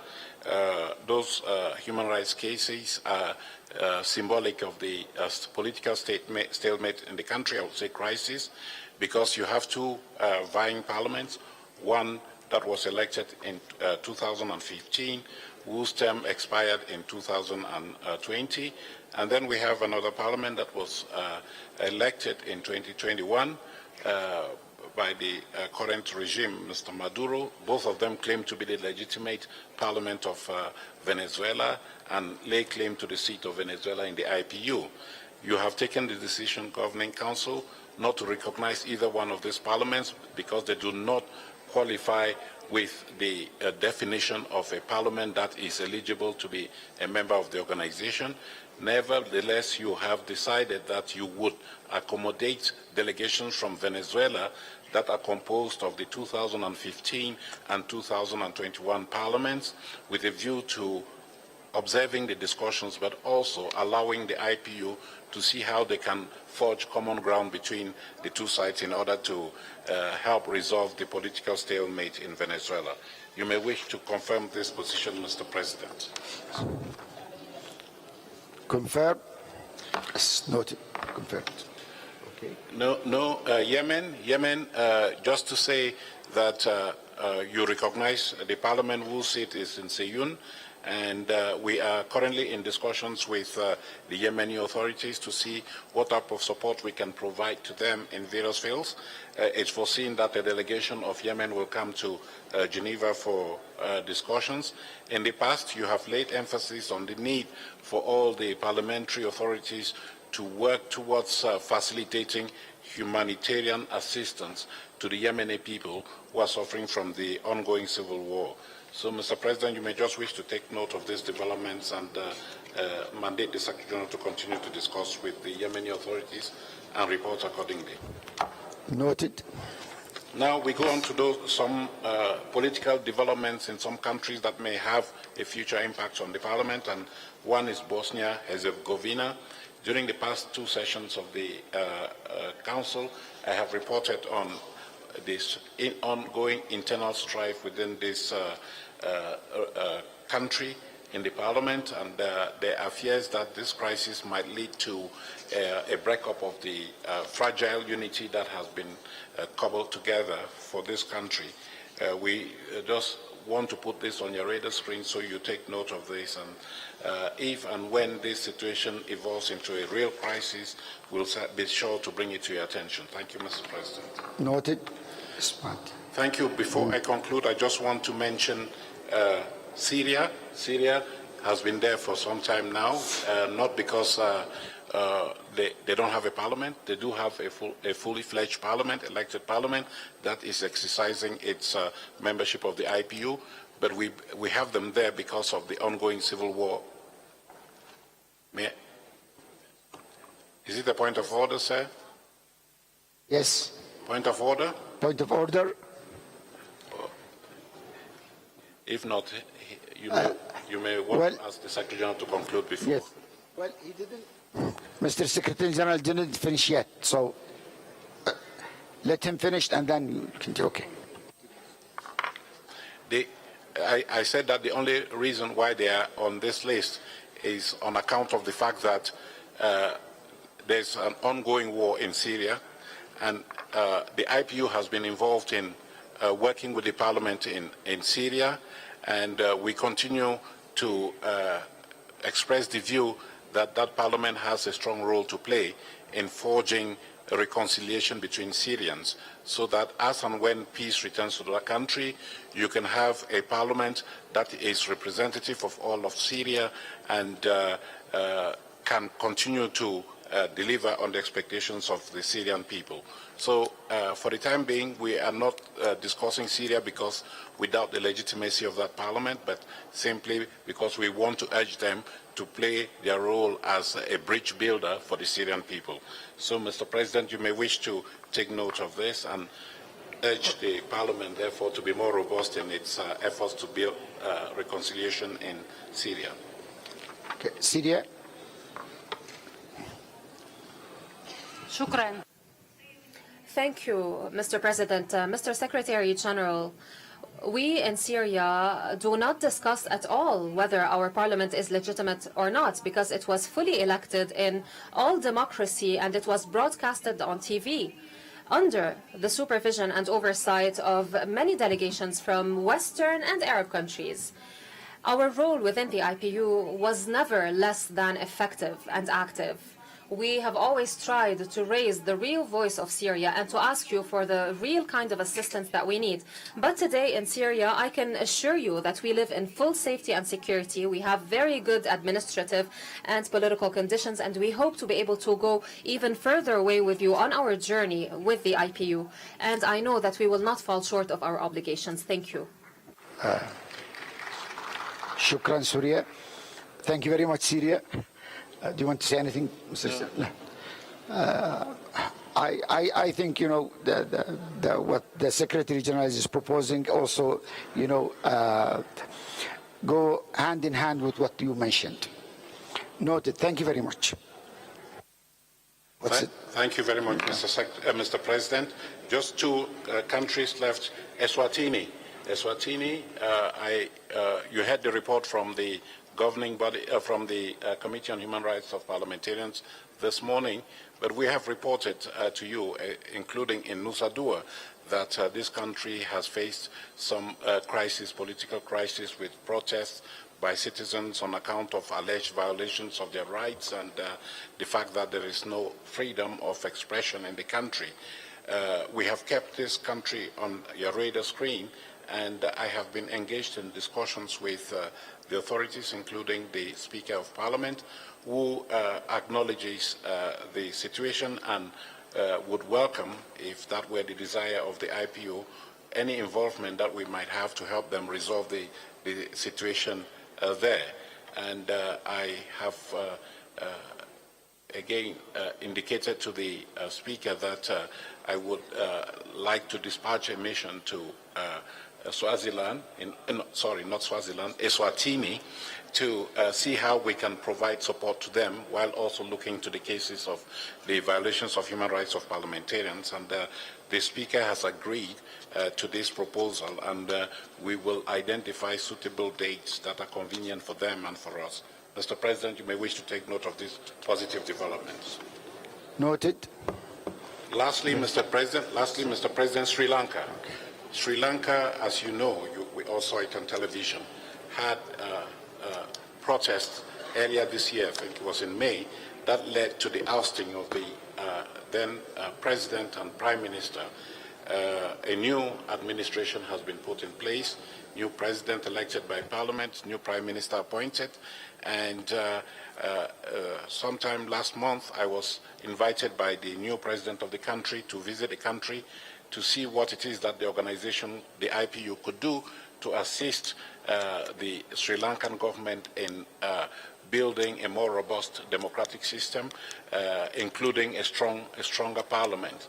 So we spent a few days in Colombo talking to all the political protagonists, and at the end of the day, we did have a kind of agreement that the IPU could support the authorities, the administration, in making sure that there are robust parliamentary systems in place, that the role of the parliament is more clearly spelled out in the constitution, and that capacity building programs be organized for the parliament in that country. So we are working, we will be making those proposals to the Sri Lankan authorities in the coming days, and hopefully we'll have a program of support on the way.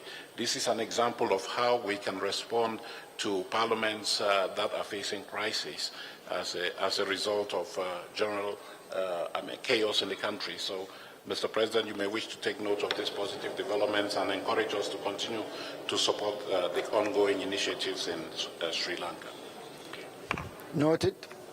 Thank you. I believe we finished the item 10 now, right? Yes. So we'll move now to item number 12, future interdisciplinary meetings. The floor is yours, Mr. Secretary General.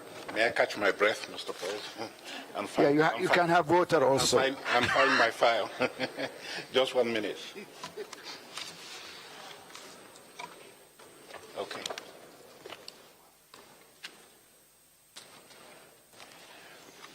Very quickly, Mr. President, we have circulated to you all the traditional list of future interparliamentary meetings, which is a calendar of meetings that we propose, which have been suggested for implementation over the next couple of years. This table is intended to give you some degree of certainty and predictability as you plan to participate in the various activities of the organization.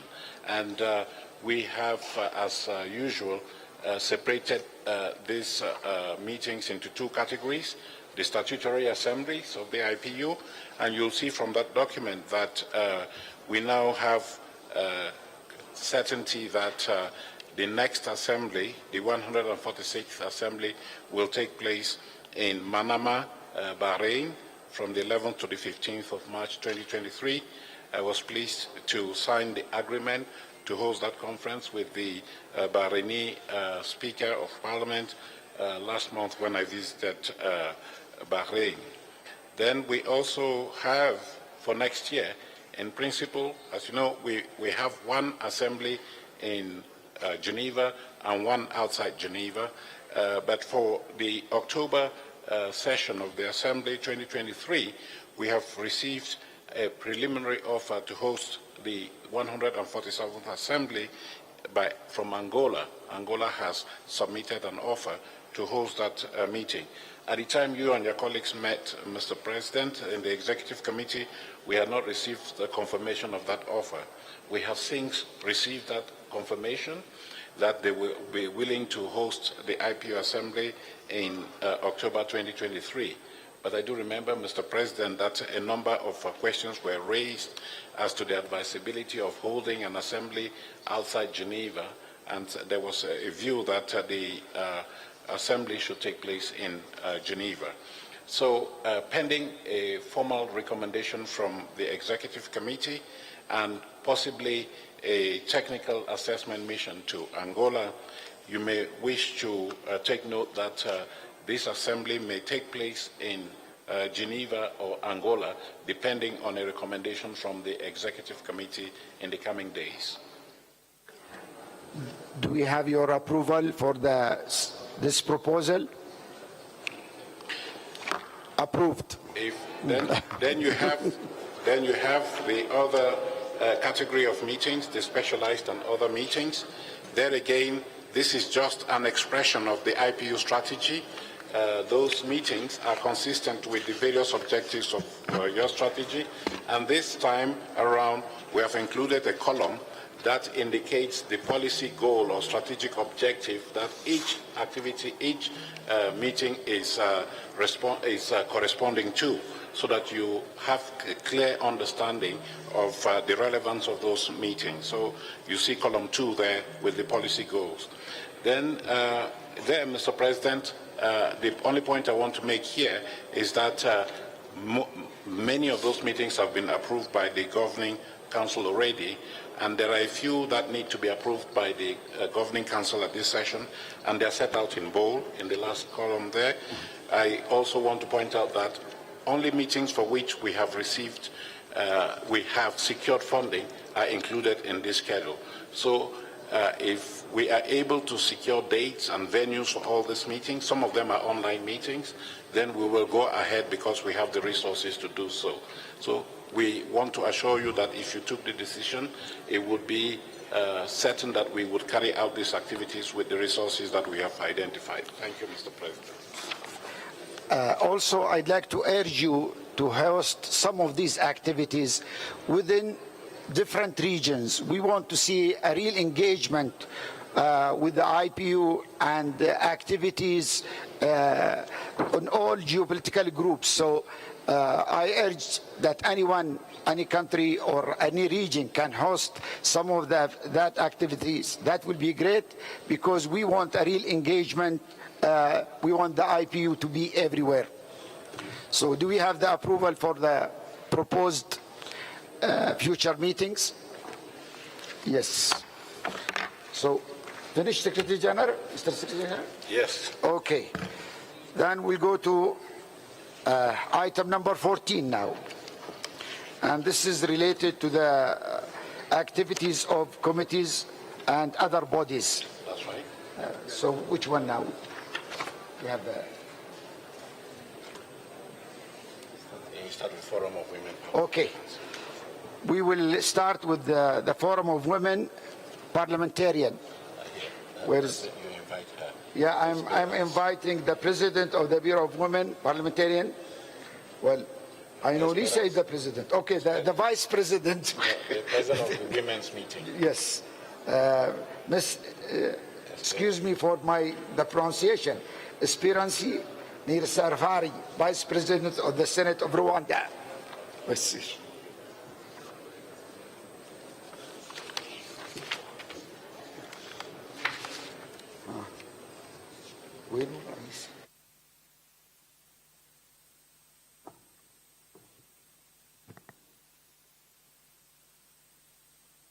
Excellence, le Président du Parlement ici. Speakers of Parliament here present, President of the IPU, Secretary General of the Interparliamentary Union, colleagues, parliamentarians, ladies and gentlemen. I am delighted to present the report of the 34th session of the Forum of Women Parliamentarians that I had the honour of chairing.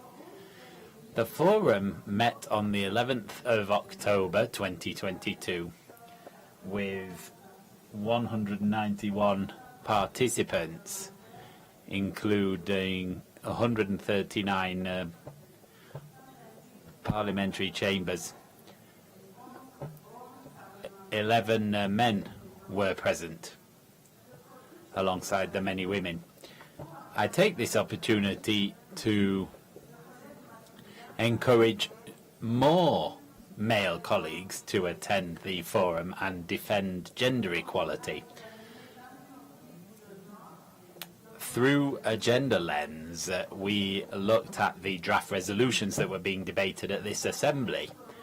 We know that throughout the migration cycle, and when they are fleeing for their lives, women and girls face discrimination and sexist violence of a very specific nature.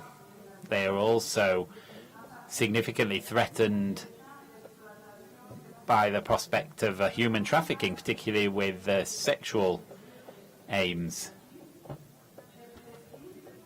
A number of legislative and educational steps can be taken to combat human trafficking.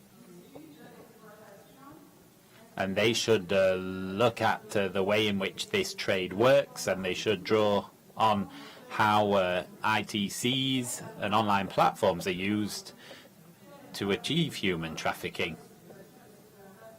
We should tackle the situation facing women in modern slavery situations and suffering from human trafficking. The victims should always be treated as such, and they should receive the support that they need regardless of their migration status in any given country.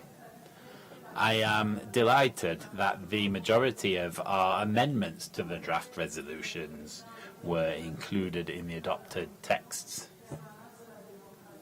The texts adopted by the Human Rights Committee and the Democracy Committee, and we're very excited to see these resolutions adopted by the Assembly. As part of the anniversary of the Plan of Action for Gender-Sensitive Parliaments, we dedicated our debate to specific solutions to be able to create a culture of equality and zero tolerance towards all kinds of gender-based violence in parliaments.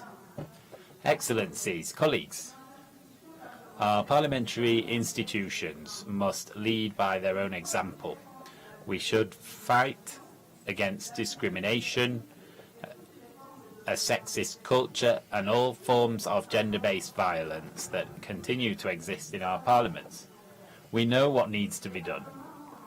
Parliaments have already begun to set up policies and independent mechanisms for alert and processing complaints, and to offer confidential spaces to victims where they can receive information and support.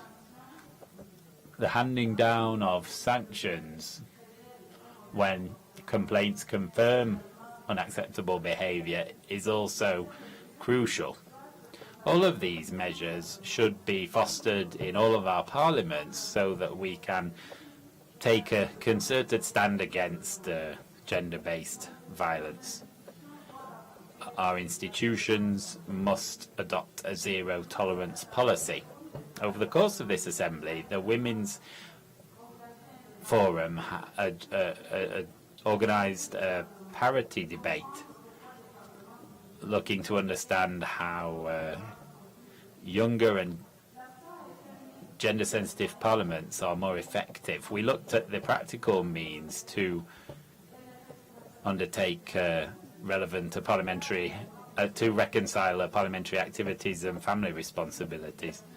We also looked at the ways in which new technologies can be used in parliaments for this purpose, and how equality can be supported rather than undermined. In conclusion, colleagues, I'd like to thank you for having participated in this 145th Interparliamentary Union Assembly. It's been a great pleasure for me and my country to welcome you all here in Kigali. I hope that you have enjoyed your stay, and I wish you a pleasant journey back to your home countries. Thank you very much. Thank you, Mr.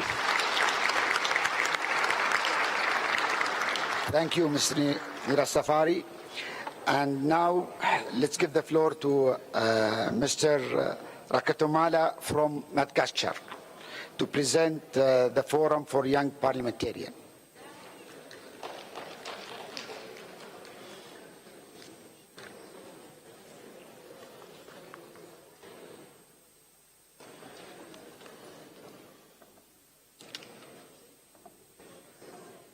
Madame la Présidente, President,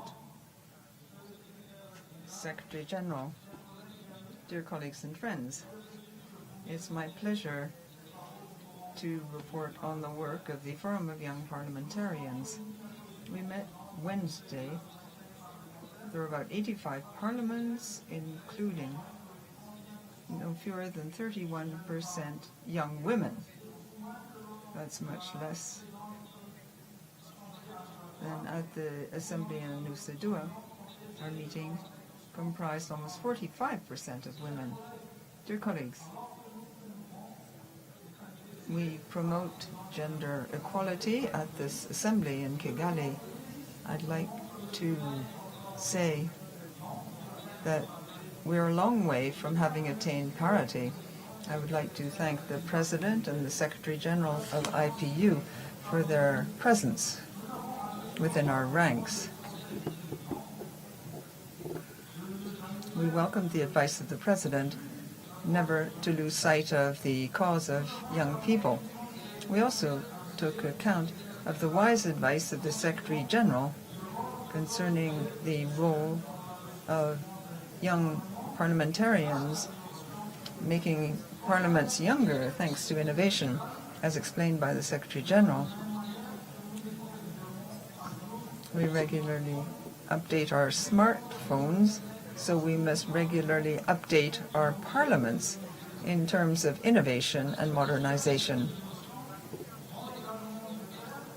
Young parliamentarians, innovation. We have to make parliaments more gender sensitive too. Too many parliaments are still poorly equipped to support young parliamentarians. I was very pleased to learn that young parliamentarians can contribute so much to innovating. And now we have parliaments with rooms set aside for breastfeeding mothers. Indeed, young parliamentarians can be a source of innovation. We can make our parliaments more inclusive. We expressed our opposition to violence, harassment, and the consequences of war which prevent women from carrying out their term of office. We talked about the resolution of this Assembly on migration. We reminded countries of the need to adopt this and adopt an approach based on human rights when it comes to legislation and the drafting of policies designed to combat human trafficking, and particularly that of young people. When it comes to recent initiatives in favor of young people, we support the campaign, Yes to More Young People in Parliament. Great progress has been made so far, thanks to the creation of youth caucuses, the setting up of initiatives designed to empower young parliamentarians, the creation of youth sections in parties, and this also applies to events. We reviewed the measures taken to give substance to the commitment when it comes to giving support to young parliamentarians at specific meetings. Certain countries have created youth parliaments. Others have invited young people to participate in hearings and training, for example, through fictional parliaments, mock parliaments. The idea would be to set aside 2 seats in parliament for youth councils in each country. Despite the great progress made, we would like to say that we still need more investment, both technical and financial investment, in order to fulfill our full potential in all countries, Africa, Group 12+, and others. There's a gap between our goals and the means we have available to meet them. Young parliamentarians need more resources in this respect. We welcome the position taken by the IPU to support our action in favor of the empowerment of young people. One of the things that struck us most was the absence of members from the Forum of Young Parliamentarians. We would invite all parliaments who have members in the Forum of Young Parliamentarians to include such young people on a priority basis in their delegations. If we want to empower young people, we have to mobilize all young parliamentarians. Our council cannot accomplish its vast mission if it doesn't have the means of developing its full potential. Finally, when it comes to the resolution of the 146th Assembly, the Forum, indeed, I'd like to stress the importance of the viewpoint of young people and parliamentarians. I wish you all a safe journey home, and I look forward to seeing you again in Bahrain. Thank you, ladies and gentlemen.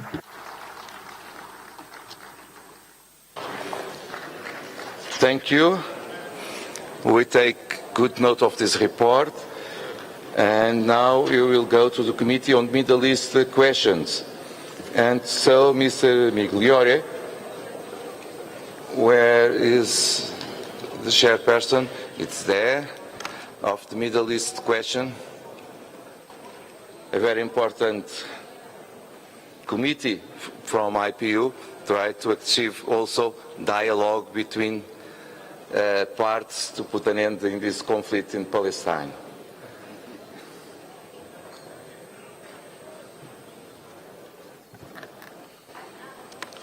Thanks, Mr. President. Excellencies, colleagues, ladies and gentlemen, I'm pleased to report on the meetings held by the IPU Committee on Middle East Question on 28 July and 11 October. During our meetings, we agreed on the importance of our committee's mandate in achieving peace through working together, building relationship through parliamentary diplomacy, and uniting to find solutions to common challenges. We have the 74th meeting of this important committee, and it's important for us to know that the improvements are going on each day. The activity since the 144th IPU Assembly are a lot.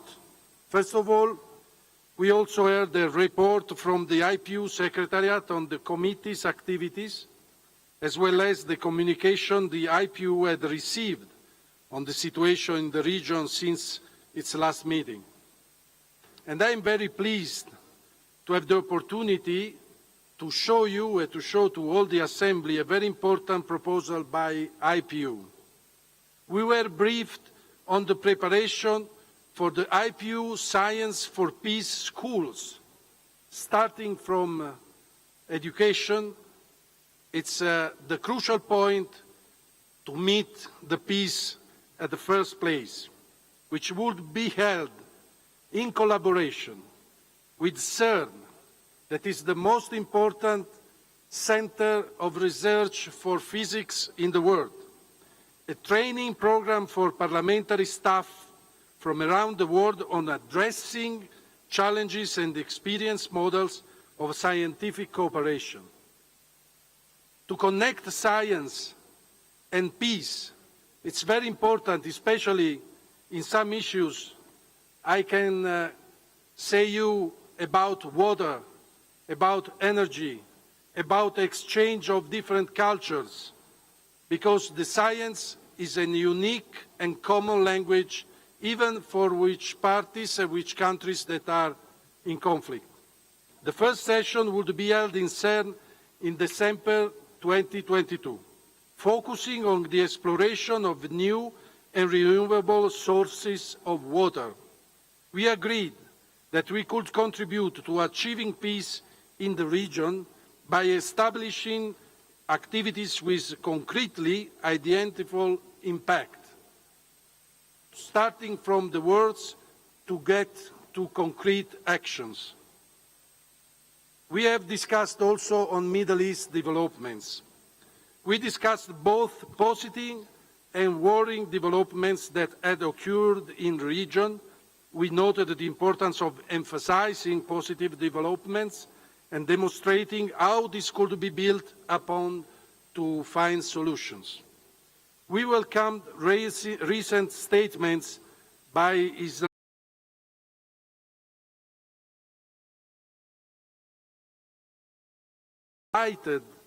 that focus should be placed on elements that united, notably all people's desire for peace and freedom, as we acknowledged that neither side will benefit from the current situation. I would like to commend, as said before by the Algerian delegation, the agreement signed by Palestinian factions on 13 of October, facilitated by Algeria, and in particular by the initiative of the President Tebboune. We would like to thank Algeria and all the countries involved in enabling this reconciliation, which established a positive new phase in the evolution of the situation in Palestine. This agreement will help the building of a real democracy in Palestine. Yemen, we were briefed by the Speaker of the Yemeni Parliament on the suffering of the Yemeni people. We emphasized that Yemen should remain high in our agenda, but several things are pronounced by the Secretary General on this issue.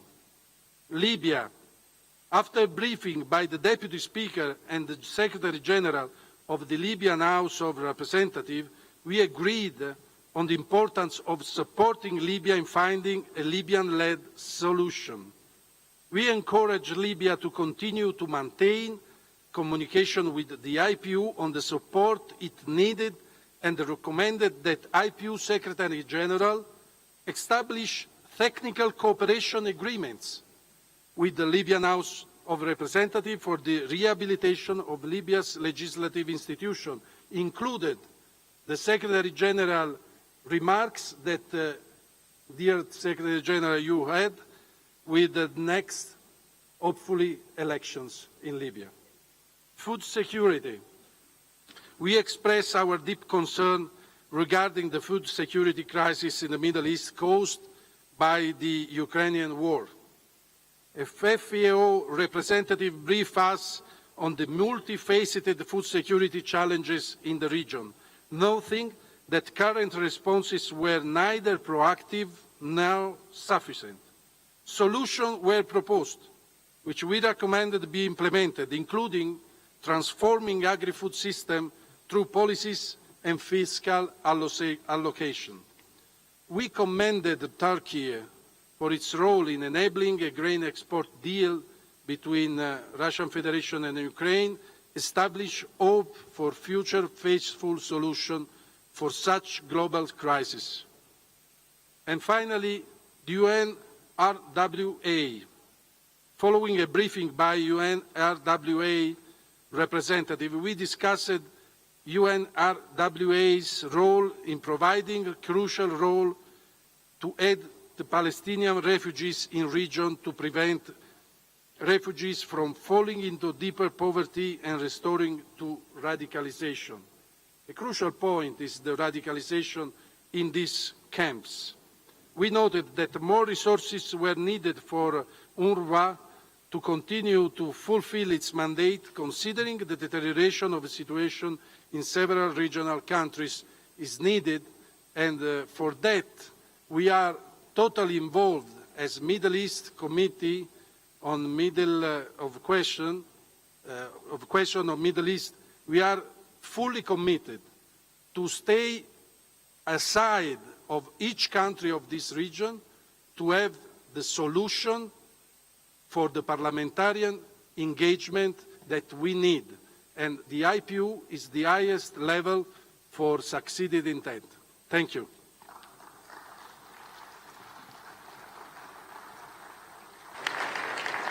Thank you for your presentation and for the work done during these days on the Middle East Questions Committee. And I understand that we need to elect 5 members to the Committee of Middle East, 3 men and 2 women. And we received 4 candidates. So we still will have 1 vacancy for the future. Mr. Hubert Julien Laffière, a member of National Assembly of France. Mrs. Laurence Riel, member of National Council of Switzerland. Mr. Amin Nifuri, senator from Uruguay. Mrs. Najd Mohamed, member of the Council of Representatives of Iraq. And so you will have, we will miss a man to have a complete composition of this committee. Before taking this decision, Secretary General, may you wish to say if it's possible to adopt it by applause or you need to do something different? No, thank you, Mr. President. The situation is as you have explained.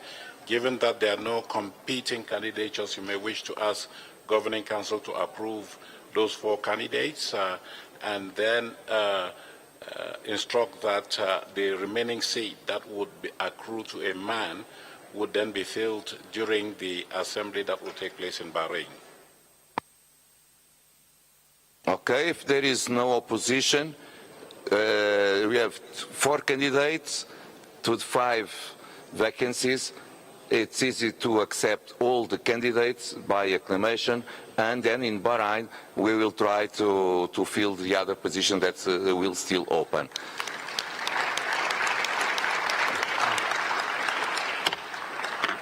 All elected, and so I just wish good work and success on the mission. And again, I will repeat something that I said in all meetings of the geopolitical groups. I believe that all the nominees are people that wish to work on the committees that they try to go. Otherwise, I don't understand, because if you wish to put something in your card, we can give cards empty to fill it. We need people real committed to the work of IPU, and I trust that all the members elected right now will achieve this matter and be completely committed with the Committee of Middle East Questions. And so we are going to Committee to Promote Respect for International Humanitarian Law. And I will give the floor to Mr. Kiariri from Kenya to report us what are the activities of the committee. Please, you have the floor.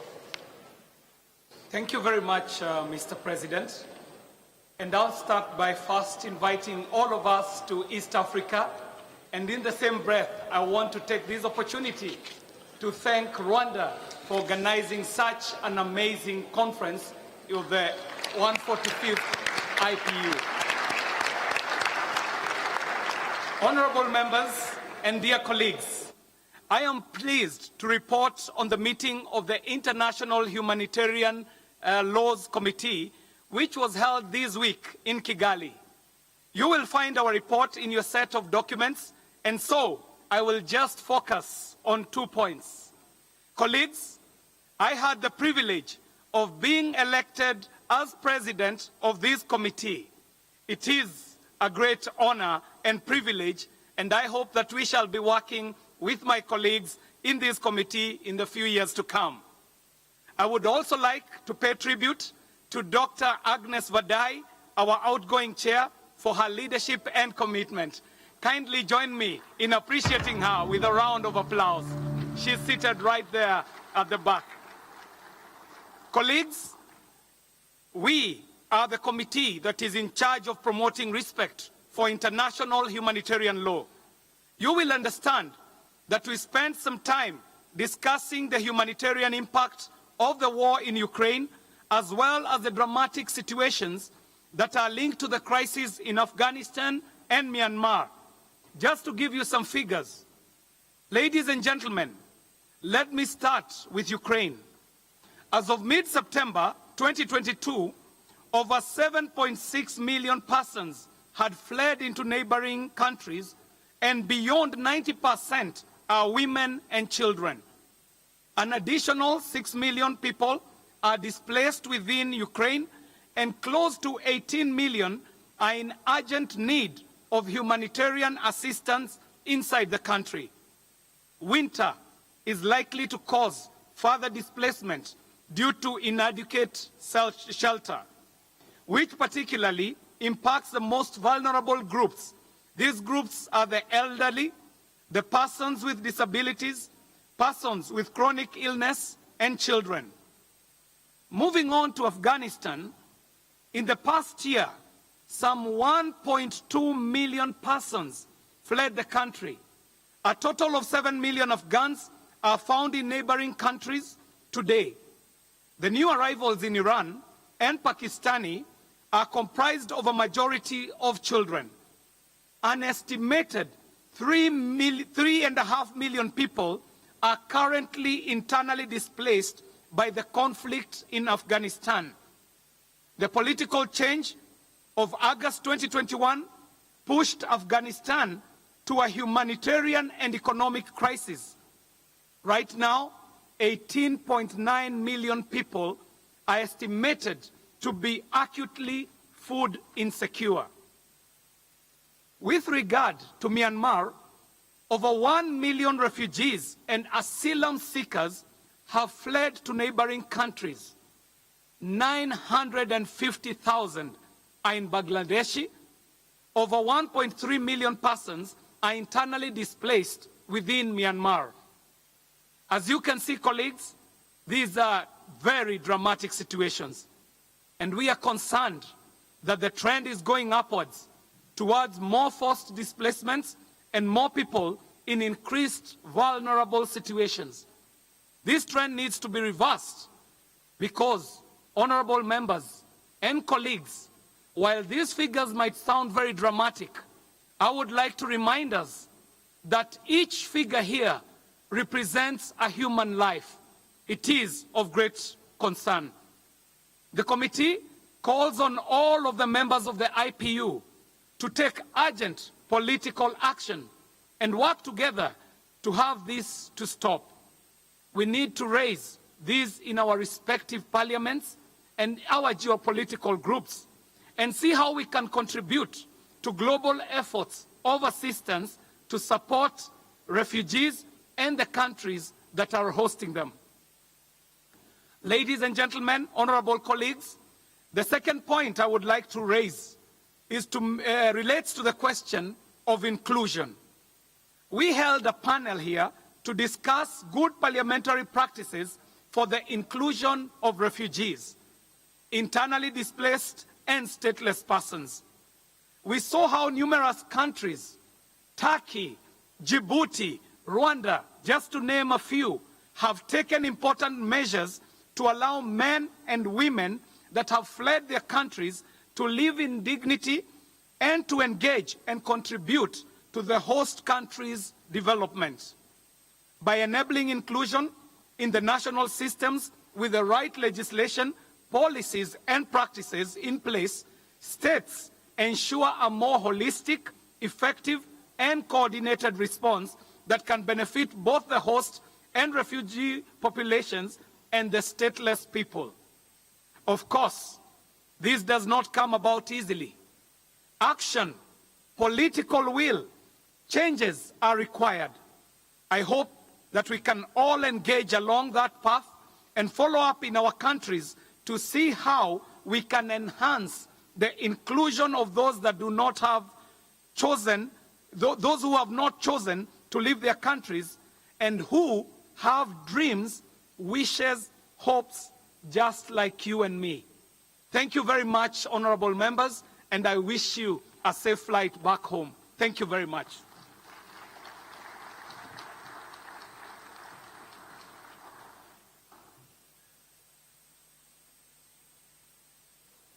Thank you,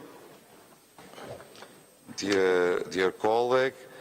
We take good note of the report presented, and the Governing Council should elect 3 members for this committee. I understood that we have 2 candidates. Mr. Antonio Gonzalez from Peru, submitted by the GRULAC, and Mrs. Morakash Staneka by the 12+. And I will, this is the candidates I have. Another person? We have another candidate. We have on the list that was distributed. Ah, okay. It is not in my file. So, the first one, Mrs. Mara Browser from Argentina was presented as well as candidate. So we have 3 candidates for 3 positions. Now, I think that's the same situation we had a few minutes ago without other committee. If there is no opposition, we may elect them by applause.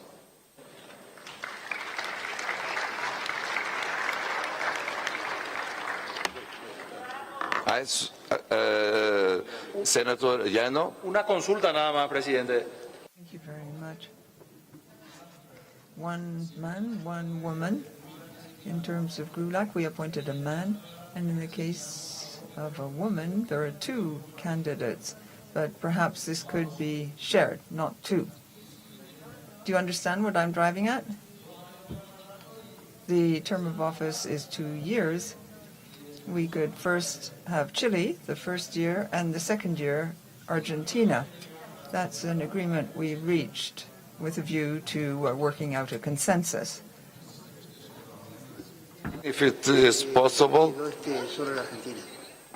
Thank you very much. I believe that procedurally and legally it is not possible to accommodate this request.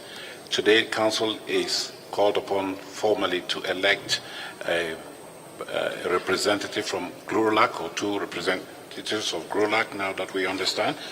But it is only that candidate that you are approving today, electing today. You cannot commit the organization to what will happen in 2 years' time. If at the end of, this is just my interpretation, if at the end of 2 years, the person who holds that position now is no longer able to hold that position, then it will be declared vacant, and of course, GRULAC will be entitled to compete for that position at that particular time. So we cannot foresee a vacancy now that does not exist. Thank you. Senator, please. Gracias, presidente. Thank you, President. The Secretary General of the group is telling me that the Argentinian representative will perform the mandate for 2 years. So we have the man, Peru, and the female representative will be Argentina. Thank you. Entonces,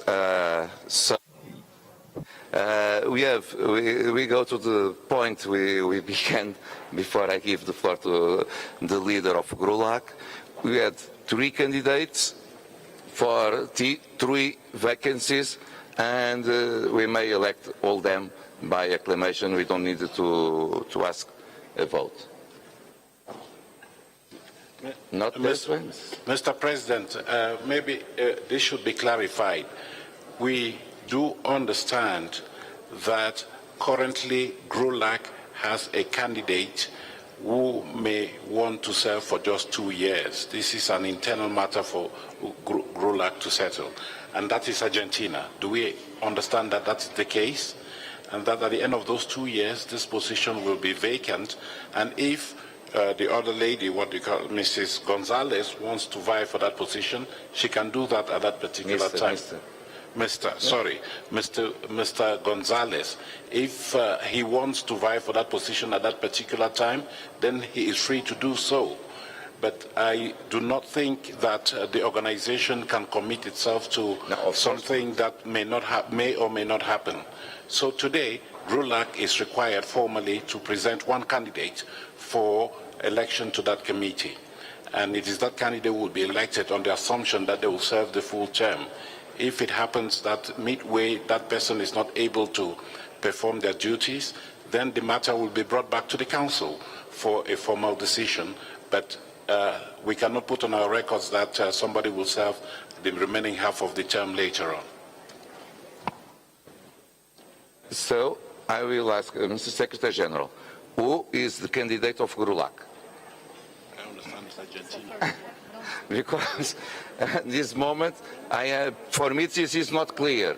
Mr. President, may I explain?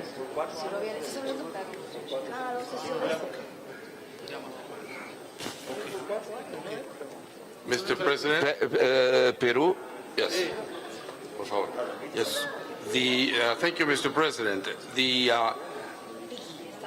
candidates that GRULAC is proposing for this position are two. For the male candidate is Mr. Alex Antonio Paredes Gonzalez of Peru.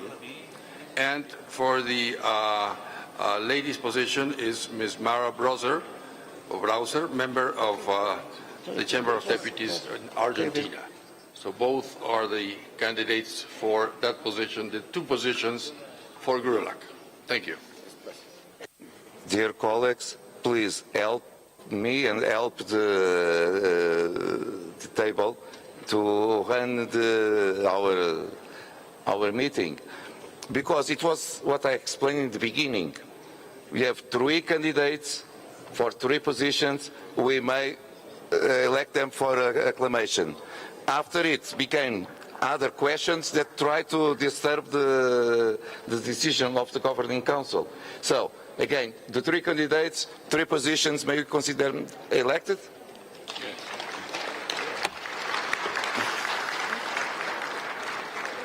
And now, the gender partnership group, I asked Dr. Ali Nouami, I believe that the task here is more easy than the other one.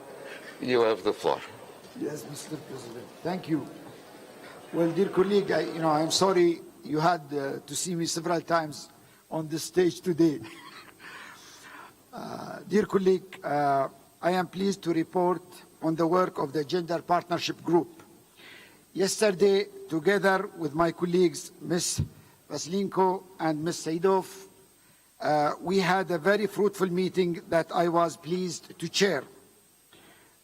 The group saw yet again strong participation of women at this assembly, with a total of 35.4% women delegate. This is good, but it's not good enough. We had reached close to 39% in Madrid and in Nasodova. So we know we can do better, and that we must remain vigilant. We must also pay attention to details, and this is what we did here in Kigali. For the first time, the group analyzed the trends by geopolitical group, and we can see great gaps in their gender composition. Some have progressed immensely, while others are stagnating. This is something we will continue to monitor. But let us be clear, in every geopolitical group, there are all male delegation, and to a lesser extent, some that are all female. Overall, here in Kigali, there are 14 delegates of 2 or more members composed of only men, and 4 made up of women only. the total of 18, and these are 18 too many. At the Assembly that celebrates gender equality and gender-sensitive parliaments, this is something we should all be concerned about. Democracy is a core value of the IPU, which we cannot compromise. Colleague, our goal is 50-50. To achieve that, no delegation should have any less than 40% women or 40% men. And here I have some good news. Based on information available until last night, out of 120 delegations attending this assembly, 35 were gender balanced, meaning there had been 40 and 60% women or men delegates. This is a positive trend. At the last assembly, only 30 delegations had this 40-60 ratio. You will find the list of gender balanced delegation in your documents. Please note, today we received some updates. Chile should be added to the 50-50% list. This brings the total gender balanced delegation to 36, and the UK changed from 43% women to 50-50 men and women. They all deserve a round of applause. I know you are so tired, but please do so. And let me encourage others to follow. Of course, should you find this delegation, should you find that your delegation should be on the list, but we omitted it, we will correct our records. Please inform the Secretary. Colleague, the group also continues its dialogue with delegations of parliaments that have no or few women members to promote women participation. Here in Kigali, we had a very constructive dialogue with the delegation from Nigeria, led by the Speaker of the House of Representatives. We were encouraged to see that women's political empowerment was clearly on the agenda of the Parliament and that women movement in Nigeria was mobilized. But there is still a lot of resistance and far too many challenges. For progress to be achieved for women in politics, all entry points should be considered at all levels of the Constitution. Lawmaking, policies, and mentalities need to be changed. Leaders should be engaged. Political parties should take the lead in that. And it's very important not only to look into the gender partnership only through numbers, but also we need the empowerment of women in these parliaments. We want to see them chairing committees. We want to see them taking a leading role in their parliament. Mr. President, I really appreciate the support of the Secretary General in providing this group with an outstanding team from the Secretary, Karen, Maria, and Mario. Sorry to forget your name. Thank you very much. Thank you very much, Dr. Ali, for your presentation and for your personal engagement in this aspect of partnership, gender partnership. And so, I understood that the group of facilitators for Cyprus did not meet here during this assembly. We hope that it will be possible to organize a meeting of this group in Bahrain, so we don't have a report to present. And we will go to a high-level advisory group on counter-terrorism. They have elections. Sorry? I wish to go... Cyprus, there are two things. But there is no, it is not here.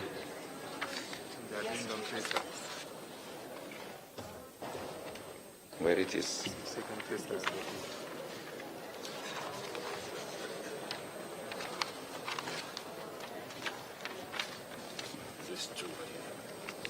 Okay, thank you. Thank you. I apologize. Before I go to the counter-terrorism, we received the information that a group of facilitators for Cyprus has 2 vacancies, and we received 2 candidates. Mr. Samuel Kogolati, member of the House of Representatives from Belgium, and Mr. Laurent Werly, member of National Council of Switzerland. So, if there is no opposition, we may consider them elected as the other ones before by acclamation, because we don't have a competition.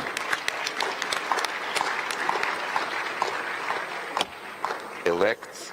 Thank you for this information. And so now, yes, the high-level advisory group on counter-terrorism and violent extremism, and Mrs. Atia from Egypt will present the report. Mrs. Atia, it's not here. Dear colleagues. Mr. President, Mrs. Atiyah will present the report on the Science and Technology Group, not the HLAG. Okay, maybe. This is the information I received of the inscription. Just a second, please.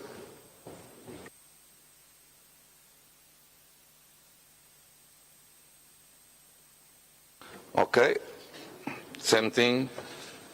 They change. They put you to present the report about science and technology.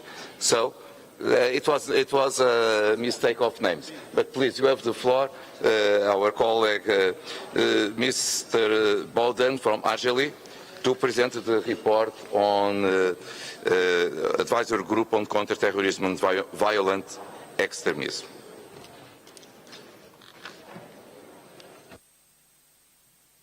Salam alaikum. Bonjour. Monsieur le Président. Good afternoon. Thank you, President. It's a pleasure to give you this report of the meeting that the group held on the 12th of October 2022 in the presence of 13 of its members and some expert opinions. Definition of terrorism. Over the course of the meeting, we discussed the importance as part of our mandate of coming up with a definition of terrorism. That definition will enable us as global focal points for parliaments in the fight against terrorism to put forward legislation in a more effective way to parliaments that are members of the IPU. Terrorism must be fought through justice, and that's why we need a precise definition so that our legislation can be precise. It was important to come up with a definition on the basis of a consensus rather than individual political opinions. Appeal in favour of the Sahel. We also heard a report of the IPU Secretariat on the latest updates relating the appeal for the Sahel and the meetings that are soon to take place concerning the deterioration of the environment and the effects of the proliferation of terrorism, and how to bring populations into fighting violent extremism and encouraging better conditions and avoiding the environments that foster terrorism.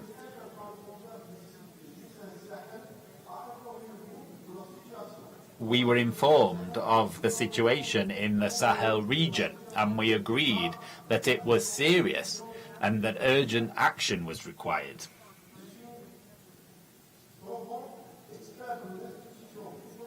An expert from the Institute of the Economy and Peace made some updates on the Global Terrorism Index 2022, analysing the impact of terrorism on the increasingly deteriorating situation of the Sahel region, which has become the global hotspot for terrorist activities.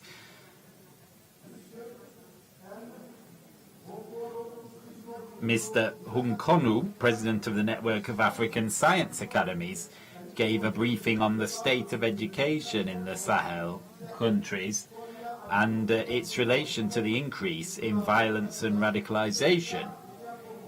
In this regard, it's important that the Call of the Sahel took a holistic approach to the problem, because better education alone would not be enough to eradicate terrorism from the Sahel. Yet the Sahel without education would not be free from terrorism. We also noted that we needed action by more committees and experts with regard to the call of the Sahel. It was pointed out that more emphasis had to be put on the protection and inclusion of women in countering terrorism efforts. Ms. Markiewicz, an IPU consultant, presented a draft conflict context analysis on the Sahel. We noted that the Call of the Sahel was one of the most important projects of the IPU. We pointed out that the tragedies of the war in Ukraine should not overshadow the tragedies in other parts of the world, especially in the Sahel countries. The global attention given to the war in Ukraine has shown that there is the need to take the same humanitarian stance in all cases, as victims are victims the world over. With these experiences of the fight against terrorism, having relevant UN resolutions and so on and so forth, it's my pleasure to announce that Mr. Baïd Bourali of Algeria has offered to hold the next meeting on the call of the Sahel. Finally, I would like to thank the IPU Secretariat for its committed work and for the interactive products that they've offered us, such as the mobile app and the interactive map. I'd like to ask members to download and use these so that they can facilitate their parliamentary work. Thank you.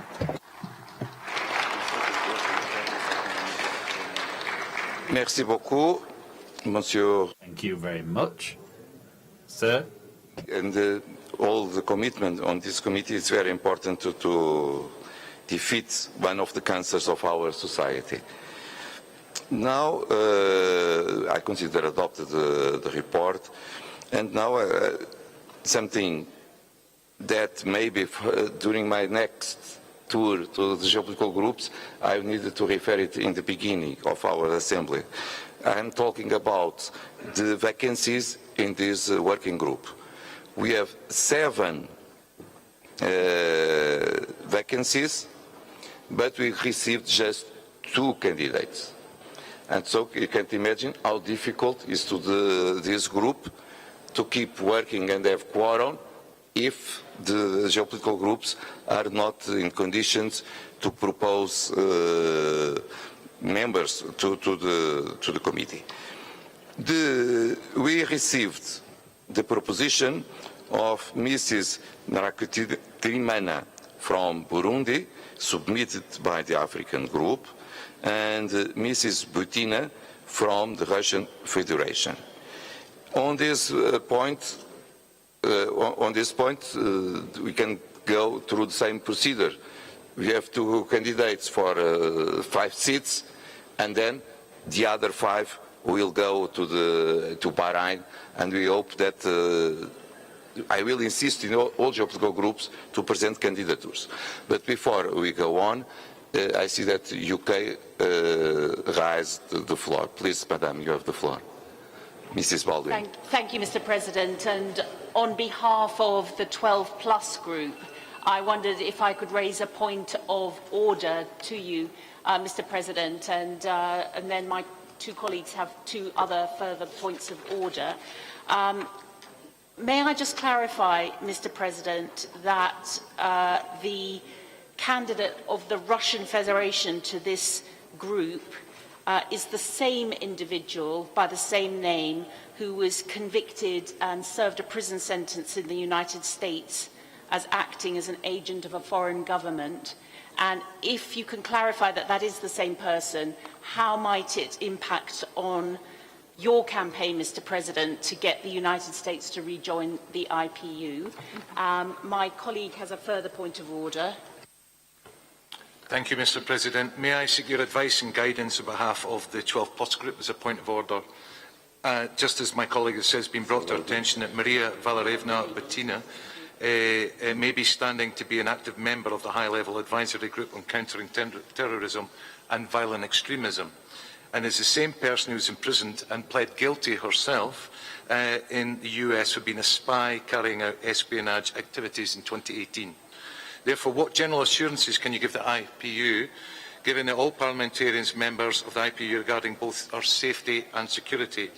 And in particular, Mr. President, only today we have passed a new code of conduct about prevention of sexual harassment at the IPU, yet this spy, Maria Bettina, in her activities is known to have used the honey trap methods. And are you comfortable that we are all safe and will not be sexually harassed? And finally, Mr. Speaker, on behalf of 12+, we seek assurances that the selection will not fundamentally undermine this crucial advisory board on counter-terrorism and violent extremism. Thank you, Mr. President. Thank you. On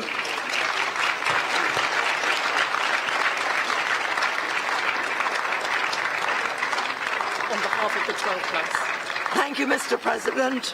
On behalf of the, the 12+, this week the Parliamentary Assembly of the Council of Europe unanimously... Sorry, who is... Yeah. I'm sorry. So, on behalf of the 12+, this week the Parliamentary Assembly of the Council of Europe unanimously voted to declare the Russian regime a terrorist state. Does the President feel it appropriate that a member of this nation should be a member of the Countering Terrorism Group? Thank you, Mr. President. Okay.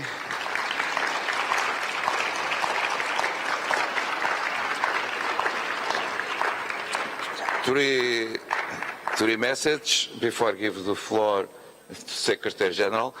It's not easy.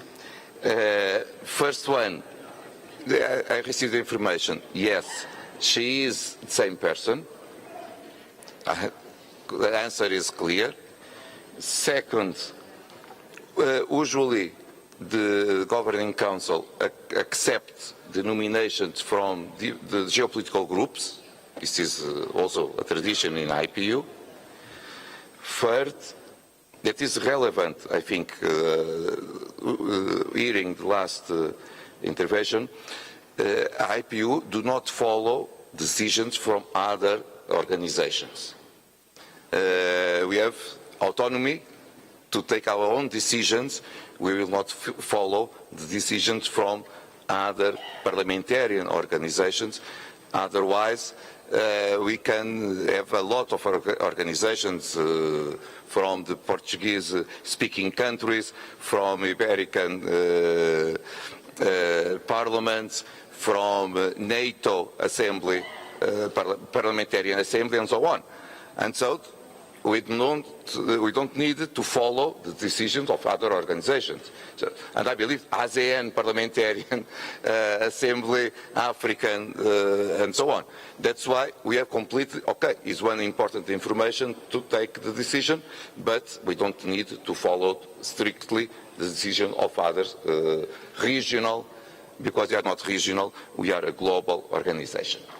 So, the question is, Mr. Secretary General, in accordance with our statutes, if we, the indication of the geopolitical group is mandatory or we need to vote here. Is something that for me is relevant, and I will,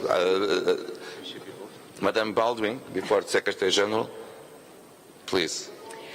Further to my previous point of order, thank you, Mr. President, for clarifying that this is indeed the same woman who confessed to being a spy in the United States. And would the President be willing to answer the question about how this is going to affect our joint campaign to try and persuade the United States to rejoin the IPU?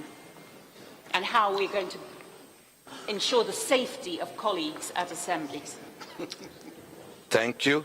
I will answer it a little bit later on. Mr. Secretary General. Thank you, Mr. President. I will answer those questions from the legal point of view, from the point of view of the rules.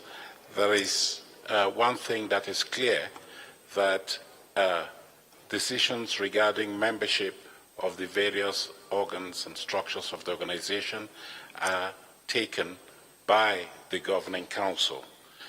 All proposals from geopolitical groups or from the Executive Committee are just recommendations to the Governing Council.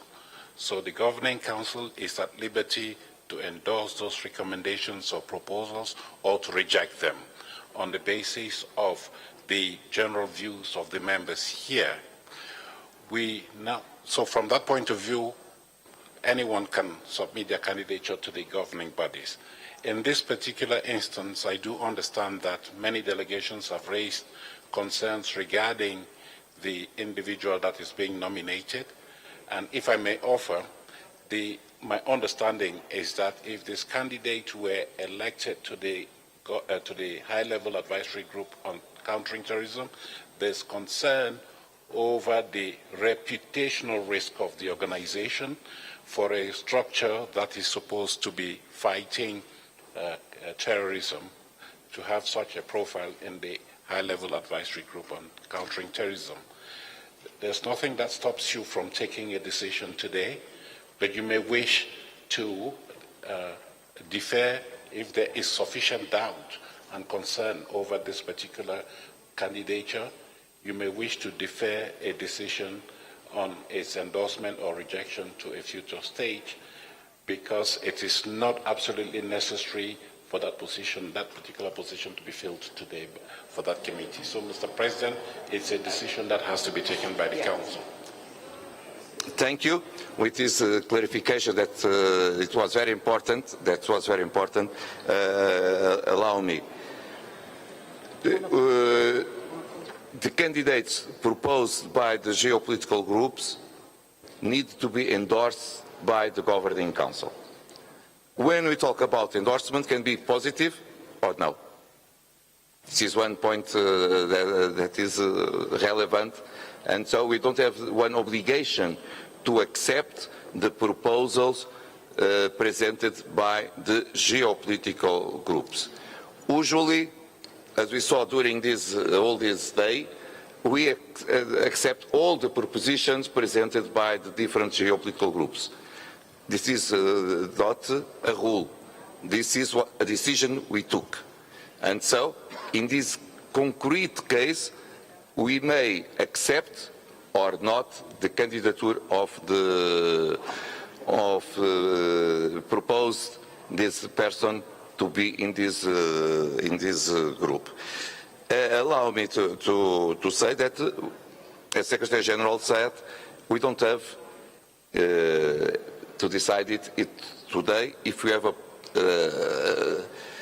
doubts about it, we can try to defer, or we can ask the geopolitical group, in this case Asia, to present another candidate, or if they wish in Bahrain to present the same, we will need to vote. It is very easy. UK?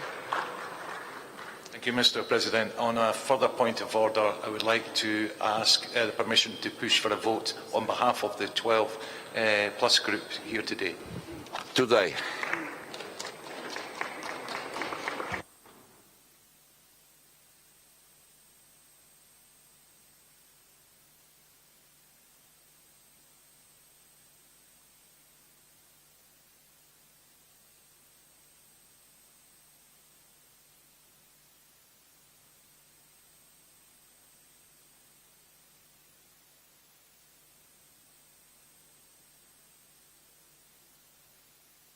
Except that, like this morning, when I had several candidatures.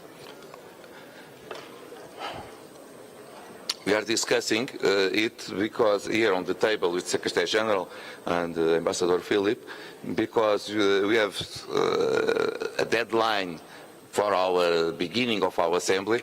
Madam Speaker is already here to preside it, and we cannot delay it forever. And so I will, but I see that the UK asked the floor again, please. Thank you once again, Nigeria after it. Thank you once again, Mr. President. On behalf of the 12 plus group, we're happy to defer on this occasion. Yeah. till the next. Thank you for your cooperation. It helps our work, and so. But also, we informed the chair. I believe the chair of the Eurasia. It's here. Okay, she left already. But officially, we will inform our colleagues, and so during the meeting of the Eurasia, they can discuss the issue, and after it they will take a decision to confirm the same candidate or to present another personality to this point.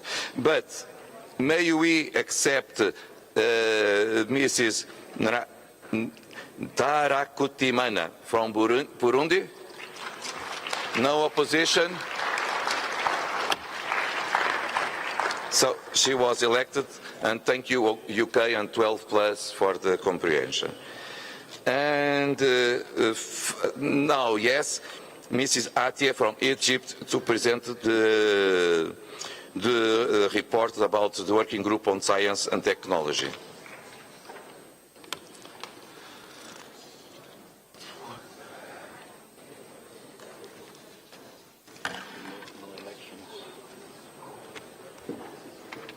Now, yes.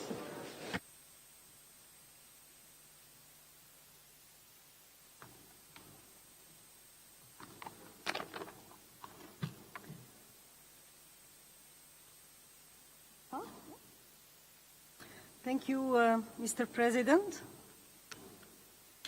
On behalf of all members of the IPU Working Group on Science and Technology, I'm pleased to report on our meeting held on the 14th of October 2022 in Kigali. I will also report on our activity carried last September in Quy Nhon in Vietnam. Let me start with our participation in the international conference entitled Science, Ethics and Human Development, held in Vietnam on the 13th of September 2022 and organized by the Rencontre du Vietnam within the events of the International Year of Basic Sciences for Sustainable Development 2022. Several members were present and participated in panels, discussions held during the conference. As this part of the conference, we also were able to meet His Excellency, the President of Vietnam, who confirmed the importance of science and research in policymaking. We thank the President of Vietnam for his presence and support, as well as the people of Vietnam for welcoming us. Some pictures you can see are from the event with the President of Vietnam. Our members also commended this opportunity for dialogue between parliamentarians and the scientific committee.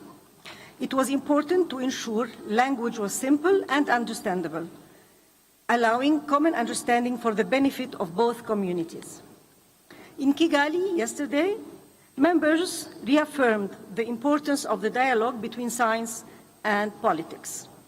We agreed that a core element of our work should be the improvement of the channels of dialogue between science and politics, ensuring that science was considered throughout political decision-making at all levels. Scientists need to reinterpret scientific results to be successfully communicated to politicians. We heard a briefing by the former President of Science and Technology in Australia on the ways in which dialogue between scientists and parliamentarians had been improved and implemented in Australia. The weight placed on this dialogue ensured that parliamentarians had the evidence to guide their policy making, empowering both sides and enabling constructive communication. Members from the working group shared their best practices and experience in their respective countries to strengthen the engagement between parliamentarians and the scientific community in various sectors. Regarding the International Charter on Ethics and, of Science and Technology, we agreed that the Charter should serve as an ethical framework on the application and use of science and technology and could be used as a starting point for countries wishing to establish legislation in the field, acknowledging the cultural diversity and ensuring that the principles set out in the Charter were applicable in contexts across the globe. Members agreed that the Charter would serve as a unique tool to address practical guidelines on its implementation at a national level. We suggested that the Charter should include more input from several key stakeholders, including social scientists, experts in technology, and gender mainstreaming. For this purpose, we will organize stakeholder consultation workshops in the upcoming month based on a strict timeline. This would allow broader discussions among all parliamentarians in Bahrain, where we will be meeting for the next IPU assembly. The ethical norms outlined in the Charter should be based on the well-being of humanity, which should be at the center of both science and politics. We represent citizens. They have to be our primary concern. Finally, we agreed that an IPU campaign should be established to promote the Charter and make it known to parliamentarians around the world. During our meeting, we were briefed by the IPU Secretariat on the preparation of the IPU Science for Peace Schools, a joint project of the Committee on Middle East Questions and the Working Group on Science and Technology, which should be held in collaboration with CERN. The schools will be offering a training program for parliamentary staff from around the world, addressing global challenges and experience models on scientific cooperation. The first session is expected to be held in CERN in December 2022, focusing on the exploration of new and renewable sources of water. Before ending our meeting yesterday, we addressed our appreciation to the former chair of the Working Group on Science and Technology, Monsieur Michel Larive from France, and we elected our new chair, Mr. Denis Naughton from Ireland, wishing him great success in his new mandate. I will end this report by thanking the government of Rwanda, the Parliament of Rwanda, for hosting our meeting. Thank you.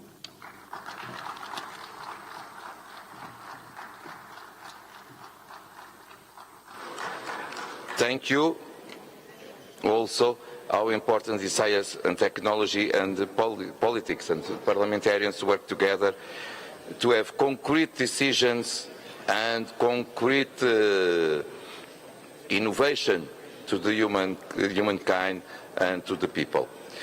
We finish point 14 and we may go to the point 15. Very short, I believe that in 10 minutes we will finish our agenda. The first one is the election to the Executive Committee, point 15.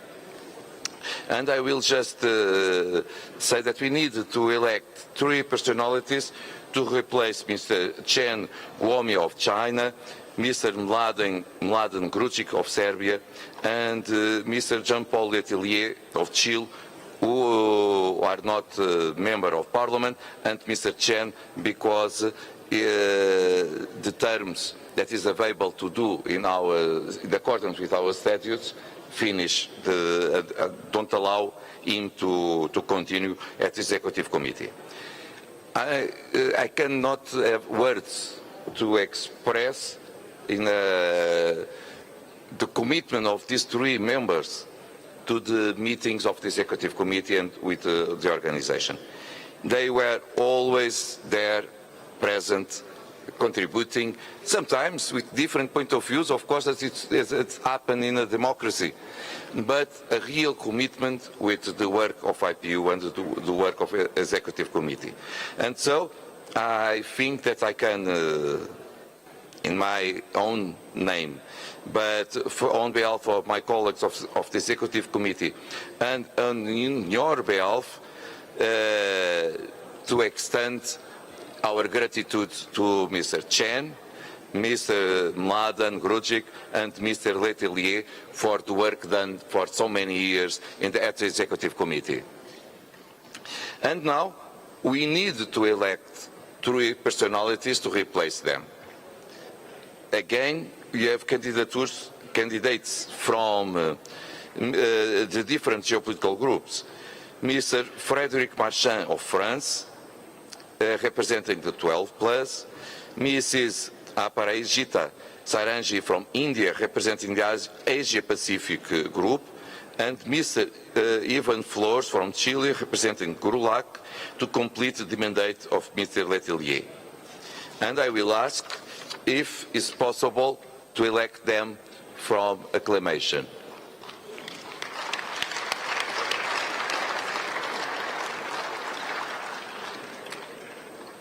so they are elected, and I welcome them to the Executive Committee IPU. You can't imagine the work you will have there, and so it's important to be prepared for that. Welcome. And so we can go to the update on the IPU CREMI Passive Prize. Very short to say that very soon, in the beginning of the Assembly, we will know officially the winners, and the winners will receive the prize, because the selection committee did their job. They, in accordance with the rules we approved, they received candidatures, they studied the candidates, and they took a decision. And the decision will be presented in the beginning of our assembly, and so this is what I have to do on this point. And go to the point 17. Any other business? And I understood that the Secretary General wished to raise the floor. Thank you very much, Mr. President. I don't want to delay the proceedings of this council anymore. I just have 3 quick points. I said I had 2, but I have just added 1, Mr. President. It's good news. So, 3 minutes. Yes, it's good news that I wish to announce. At the start of this assembly, we set a target to sign up 100 new MPs and 10 speakers of parliament to the I Say Yes to Youth in Parliament campaign.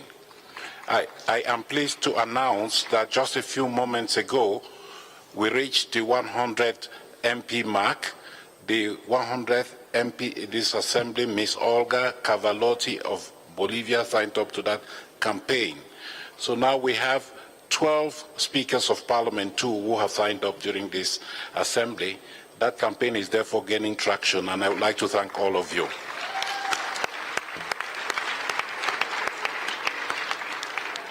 Thank you. Second thing, Mr. President, you and I in recent days have received communications from the parliaments of Armenia and Azerbaijan regarding recent skirmishes and clashes between the 2 countries over disputed territory.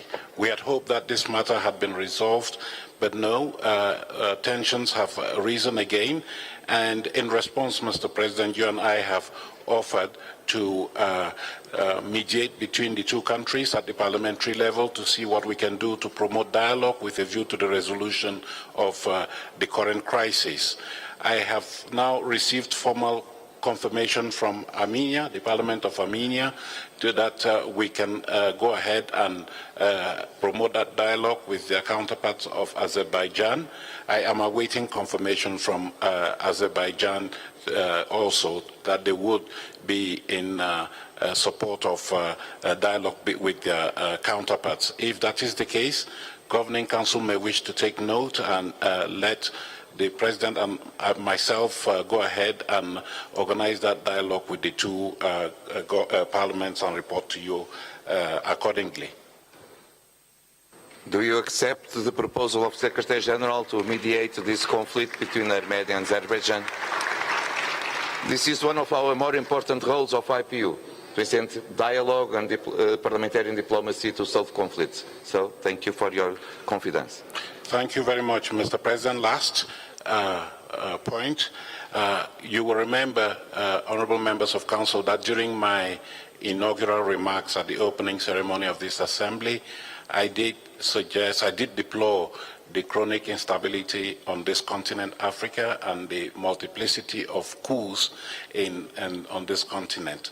And I did intimate that I would be seeking endorsement from the Governing Council for us to initiate consultations with indigenous African institutions, the Pan-African Parliament, ECOWAS, SADC Parliamentary Forum, and other institutions that can help us reflect on how we can help stem the tide of instability in Africa, including this multiplication of coup d'etats that run contrary to democracy that we uphold here. Mr. President, I would now formally wish to seek endorsement from the Governing Council for me to proceed with those consultations and report in due course. Thank you.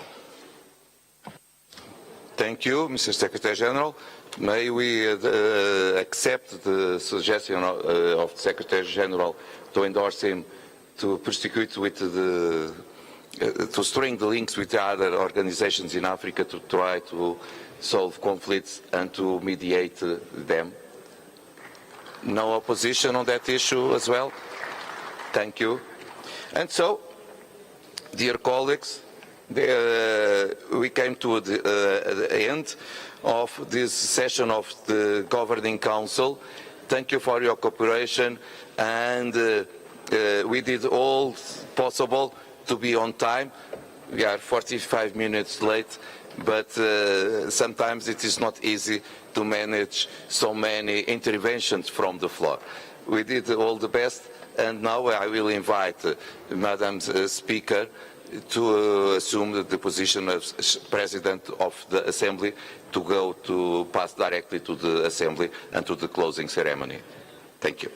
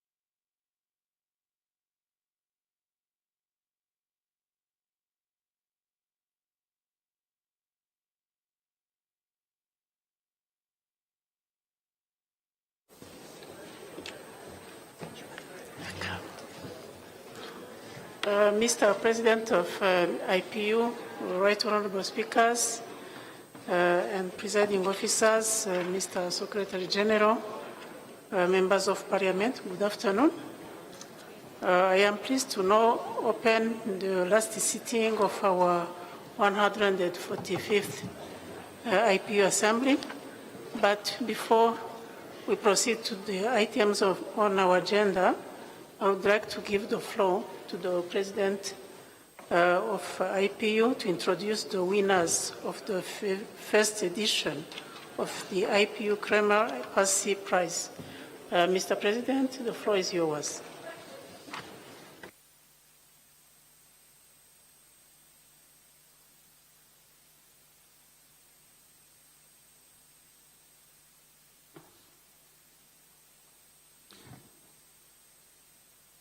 Madam President, dear colleagues, Mr. Secretary General, it's something very important for me, this moment we will have right now. First of all, it's the first time we will give this award to parliamentarians. And the first edition of this award with the name of our fathers foundation of the organization seems that more than 130 years after the first moments of IPU, the actuality of IPU, the relevance of IPU is the same. Defend the values of dialogue and parliamentarian diplomacy to achieve peace and the empowerment of parliaments as the organization that represents the people of the world. And so, 130 years ago, they created IPU, and now, for the first time, we will have this award given to parliamentarians.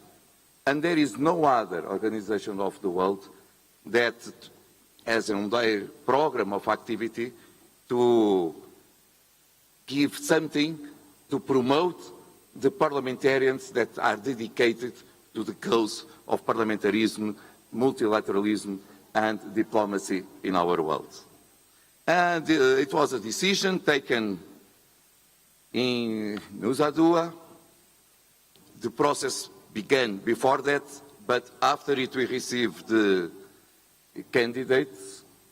We had a very important committee of selection composed by all former presidents of IPU.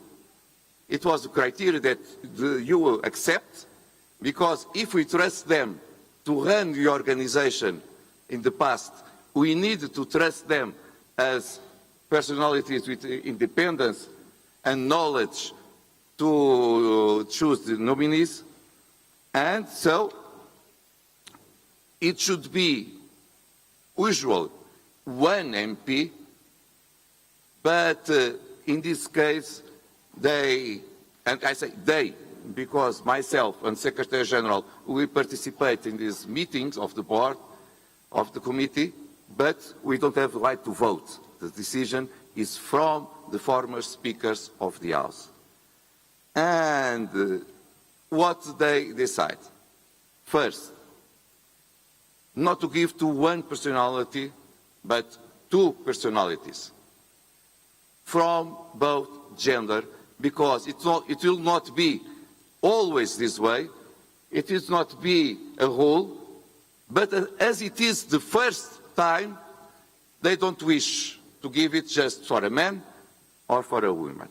And they decide in an exceptional moment to give for MPs from both gender. And the elected are Mrs. Cynthia Lopez Castro from Mexico. Please, can you join me?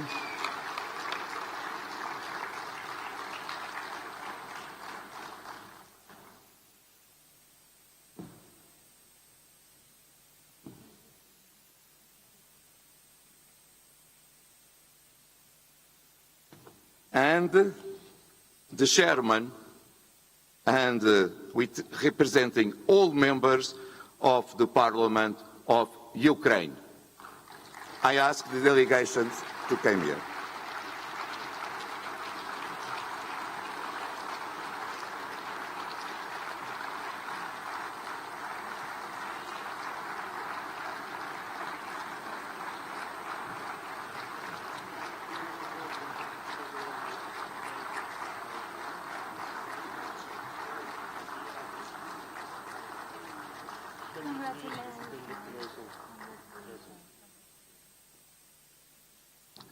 Allow me to present them before receiving the award and to give them the stage to make their words of gratitude to the IPU. Cynthia Lopez Castro has been a member of the Mexican Chamber of Deputies since 2018. She is a firm believer of the power of youth as an agent for positive change and a resolute activist on strengthening democracy through youth representation. In 2017, at the age of 30, we should never say the age of a lady, but okay, Mrs. Lopez Castro participated in the drafting of a new constitution for Mexico City. She was also one of the main proponents of the inclusion of a youth quota in the city's electoral law. Today, Mrs. Lopez Castro works in Mexico, focused on ensuring that a minimum of 25 of candidates are under 29 years old for public office at the federal level. At the IPU, Mrs. Lopez Castro actively promotes the engagement of youth in politics through her membership of the board of the IPU Forum of Young Parliamentarians. An active member of the IPU Standing Committee on United Nations Affairs, Mrs. Lopez takes her responsibility to support IPU and parliamentary engagement in the United Nations seriously, as we saw a few weeks ago in New York. She has represented the IPU in several high-level meetings, participating actively and bringing home to Mexico lessons learned. She is a champion of youth participation in politics. And so I am very happy to know the decision of the board. The chairman of Ukraine Parliament, Chairman Ruslan Stefanukush, and the 14 members of Ukraine Parliament were nominated in recognition of their commitment to their parliamentary duties despite the ongoing war in Ukraine. They never stop work. The parliamentarians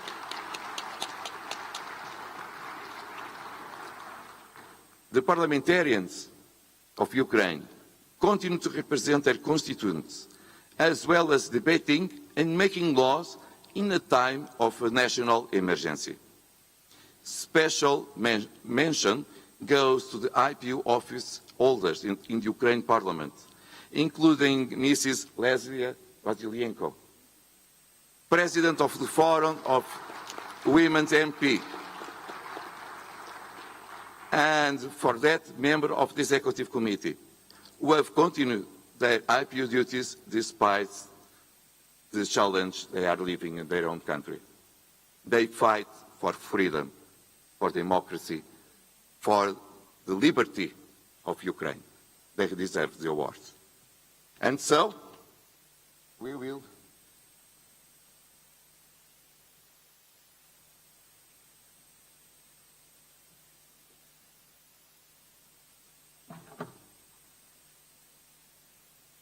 I think you need to go to the gym to carry it.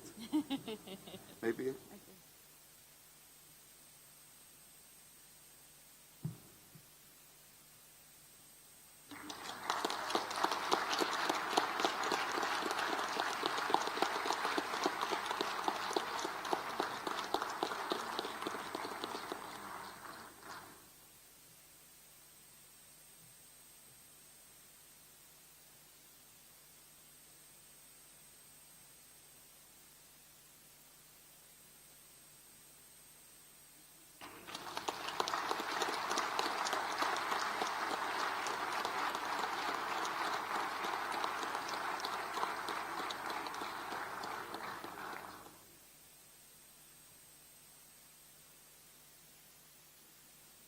Now, I will give the floor with the authorization of Madam President of the Assembly to Mrs. Cynthia Lopez.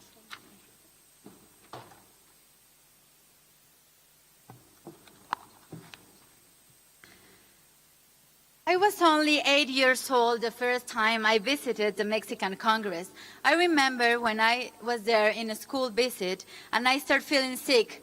I couldn't complete the tour, and my mom has to get me home. I still remember my words to my mom on that day. I told her, "Mom, you don't need to worry. I will return one day as a congresswoman and serve my country." From that day on, I knew exactly what I wanted to do in life. I have found my calling and my passion. To this day, I have been a congresswoman on 4 different occasions, at the local and 2 times at federal level. This has been an extraordinary accomplishment for someone coming with no family background in politics, and has been the result of hard work and perseverance despite all the goods. I advocate for the introduction of quotas in favor of youth in elected positions. I remember the magic of the day when all the MPs under 29, and particularly the Congresswoman, were able to reach an agreement in a record time, and we went straight to the media to announce the measure in order to avoid any other politician objecting to the measure. It is hard to be a politician as a young woman, and sometimes our voice is not heard as loud and clear as we would like. It's through coordination and joining efforts that youth will be able to make the place for themselves that they rightfully deserve due to their proportional weight in society. We need fresh minds, fresh ideas in Parliament. Today, I am honored to receive this prize as a recognition of that struggle of my generation. And I am particularly proud to know that we are leveling the field for those that come behind us. The crystal ceiling are falling, and with measures like this, one will be able to revert that only 2.8 of the parliament all around the world are young, when most of the population today is young. And the world changes at a rapid pace, demanding new ideas, new opportunities to youth. And the IPU is making a great effort in this reality. This is the only international organization with youth quotas in these statutes. And I want to thank you, the president of the IPU, Duarte Pacheco, a young soul that is in charge of conducting the international organization. Without your support, this organization, we wouldn't be able to attend this conference. Today, Mr. President, after the difficult years of the pandemic, IPU is proudly standing and is more active and relevant than ever. And it's because we have a great captain, President Duarte.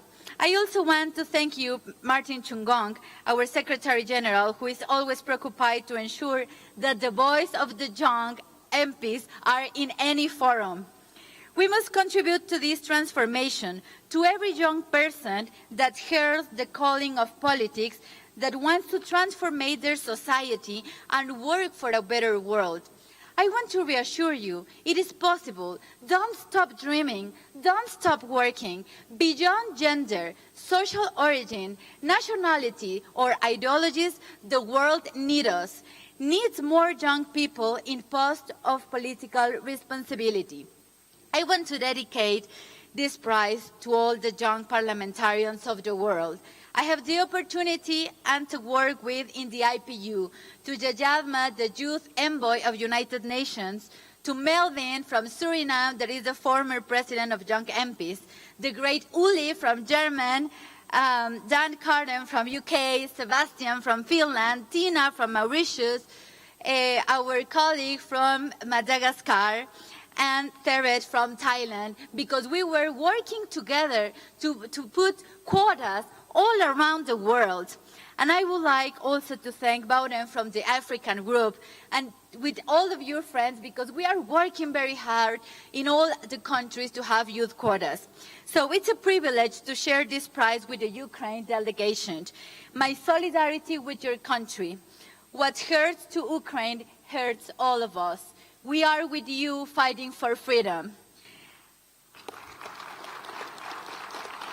I'm so happy to receive this prize because Mexico is my inspiration, my passion. I consider the highest of honors to be able to represent my country in this with humility and gratefulness. That I received this prize on representation of all MPs and next generation that are changing the world. It's an honor to receive it, as the first young woman in Parliament to receive the Kramer Passy Prize in this beautiful country. Thank you, Speaker, from Rwanda to receive in your country, and it's her honor to be in Rwanda, the country of women, receiving this prize. Thank you so much, all of you, for your support. Thank you.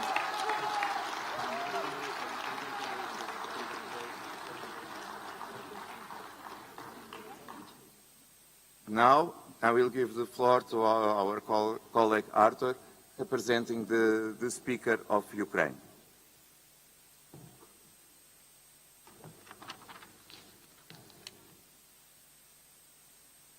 Dear Madam President of the Assembly, dear President Pacheco, dear Secretary General, dear friends, dear IPU family.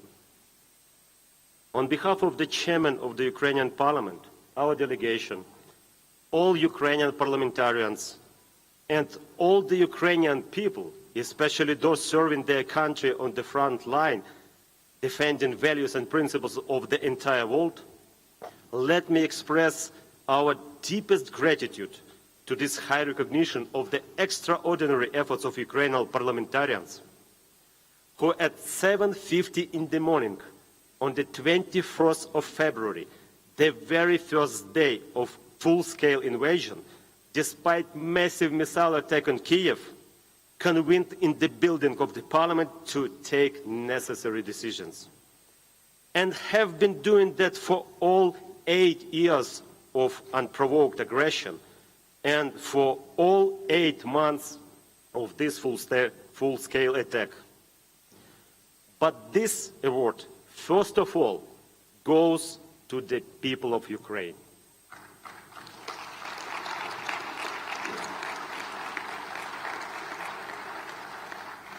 Let me express our deepest gratitude to the high recognition of their resistance, bravery, and courage.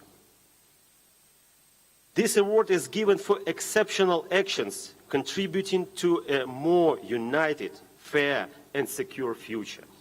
This is exactly what Ukrainians are doing today, fighting for peace and security for all of us. Thank you very much.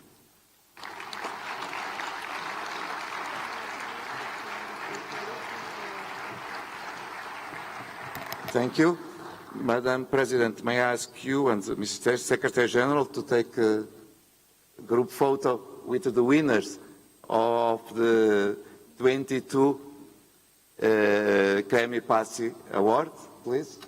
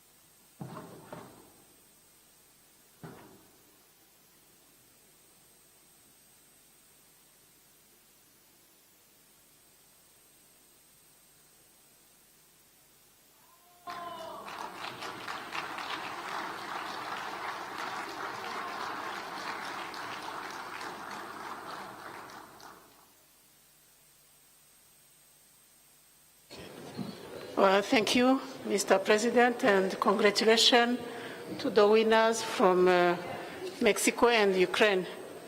We can now proceed with our agenda. I am pleased to note that over the past 4 days of our assembly, we have had very productive and robust deliberations on a series of highly relevant issues.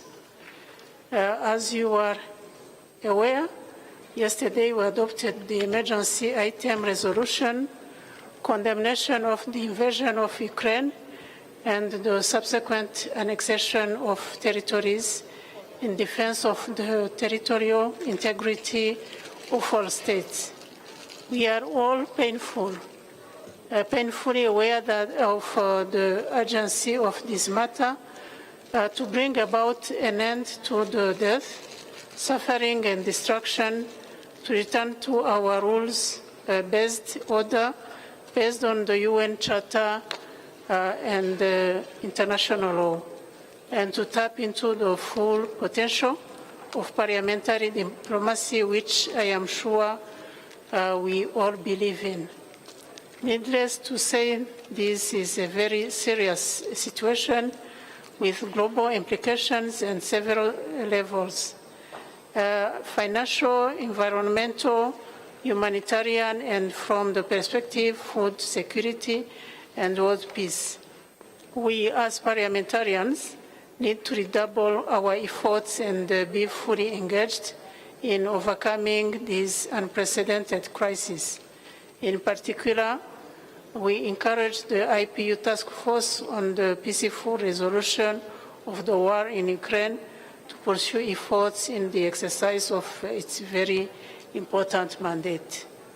I would propose that we now proceed with the consideration of item 3 of our agenda, namely the general debate on gender equality and gender-sensitive parliaments as drivers of change for a more resilient and peaceful world.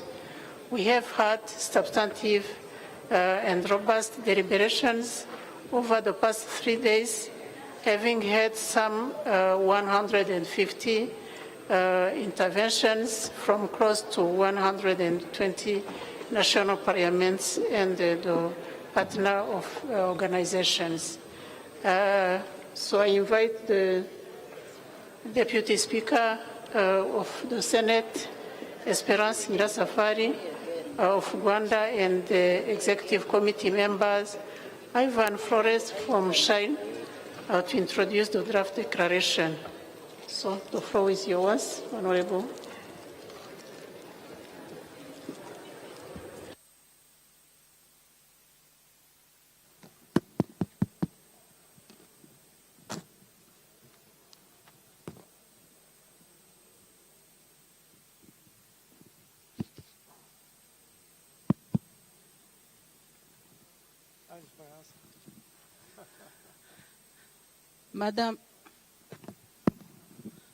Madam President of the Assembly, Mr. President of IPU, Secretary General, dear colleagues and friends, it is a great pleasure for me and my colleague here, Ivan Flores, to present to you the Kigali Declaration as the outcome of the rich, insightful, and inspiring general debate of this 145th IPU Assembly. Hi, Esperance. Hi. Bueno, de hecho, todos los que estamos aquí presentes en esta asamblea hemos acordado que el asunto sobre the key issue relating to gender equality and gender-sensitive parliaments continues to be a pressing need to be dealt with, and it's a very timely one as well. In a time of crisis, and now after 2 years of confronting the COVID-19 pandemic, we all know that crises are not gender neutral. On the contrary, they add on gender-based inequalities and vulnerabilities, hold back our societies, and challenge our collective resilience. Here and now, we affirm that gender equality is key in confronting pandemics, conflict, economic recessions, and climate change. Así es, Esperanza. However, for gender equality to drive resilience and peace in a new world, we need to take 5 courageous, ambitious, and game-changing actions. 1, we must reach parity in political decision-making using all effective means, including quotas, 50-50 quotas. Yes. 2, all our actions of lawmaking, law enforcement, and budgeting have to be gender responsive across all policy fields. 3, we must place vulnerable populations at the center of our work. 4, hay que poner fin a la discriminación. We must end gender-based discrimination, violence, and other harmful practices, and ensure access to sexual and reproductive health, rights, and justice for all women and girls. Thank you. Thank you. 5, we must share the care responsibility equally among men and women. Let's set ourselves an example in our societies by undertaking 50% of the daily care work for our families, regardless of whether we are male or female MPs. Ready to do so, Ivan? Oh, Esperanza. Colleagues, for us to be efficient in these actions, we need our parliaments to be gender-responsive institutions. Bueno. Well, as we celebrate the 10th anniversary of IPU's plan of action for gender-sensitive parliaments, I think it is time to recommit and step it up for the next decade of action. We must all be ambitious than we were 10 years ago. Today, gender-sensitive parliaments must be tech-savvy and environmentally friendly. Por lo tanto, so, this is our proposal. 10 actions for the next 10 years. 1, Esperanza. 1, we need to start by assessing the gender sensitivity of our parliaments. 2, it takes an accountability mechanism to make the assessment lead to reform. So we need to create a steering committee to drive gender-responsive reforms in our parliaments. Let's open up our parliaments to women from different groups of society. And 4, we have to empower our gender equality committees and women's parliamentary caucuses. Gender balance should apply across all our parliamentary structures. Not this. 6, this is not a combat of women alone. Men should be allies for gender equality. Muy bien. 7.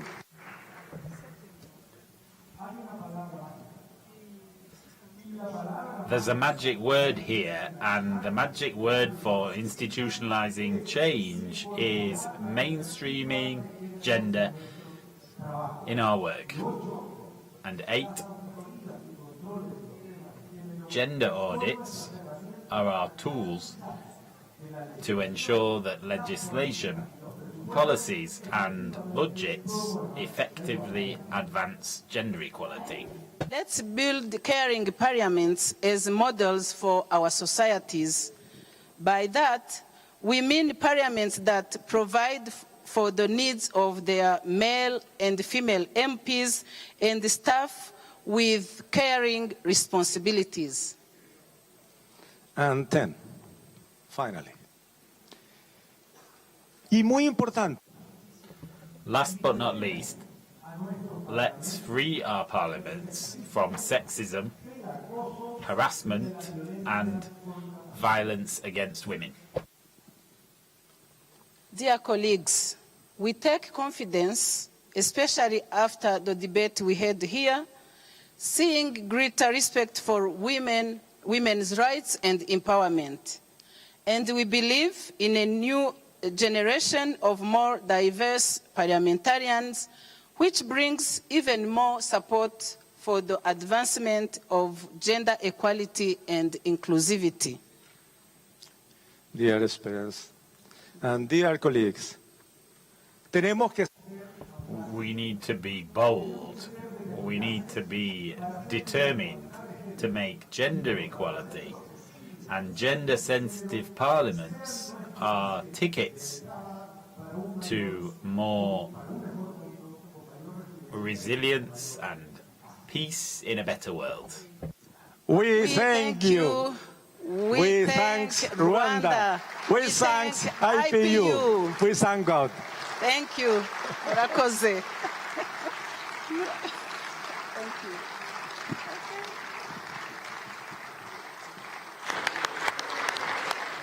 Thank you so much, Honorable Esperance Nyirasafari and Ivan Flores, for your brilliant presentation. So may I take it that the Assembly wishes to endorse this declaration? Thank you so much. So let us now proceed to item number 4 of our agenda. We have before us the resolution prepared by the Standing Committee on Democracy and Human Rights, parliamentary impetus to local and regional development of countries with high levels of international migration and to stopping all forms, including state-sponsored, of human trafficking and human rights abuses. Further to the work of the Standing Committee, the revised draft resolution has been circulated as Assembly document A/145/4 Now I now invite the President of the Committee, Mr. Gadjadien of Suriname, to introduce the resolution. The floor is yours.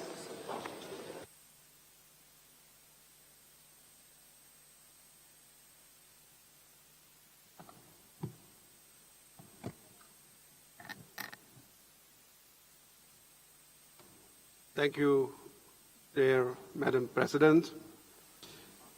I am pleased to present the resolution that has been prepared by the Standing Committee on Democracy and Human Rights on parliamentary impetus to local and regional development of countries with high level of international migration and to stopping all forms, including state-sponsored, of human trafficking and human rights abuses.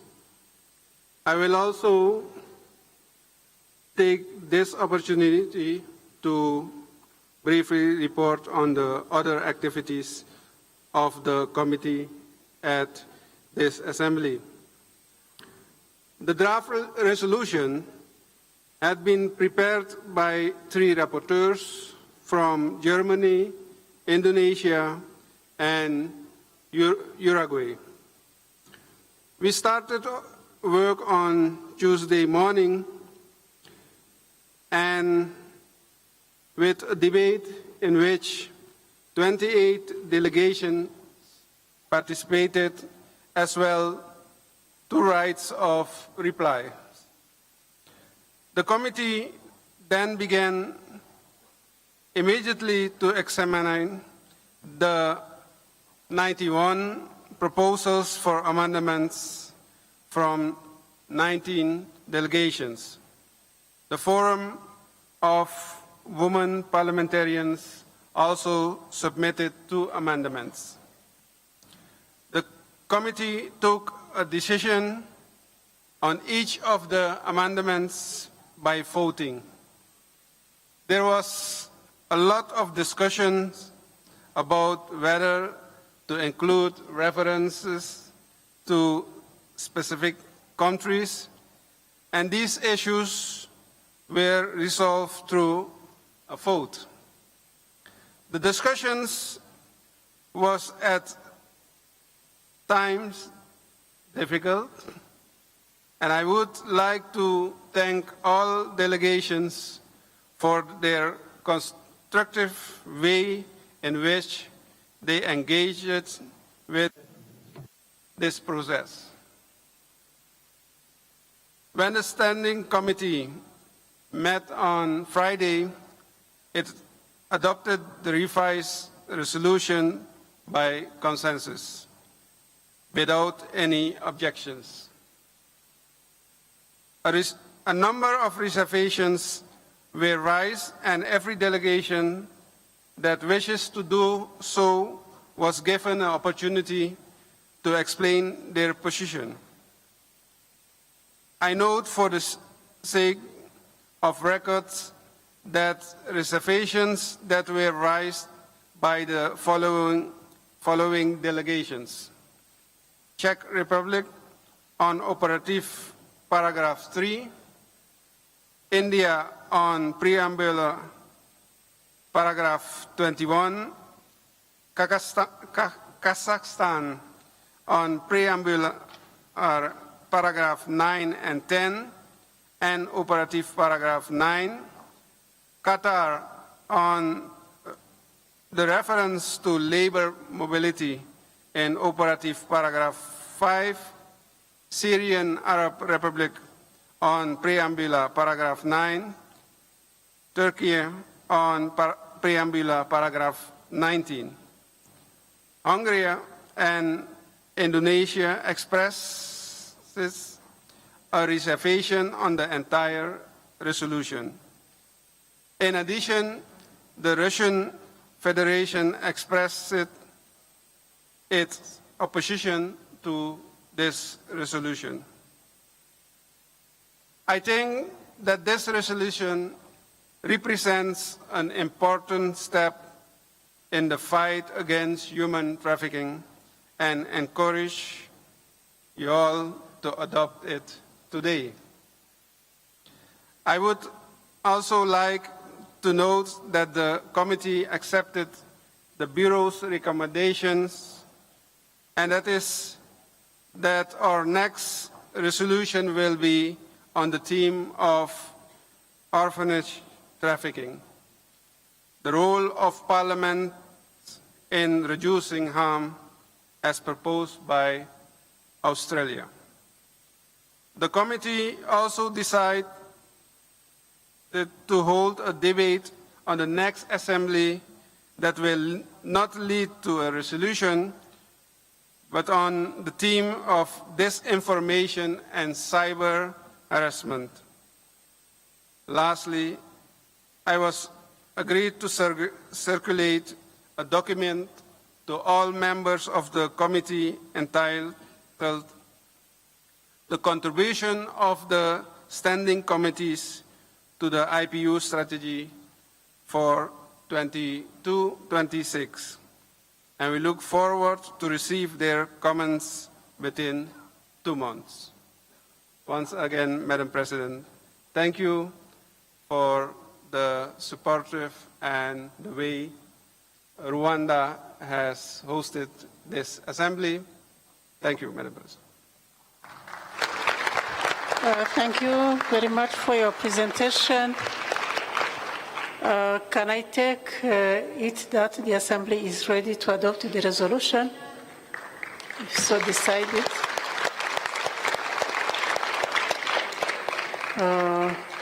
According to Article 32.2, if any delegation wishes to explain their votes briefly, they should do so after the vote has taken place.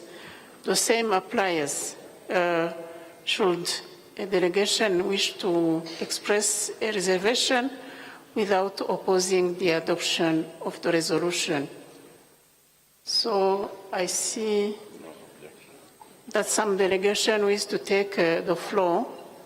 But before giving them the floor, I would like to draw your attention to the fact that the resolution has already been adopted by the Assembly, and that consequently the speeches may only either refer to an explanation of vote or express, as previously mentioned, a reservation of which due note will be taken.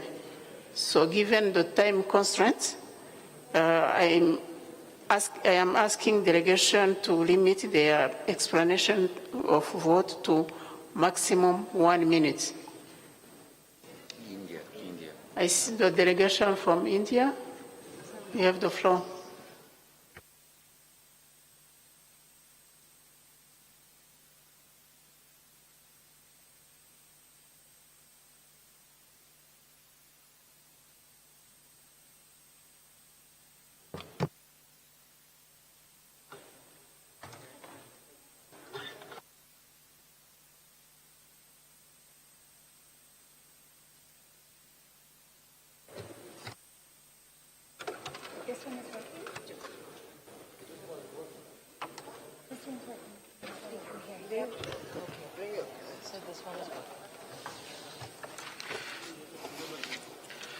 Thank you, Honorable President.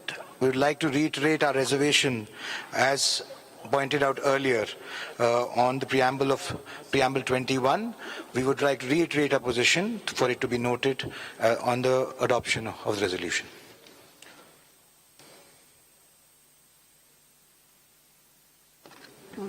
Noted. Thank you. There is no other. So the resolution is adopted. Thank you. I now suggest we proceed to item number 5 of our agenda, reports of the Standing Committee on Peace and International Security, on Sustainable Development, and on United Nations Affairs. I will start with the Standing Committee on Peace and International Security and invite the President of the Committee, Mr. Al-Ahbabi of Qatar, to present the report.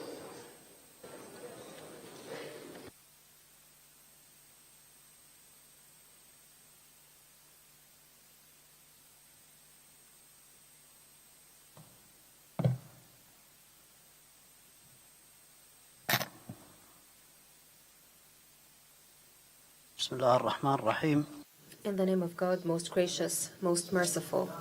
Mr. President, dear colleagues, I have the pleasure and the honor to present to you the report of the Standing Committee on Peace and International Security in my capacity as President of this committee. During the 145th Assembly, our committee held 3 activities. 2 of them took place on the 13th of October and the last one on the 14th of October. The first in the series of activities dealt with the impact of war on civilians. It was meant to make clear that a war is not only a war between soldiers, but that it really affects the rest of the people, especially women and youth. A moderated roundtable involved 3 experts who spoke from different angles pertaining to women, children, and especially child soldiers and the international humanitarian law. Discussions allowed for the committee to get acquainted with the topic and reflect on the various conflicts and wars that are currently taking place and the harm that these wars cause for the most vulnerable groups of society. A debate among members of parliament helped highlight the role of parliamentarians in diffusing tensions and referred to the resolution adopted in Nusa Dua in March 2022 on rethinking and reframing the approach to peace processes with a view to fostering lasting peace in order to encourage parliamentarians to take action. The second panel of the day dealt with the issue of food insecurity triggered by climate change and war. Once again, we heard from experts on the topic during a moderated roundtable that provided several recommendations to parliamentarians for them to be able to create a suitable environment for building resilience in their own countries. The ensuing debate allowed for attendees to share experiences on frameworks that were put in place to that end. On the 14th of October, the committee held an expert hearing on the issue of cyber attacks and cybercrime. We first heard from our colleagues, co-rapporteurs from the UAE and Spain, who reported on their work since their appointment. This included participation to United Nations meetings, desk review, and country visits. We then heard from 3 remote experts who provided an overview of the state of play and put forth a number of recommendations for parliamentarians to better deal with cybercriminality. The debate also allowed for colleagues from various countries to report on the work currently undertaken to protect citizens from cybercriminality and cyber attacks. On an internal note, the Bureau of the Committee met on the 13th of October, and during this meeting, the Bureau was presented with a working document on committee's contribution to the new IPU strategy. And it was suggested that Bureau members would provide feedback and comments on these proposals to the committee's secretariat as soon as possible for compilation. The Bureau also confirmed that at the 146th Assembly, all our time will be allocated to the negotiation of the resolution. Finally, and with regard to elections, delegates approved the candidatures put forth by the groups of the GRULAC and the 12+ group. As a consequence, our next Bureau meeting will include 2 new members from Chile and France, whom I look forward to meeting. Thank you very much for your attention.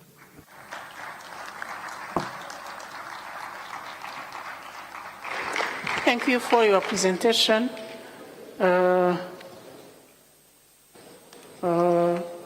Can I take it that the Assembly takes note of this report?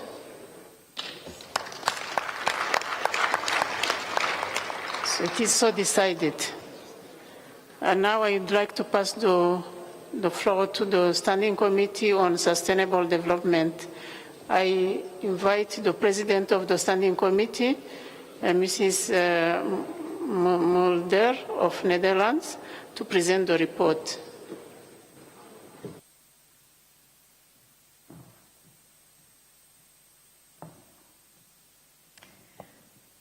Thank you, Madam President. Thank you also, President of the IPU and the Secretary General and all of you colleagues here in the room.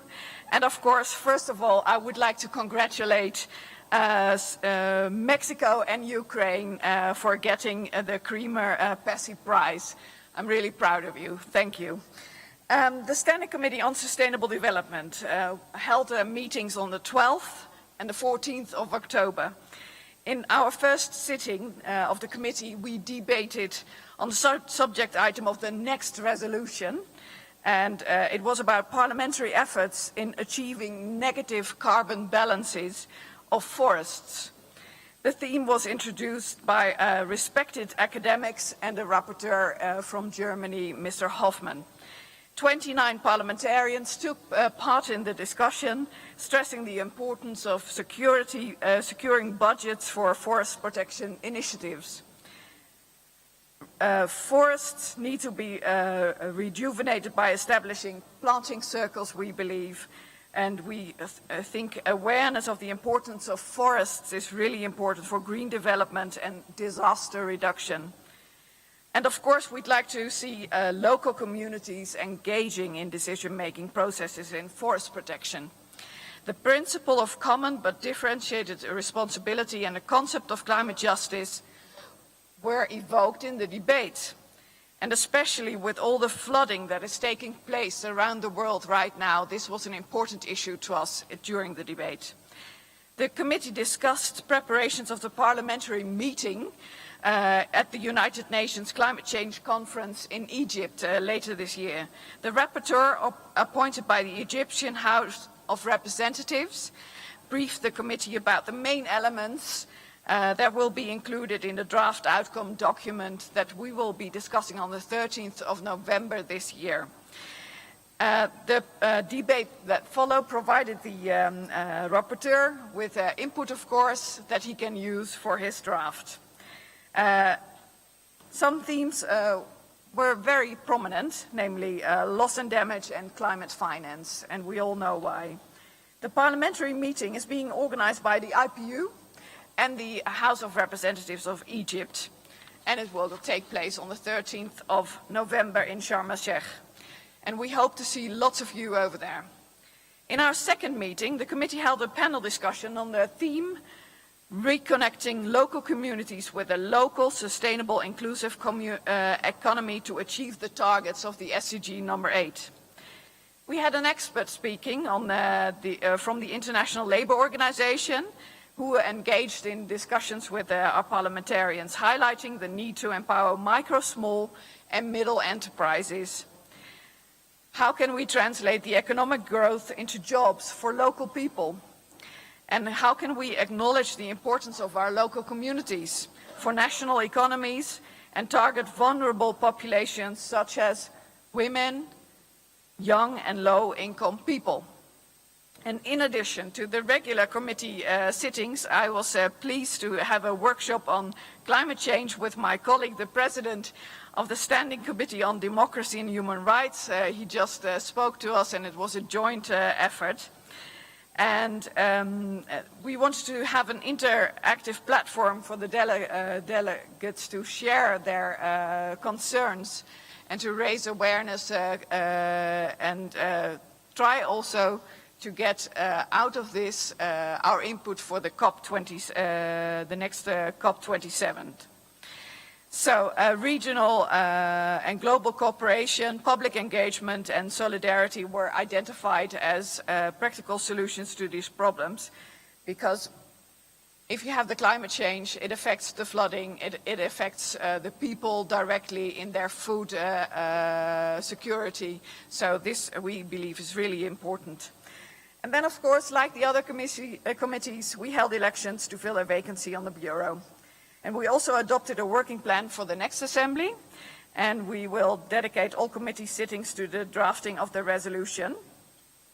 And we thought it is important that our committee aligns with the committee's work on the IPU strategy and also the cooperating with the United Nations. And we want to continue to engage with each other in this way.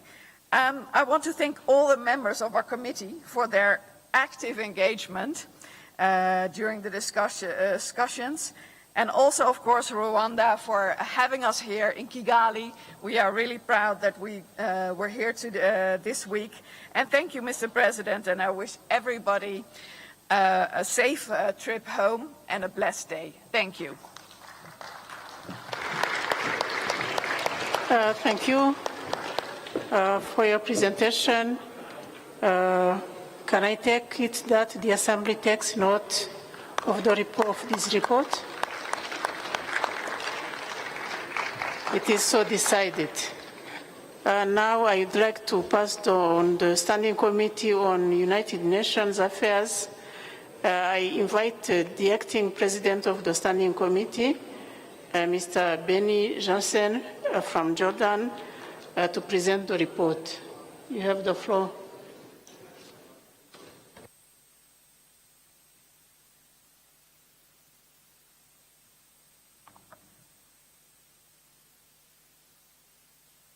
Good afternoon, Your Excellencies.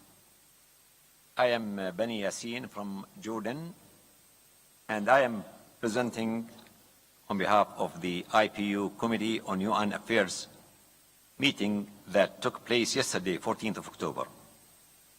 Several members of the committee bureau were fortunate to join a WFP-led visit to local cooperative farm and school WFP supports in the Rwandan government's school feeding program.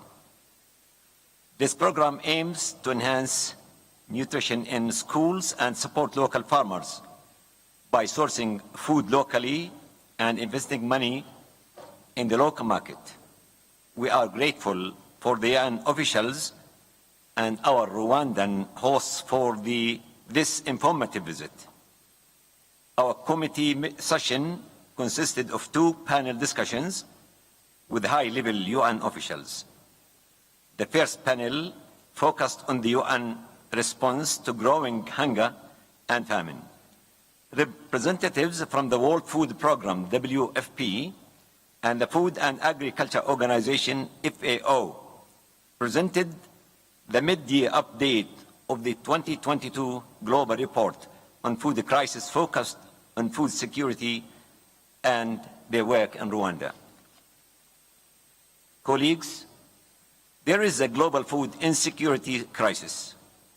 Today, over 200 million people face across 45 countries are food insecure, an increase of some 30 million from the 2020 forecast.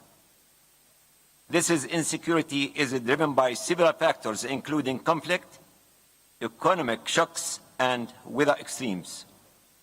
The sharp increase in global food prices in the last 2 years, the impact of the coronavirus pandemic, and the conflict between Russia and Ukraine further exacerbated the situation. And surprisingly, all countries facing famine have protracted conflicts. The second half of our meeting featured the panel, the new UN resident coordinator for Rwanda, Dr. Ozina Ojili, who shared the Rwandan good practice of significant engagement between different UN agencies. In his experience, the biggest constraints to the effectiveness in development is the lack of integrated mechanisms. Countries can avoid repeating past mistakes by sharing best practices. The UN can offer governments high-level technical and strategic policy advice. He cited good practices in Rwanda and elsewhere, with parliaments providing strong oversight and engagement, including on voluntary national review processes. 30 parliamentary delegations were in attendance, and 20 of them took the floor in the debates. In their interventions, members shared concern about the impact of the climate change on food security, with many citing the current drought in East Africa entering its 5th year.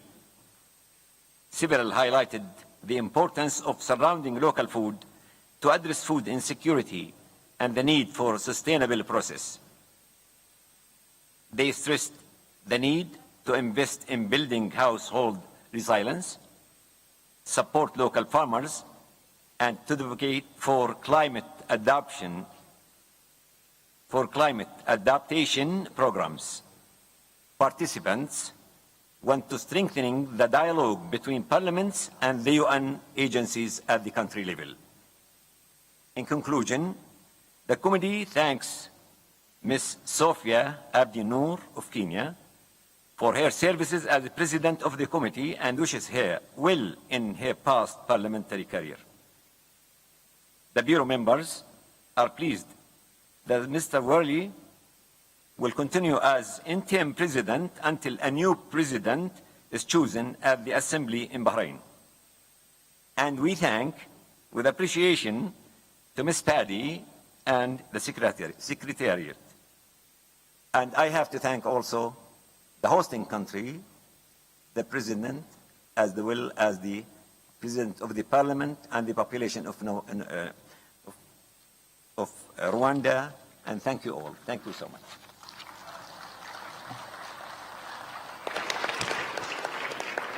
Thank you, Mr. Benny Yarsen, for your presentation. Can I take it that the Assembly takes note of this report? It is so decided. We can now proceed to item number 6 of our agenda, approval of the subject items for the resolutions to be adopted by the Standing Committee on Democracy and Human Rights at the 147th Assembly and appointment of the rapporteurs. May I draw your attention to the document A/145/6P1 Rev.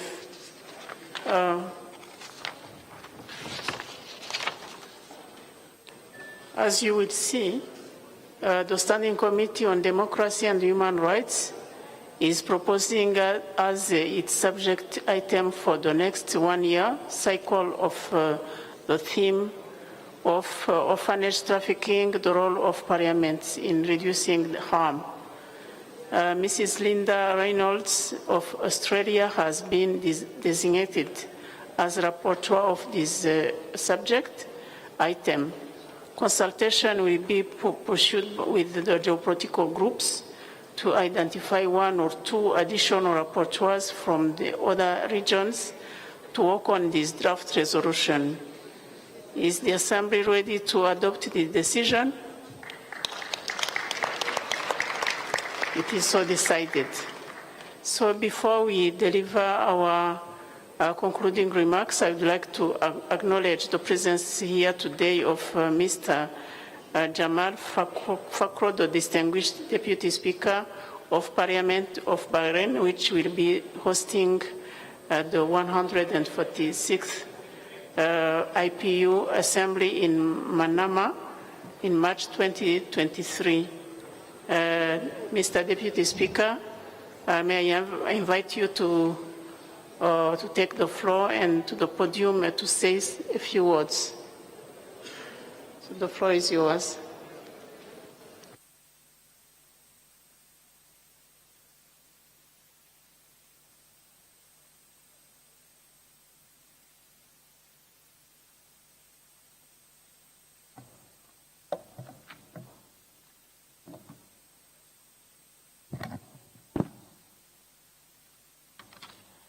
سعادة رئيسة برلمان. Your Excellency, President of the Assembly and Speaker of the Rwandan Parliament, Your Excellency, President of the IPU, Your Excellency, Secretary General of the IPU, dear colleagues, members of parliaments. At the outset, I have the pleasure to thank you on behalf of the Kingdom of Bahrain and to express our deepest gratitude to Rwanda, its government, its parliament, and its people for the generous welcome and excellent organization of our sittings. Ever since we landed on the soil of this beautiful country, we congratulate you on the successful conclusion of the works of this Assembly of the IPU. Colleagues, ladies and gentlemen, we have come to a watershed moment in the history of the IPU. Here we are, starting to prepare ourselves for a new phase, a new stage in our parliamentary work, a whole new phase of our work, qualitatively and quantitatively. We are proud to welcome you in Bahrain, the land of tolerance, the land of civilizations, the land of coexistence, dialogue, respect, and peace for everyone. I have the pleasure and the honor, on behalf of the speakers of our House of Representatives and our Shura Council, to invite you and to address you with a deep-rooted love and respect, an invitation to come to our land so that we can rewrite history together with new achievements to be added to our long history, rich with 130 years of achievements. We would like to also congratulate you for so wisely selecting our theme for our next assembly to be held between the 11th and the 15th of March 2023. The subject that was chosen for our debate is fully aligned with our vision and our values deeply rooted in Bahrain.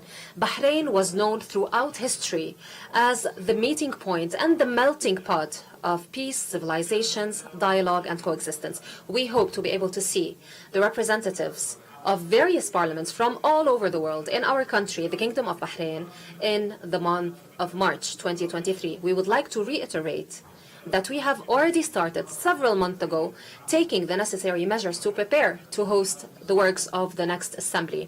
And we promise you that we will spare no effort to allow you to visit Bahrain and participate in the activities and settings of the next assembly. In conclusion, I would like to renew my gratitude and my salutations to the IPU and to the international community for vesting its trust in Bahrain to host the 146th Assembly of the IPU, which reflects the stance of Bahrain in the eyes of the IPU and which really encourages us and highlights our capacity to hold international conferences and be the host for international events. Welcome in your second home country, Bahrain. We are waiting for you in the month of March of next year. We look forward to seeing you all on the land of peace, the land of Bahrain, the land of love.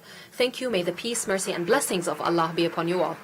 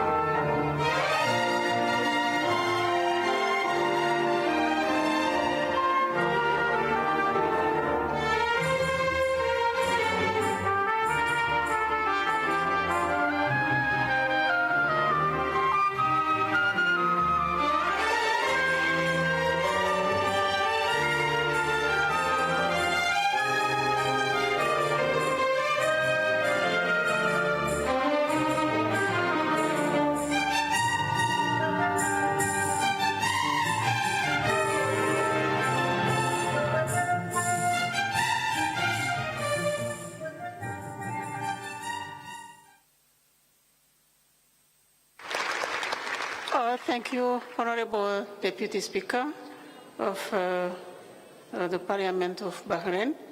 Now we are going to proceed with concluding remarks by representative of the geopolitical groups. We are going to start with the African group. Right Honorable Tulia Ackson, Speaker of the Parliament of the United Republic of Tanzania. You have the floor.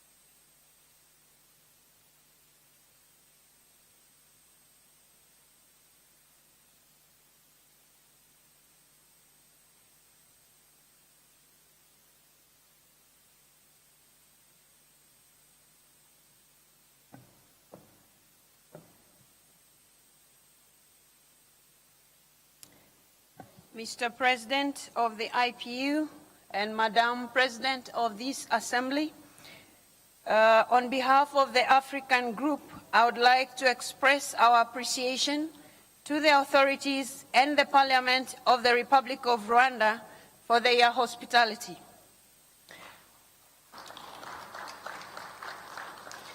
We also would like to register our appreciation to the leadership of IPU, the President and the Secretary General, and all the staff and personnel for their tireless efforts aimed at making our voices as parliamentarians heard to the world.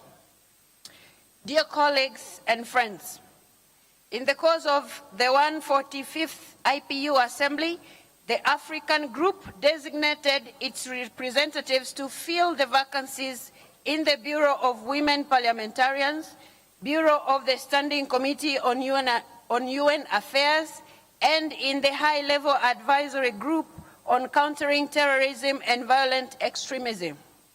We also designated our representatives to the Drafting Committee on the Emergency Item.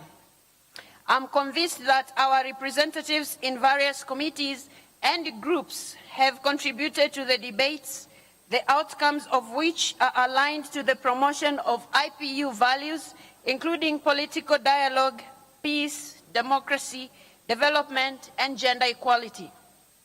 Dear colleagues and friends, irrespective of the positive note on the work of the IPU and the contributions made by members of Parliament to the current IPU Assembly, I would like to register the following issues on behalf of the African Group. First is the need to review the statutes and rules of the IPU in respect of the following. One is the election of the President of the Assembly to be held at the end of the Assembly preceding the forthcoming Assembly in their respective countries. This will ensure that the host Parliament is abreast of the matters forthcoming in their respective countries and perhaps have a place on the discussion table during the time of preparations for the holding of the IPU Assembly and related meetings. The second issue relating to the change of rules and statutes is the membership of the steering committee to be extended to the chairpersons of standing committees. We have a feeling that currently the membership to the steering committee is very limited. The third issue on the rules and the statutes, there should be a clear deadline for submission of emergency items so as to give ample time to the geopolitical groups to consider the items in their respective groups' meetings before the plenary. Mr. President and Madam President of this Assembly, the second issue is there should be improvement on the channels of information information dissemination, particularly to those relating to the meetings of the IPU geopolitical groups. There has been a serious concern that some of the countries didn't receive information about the meetings timely. The third and last issue is the establishment of the pilot IPU regional offices in the geopolitical groups. Countries should not precede the laying down of acceptable guidelines and criteria. The African Geopolitical Group is concerned about the establishment of such regional offices in the countries which have membership of more than one geopolitical group, in which case consideration should be given to whether an office will consider geographical location of the country or its political affiliation. Once the criteria is set and guidelines developed and approved by the Governing Council, then piloting may begin, thereby eliminating possibilities of the IPU having two or more regional offices in the same geographical location. Dear colleagues and friends, I thank you for your attention.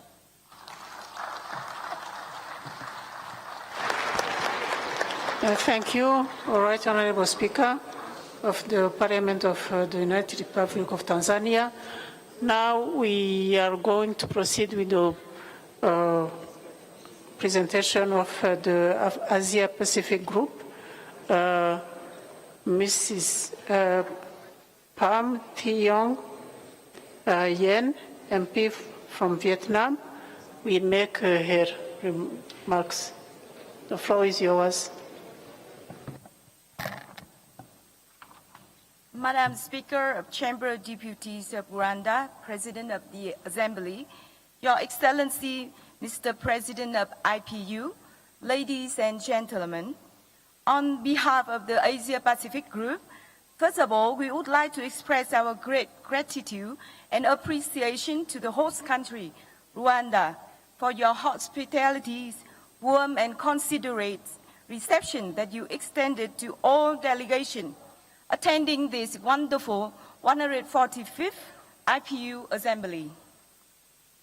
We are very impressed not only by your such accomplishment of #1 for gender equality in Parliament, but also your determination in preserving and protecting the environment of the countries of Thousand Hills.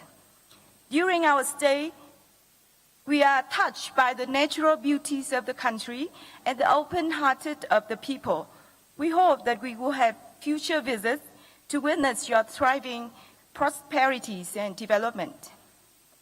Taking this opportunity, we highly appreciate and extend our sincere thanks to our distinguished Asia Pacific Group members for your responsibilities, constructiveness, and active participation. We are also grateful to the diligence and effective works of the IPU Secretariat, which all contributed to the success of this assembly as overall. We wish you all good health, happiness, and great success and safe trip home. Thank you very much. Thank you, Honorable. Now the floor is to Mr. Bustamante from Peru to make his remarks. He represents the GRULAC.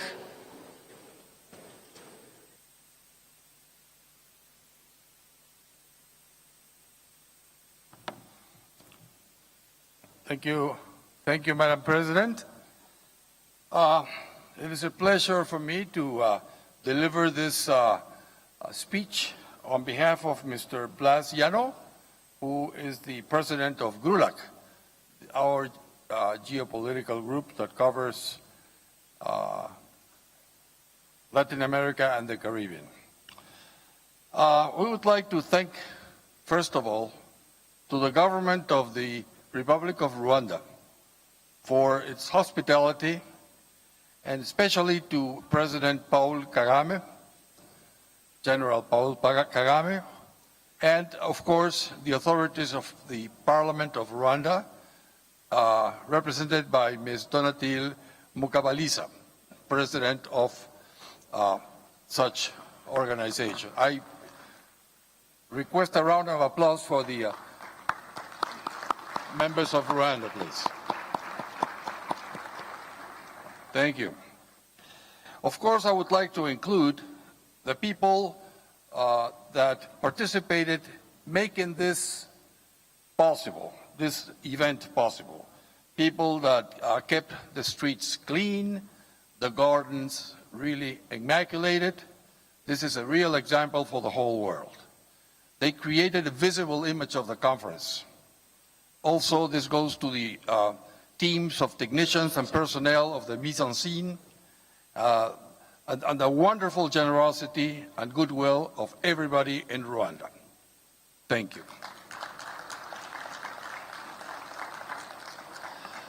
This assembly has recovered the lost energy, the energy it lost exactly because of the pandemic. I think we're back to where we were before. With respect to the activity of our geopolitical group, GRULAC, for Latin America and the Caribbean, I would like to recognize the great effort carried out during the last 6 or 7 months in maintaining the reinforcement of the presence of this fortified union. I would like to thank in particular President Duarte. President Duarte has actually been physically present this past 6 months in many parts of Latin America, namely Argentina. Also, he visited Colombia, Panama, Uruguay. Actually, you missed Peru, Mr. Duarte. I hope to see you there next time. And then he went back to Paraguay on an official visit, and recently he had a visit in Halifax, Canada, to continue with the commitment to actually make ourselves, the Interparliamentary Union, closer to the Caribbean islands, so that we have an enlarged GRULAC geopolitical group. And for this, Guyana would take an important participation in the task. Now I would like to make special recognition to the effort made by the President and the authorities of the Interparliamentary Union for accepting the offer to create a decentralized office in Latin America as a pilot, and this will take place in Uruguay. And we hope this is the start of many other offices from other geopolitical groups. For instance, Egypt, that has recently made a voluntary offer. So nothing would have been possible without the help of everybody, not only there in the executive committee, but also all of us in the assembly, and particularly in GRULAC, which is our geopolitical group. This is also important in the sense that we should give credit to Beatriz Argimon, who is Vice President of Uruguay and President of the Assembly, of the General Assembly. I would like to also state that Cynthia Lopez was actually very committed in the task that she carries out, and this was actually a motivation from the beginning to present her candidature to the Kremer Passy Award, convinced that she would actually make it, and she did. So I would like to also specify and underline the extreme vitality of another young parliamentarian, my friend Senator Rojo Edwards from the Republic of Chile, and he was a very, very faithful believer in the proposal of the point of urgency, convinced that whatever we state here as a resolution in this interparliamentary union will be a very good support towards peace in Ukraine and hope and peace for the world.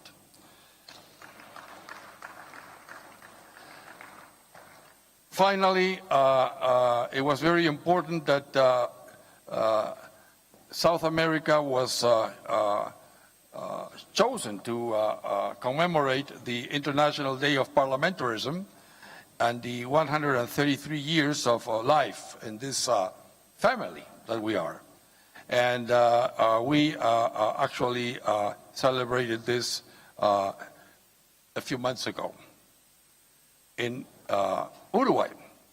So I'm sure that in the next coming years we will see changes, very positive changes, and importantly we'll see an increase in the visibility of our parliaments, the visibility of in the organization and reinforcement of the capacity of our parliaments to influence in the way our governments conduct their business. We are parliaments effect political control, and we as a collective of parliaments must do so specifically through the United Nations, but in particular through each of every one of our parliaments. So to close, I would like to say that we're very happy to have received your confidence as GRULAC in this very significant time in history, having passed a pandemic and entering a war of significance in Europe. I'm very happy to having been selected to speak on behalf of Blas, who is the president of GRULAC, and I would like to convey his expression of thankfulness, and he wants to thank not only all of us, but also the people of this beautiful country, Rwanda. Thank you very much. Thank you so much. So may I invite Mrs. Arda Gerkens, President of the 12 Plus Group, to take the floor and give her remarks. Thank you. Thank you, Madam President, and thank you, Mr. President. Thank you, Mr. Secretary General, and thank you all members here present today at the IPU. Let me first also thank Wanda for his excellent organization of this 145th IPU Assembly. I think we all go home with a little love for Rwanda in our hearts.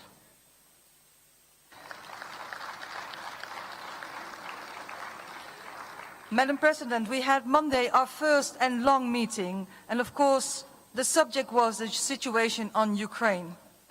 And then every morning we met until yesterday, so this morning we could start a little later. The 12 Plus had some side events. One of them was concerning the LGBT plus rights. And we had some activists present from the region, and I must say also some very brave parliamentarians from Kenya and from Eswatini who stood for the rights of these people and also for the right to be able to express themselves and that to make sure that we leave no one behind. I deeply respect those two women out there. Wednesday we had a side event on the genocide which was organized by Ukraine with some important reports, and of course in this country I think it's very good that we had that subject and discussed it, because genocide should be prevented in future, and we can only do that by learning from the past, but also to look at the current situation. The 12 Plus was active in several committees, and in the third committee, Australia gained the new resolution, and I'm very happy to say that. Madam President, this week started with devastating news. news of bombing of Kiev and other cities. Having our friends so close, we all share their pain, seeing their country under attack of a truly senseless war of aggression by Russia. 12+ condemns these attacks as well as the murder of innocent citizens, the abduction of children, the organized rape of women, men, girls and boys. And 12+ would like to thank IPU to stand with Ukraine and calls out to Russia to end this war by leaving Ukraine and restore the borders from before 2014.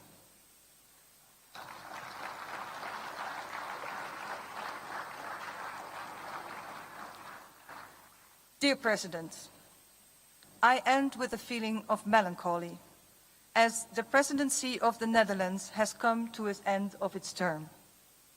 We elected Belgium to follow up, and I would like to wish them success from this side.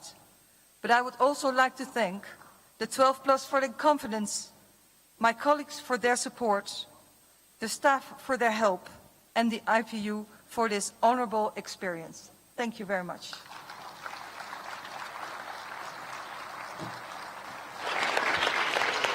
Thank you so much. May I invite Mr. Jamal Fakhro, First Deputy Speaker of the Shura Council, representing the Arab group, to deliver his remarks.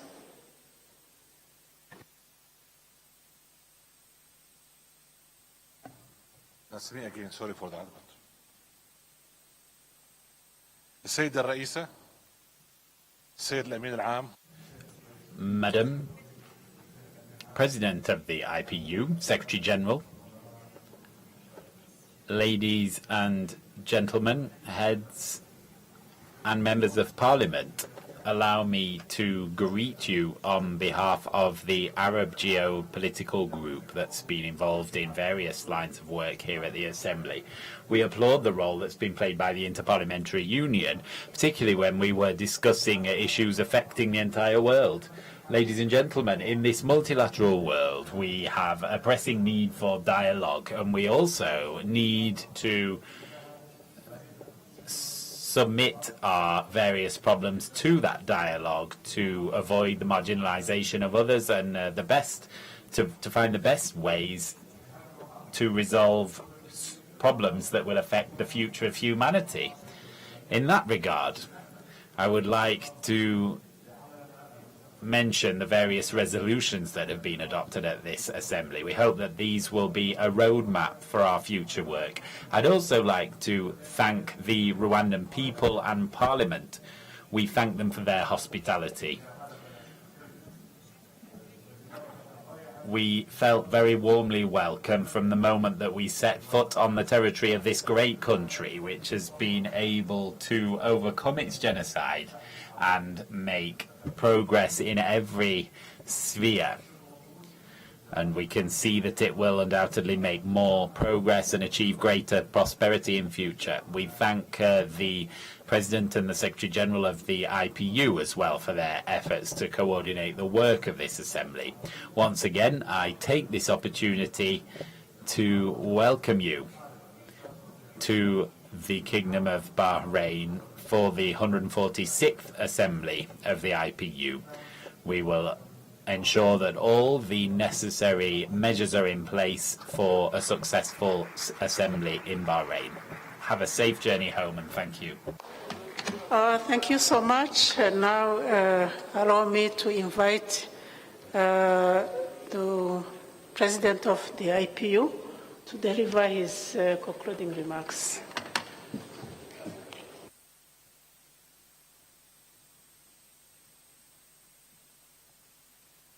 Thank you, dear colleagues. Just more 3 hours of speech and we will end. Madam President of the Assembly, Mr. Secretary General, Madam Speakers, Mr. Speakers, it's a pleasure to address you in this moment. I believe, we all are very tired after a long week, but we should be happy with the results we achieved during this week. First of all, of course, we needed to say thank you.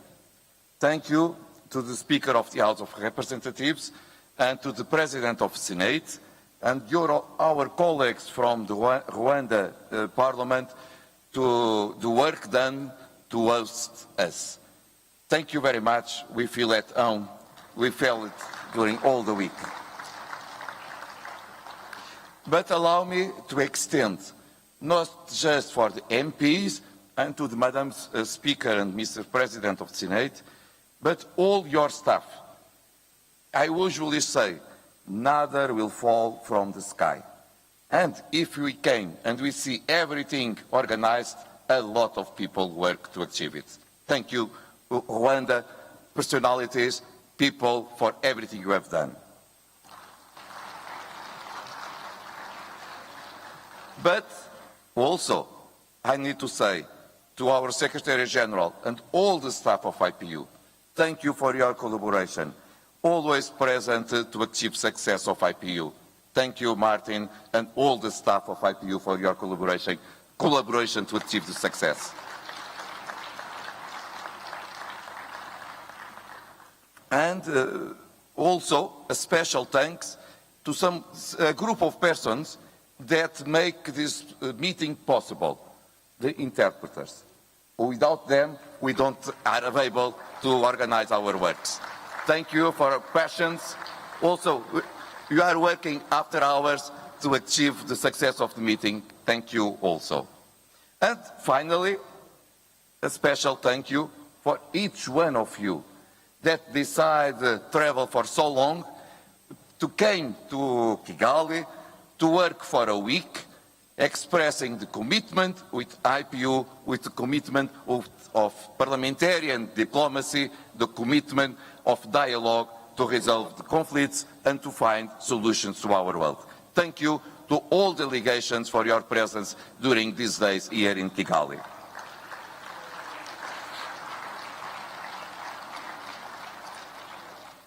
I said we should be happy with the results. Yes, I think so. Can't you imagine in just a week? We discuss a general theme to our assembly, and we decide to approve a Kigali Declaration about gender equality and gender-sensitive parliaments as drivers of change for a more resilient and peaceful world, but with concrete actions. That is completely different. This is not just words. This declaration has concrete actions that we should take in our own countries. A very good declaration from Kigali.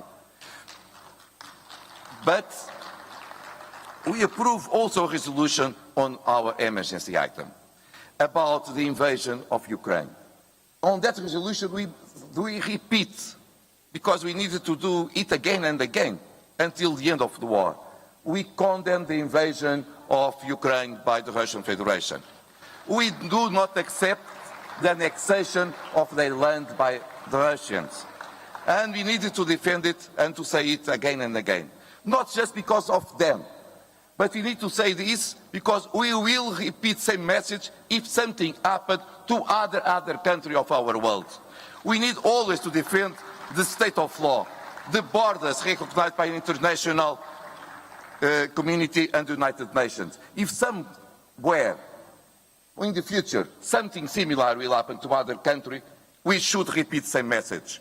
And maybe it will not happen because they will understand, the other people that may have this dream, that the international community will criticize and will condemn this kind of behavior. It's a very important declaration that we decide to adopt here. But allow me to say something. Now, here in Rwanda, we are in the South Hemisphere. And so, I need to speak the most spoken language in this hemisphere, the Portuguese.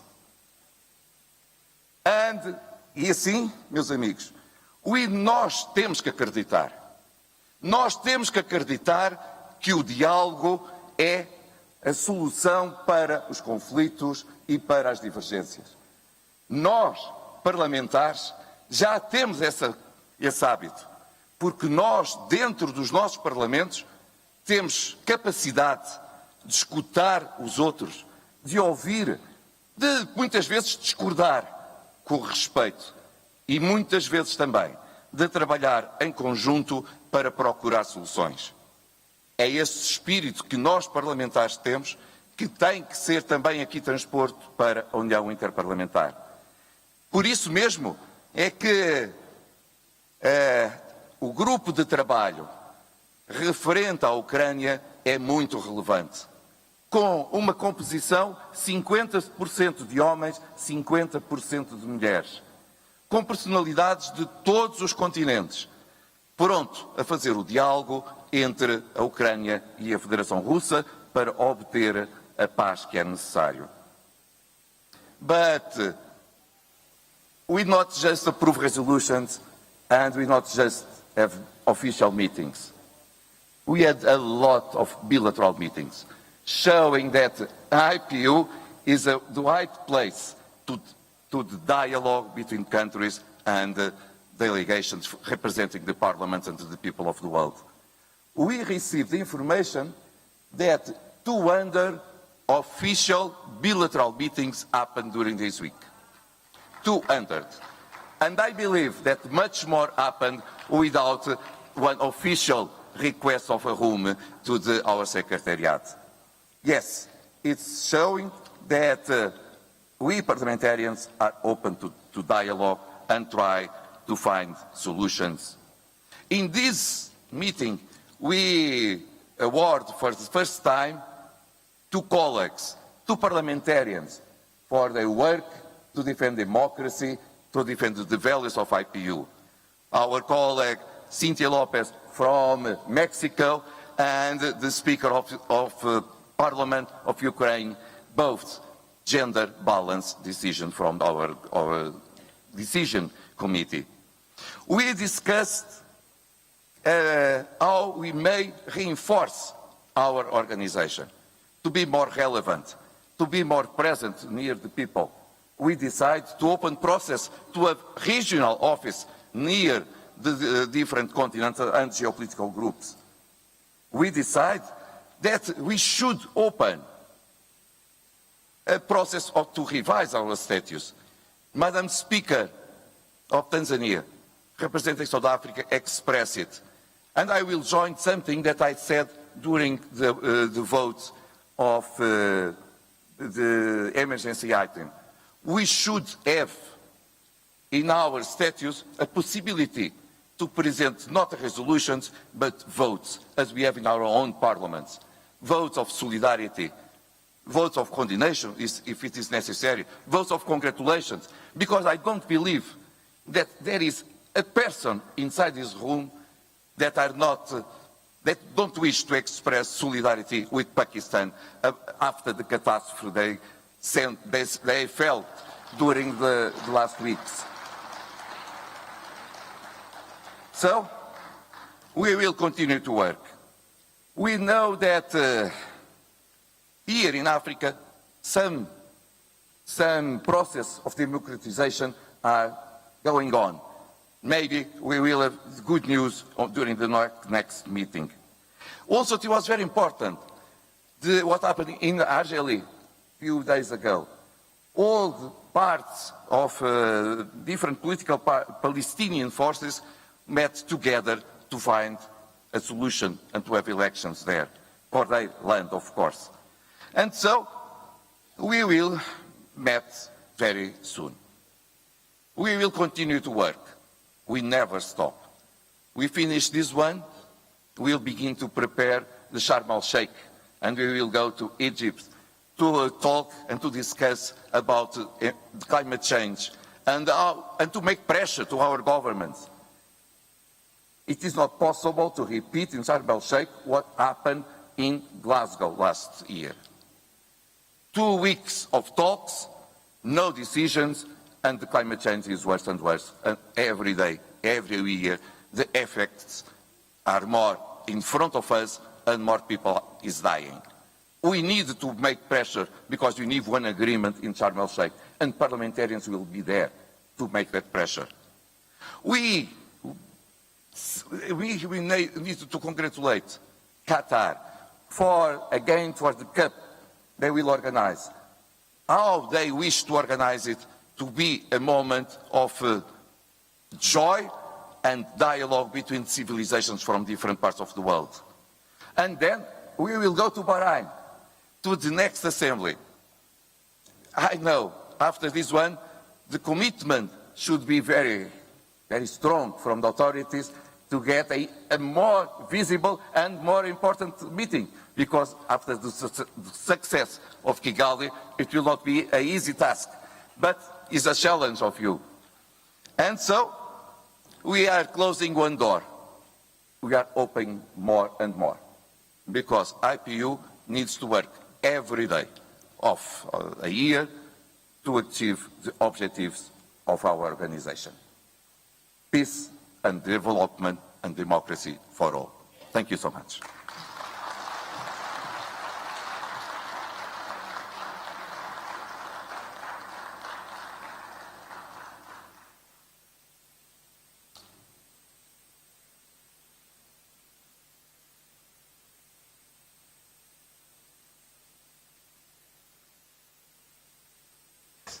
Madam Speaker, before you make the final statement and to close the Assembly, I am not trying to destroy nothing, but allow me to give an offer in name of IPU and my name, Secretary General, the Executive Committee, all of us, to show our appreciation for your commitment during these days. Thank you so much. Thank you, Madam.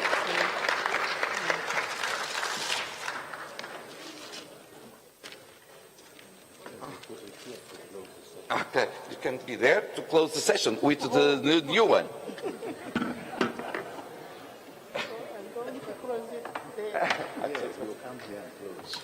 And as we have two chambers and they will very close to achieve the success, allow me, Madam Deputy Speaker of the Senate, to give you the same offer. Thank you.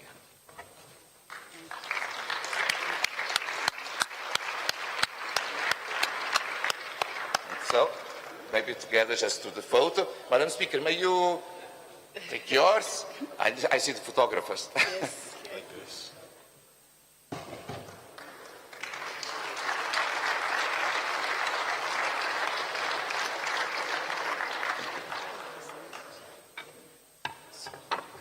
Yes, you can close.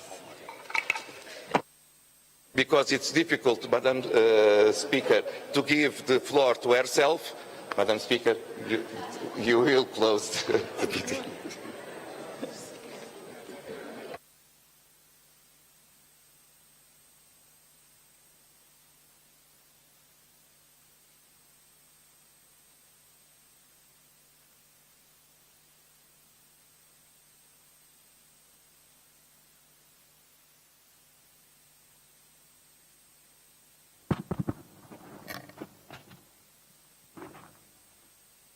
Right Honorable Speakers and Presiding Officers, Mr. Secretary General of the IPU, Members of Parliament, accompanying officials, dear participants, let me first of all thank the previous speakers, heads of geopolitical groups, my colleagues from Bahrain, and the IPU President. I sincerely appreciate your kind words. It was indeed a pleasure and honor to have you around. Here we are happily at the closing of our one-week-long marathon, quite a journey indeed. Allow me to take this opportunity to say how we appreciate the great job done by all of you. Thanks to your dedication, to each and everyone's contribution to make this big meeting as productive as possible. As a matter of fact, the passionate and lively debates resulted into very sound resolutions.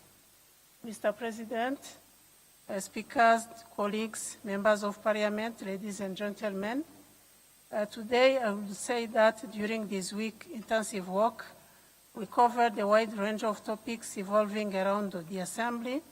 The theme of the general debate on gender equality and gender-sensitive parliaments and drivers of change for a more resilient and peaceful world, but also global issues that we as parliamentarians could not overlook.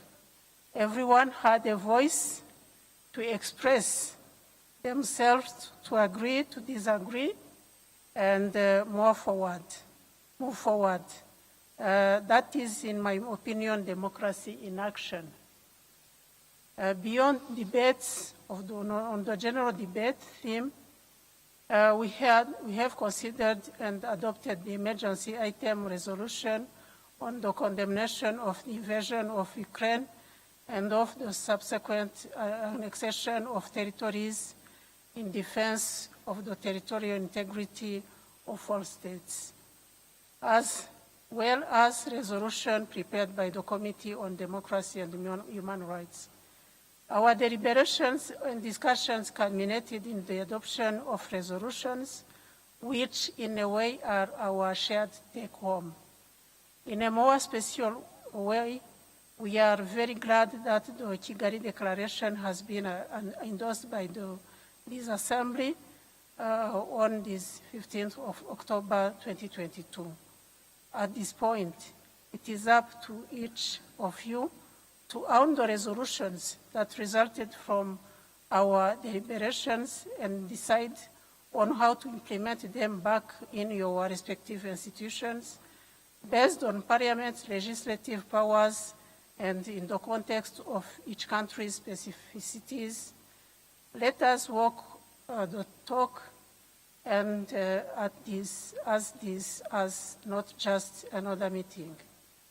As we wind up our meeting, I personally, and you will agree with me, appreciated the spirit of mutual respect that characterized our meeting since the beginning to the end.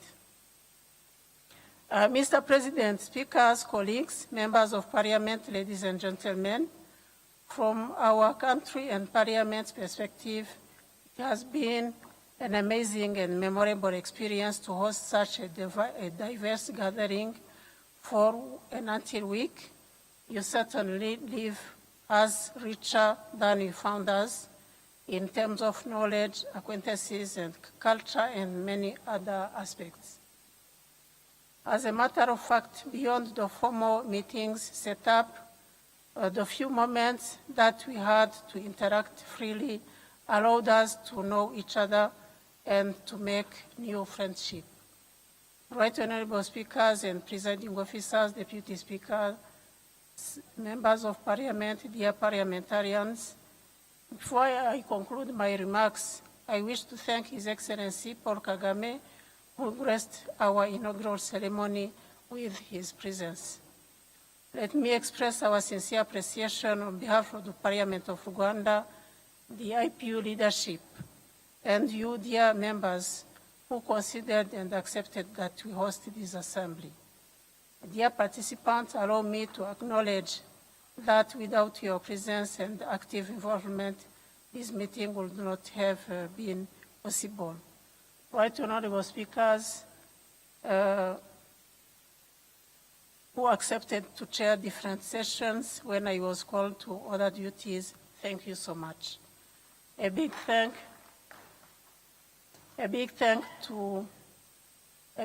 you to all the accompanying officials.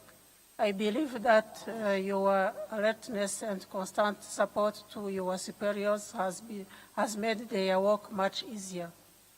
Our sincere appreciation goes to the IPU team for having worked hand in hand with the Rwandan Parliament technical team for the overall smooth coordination.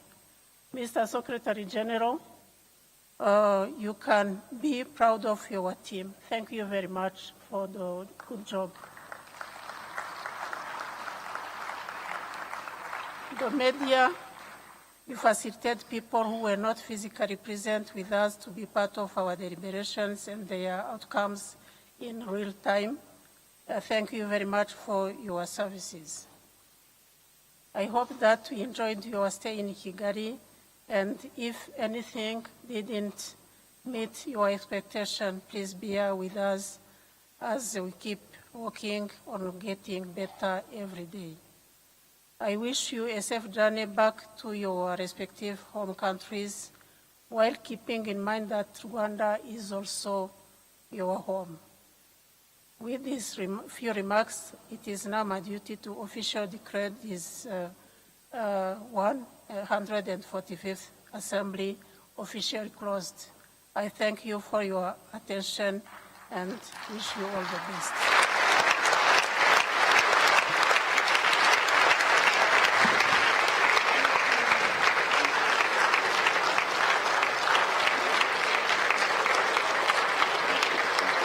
You can use it.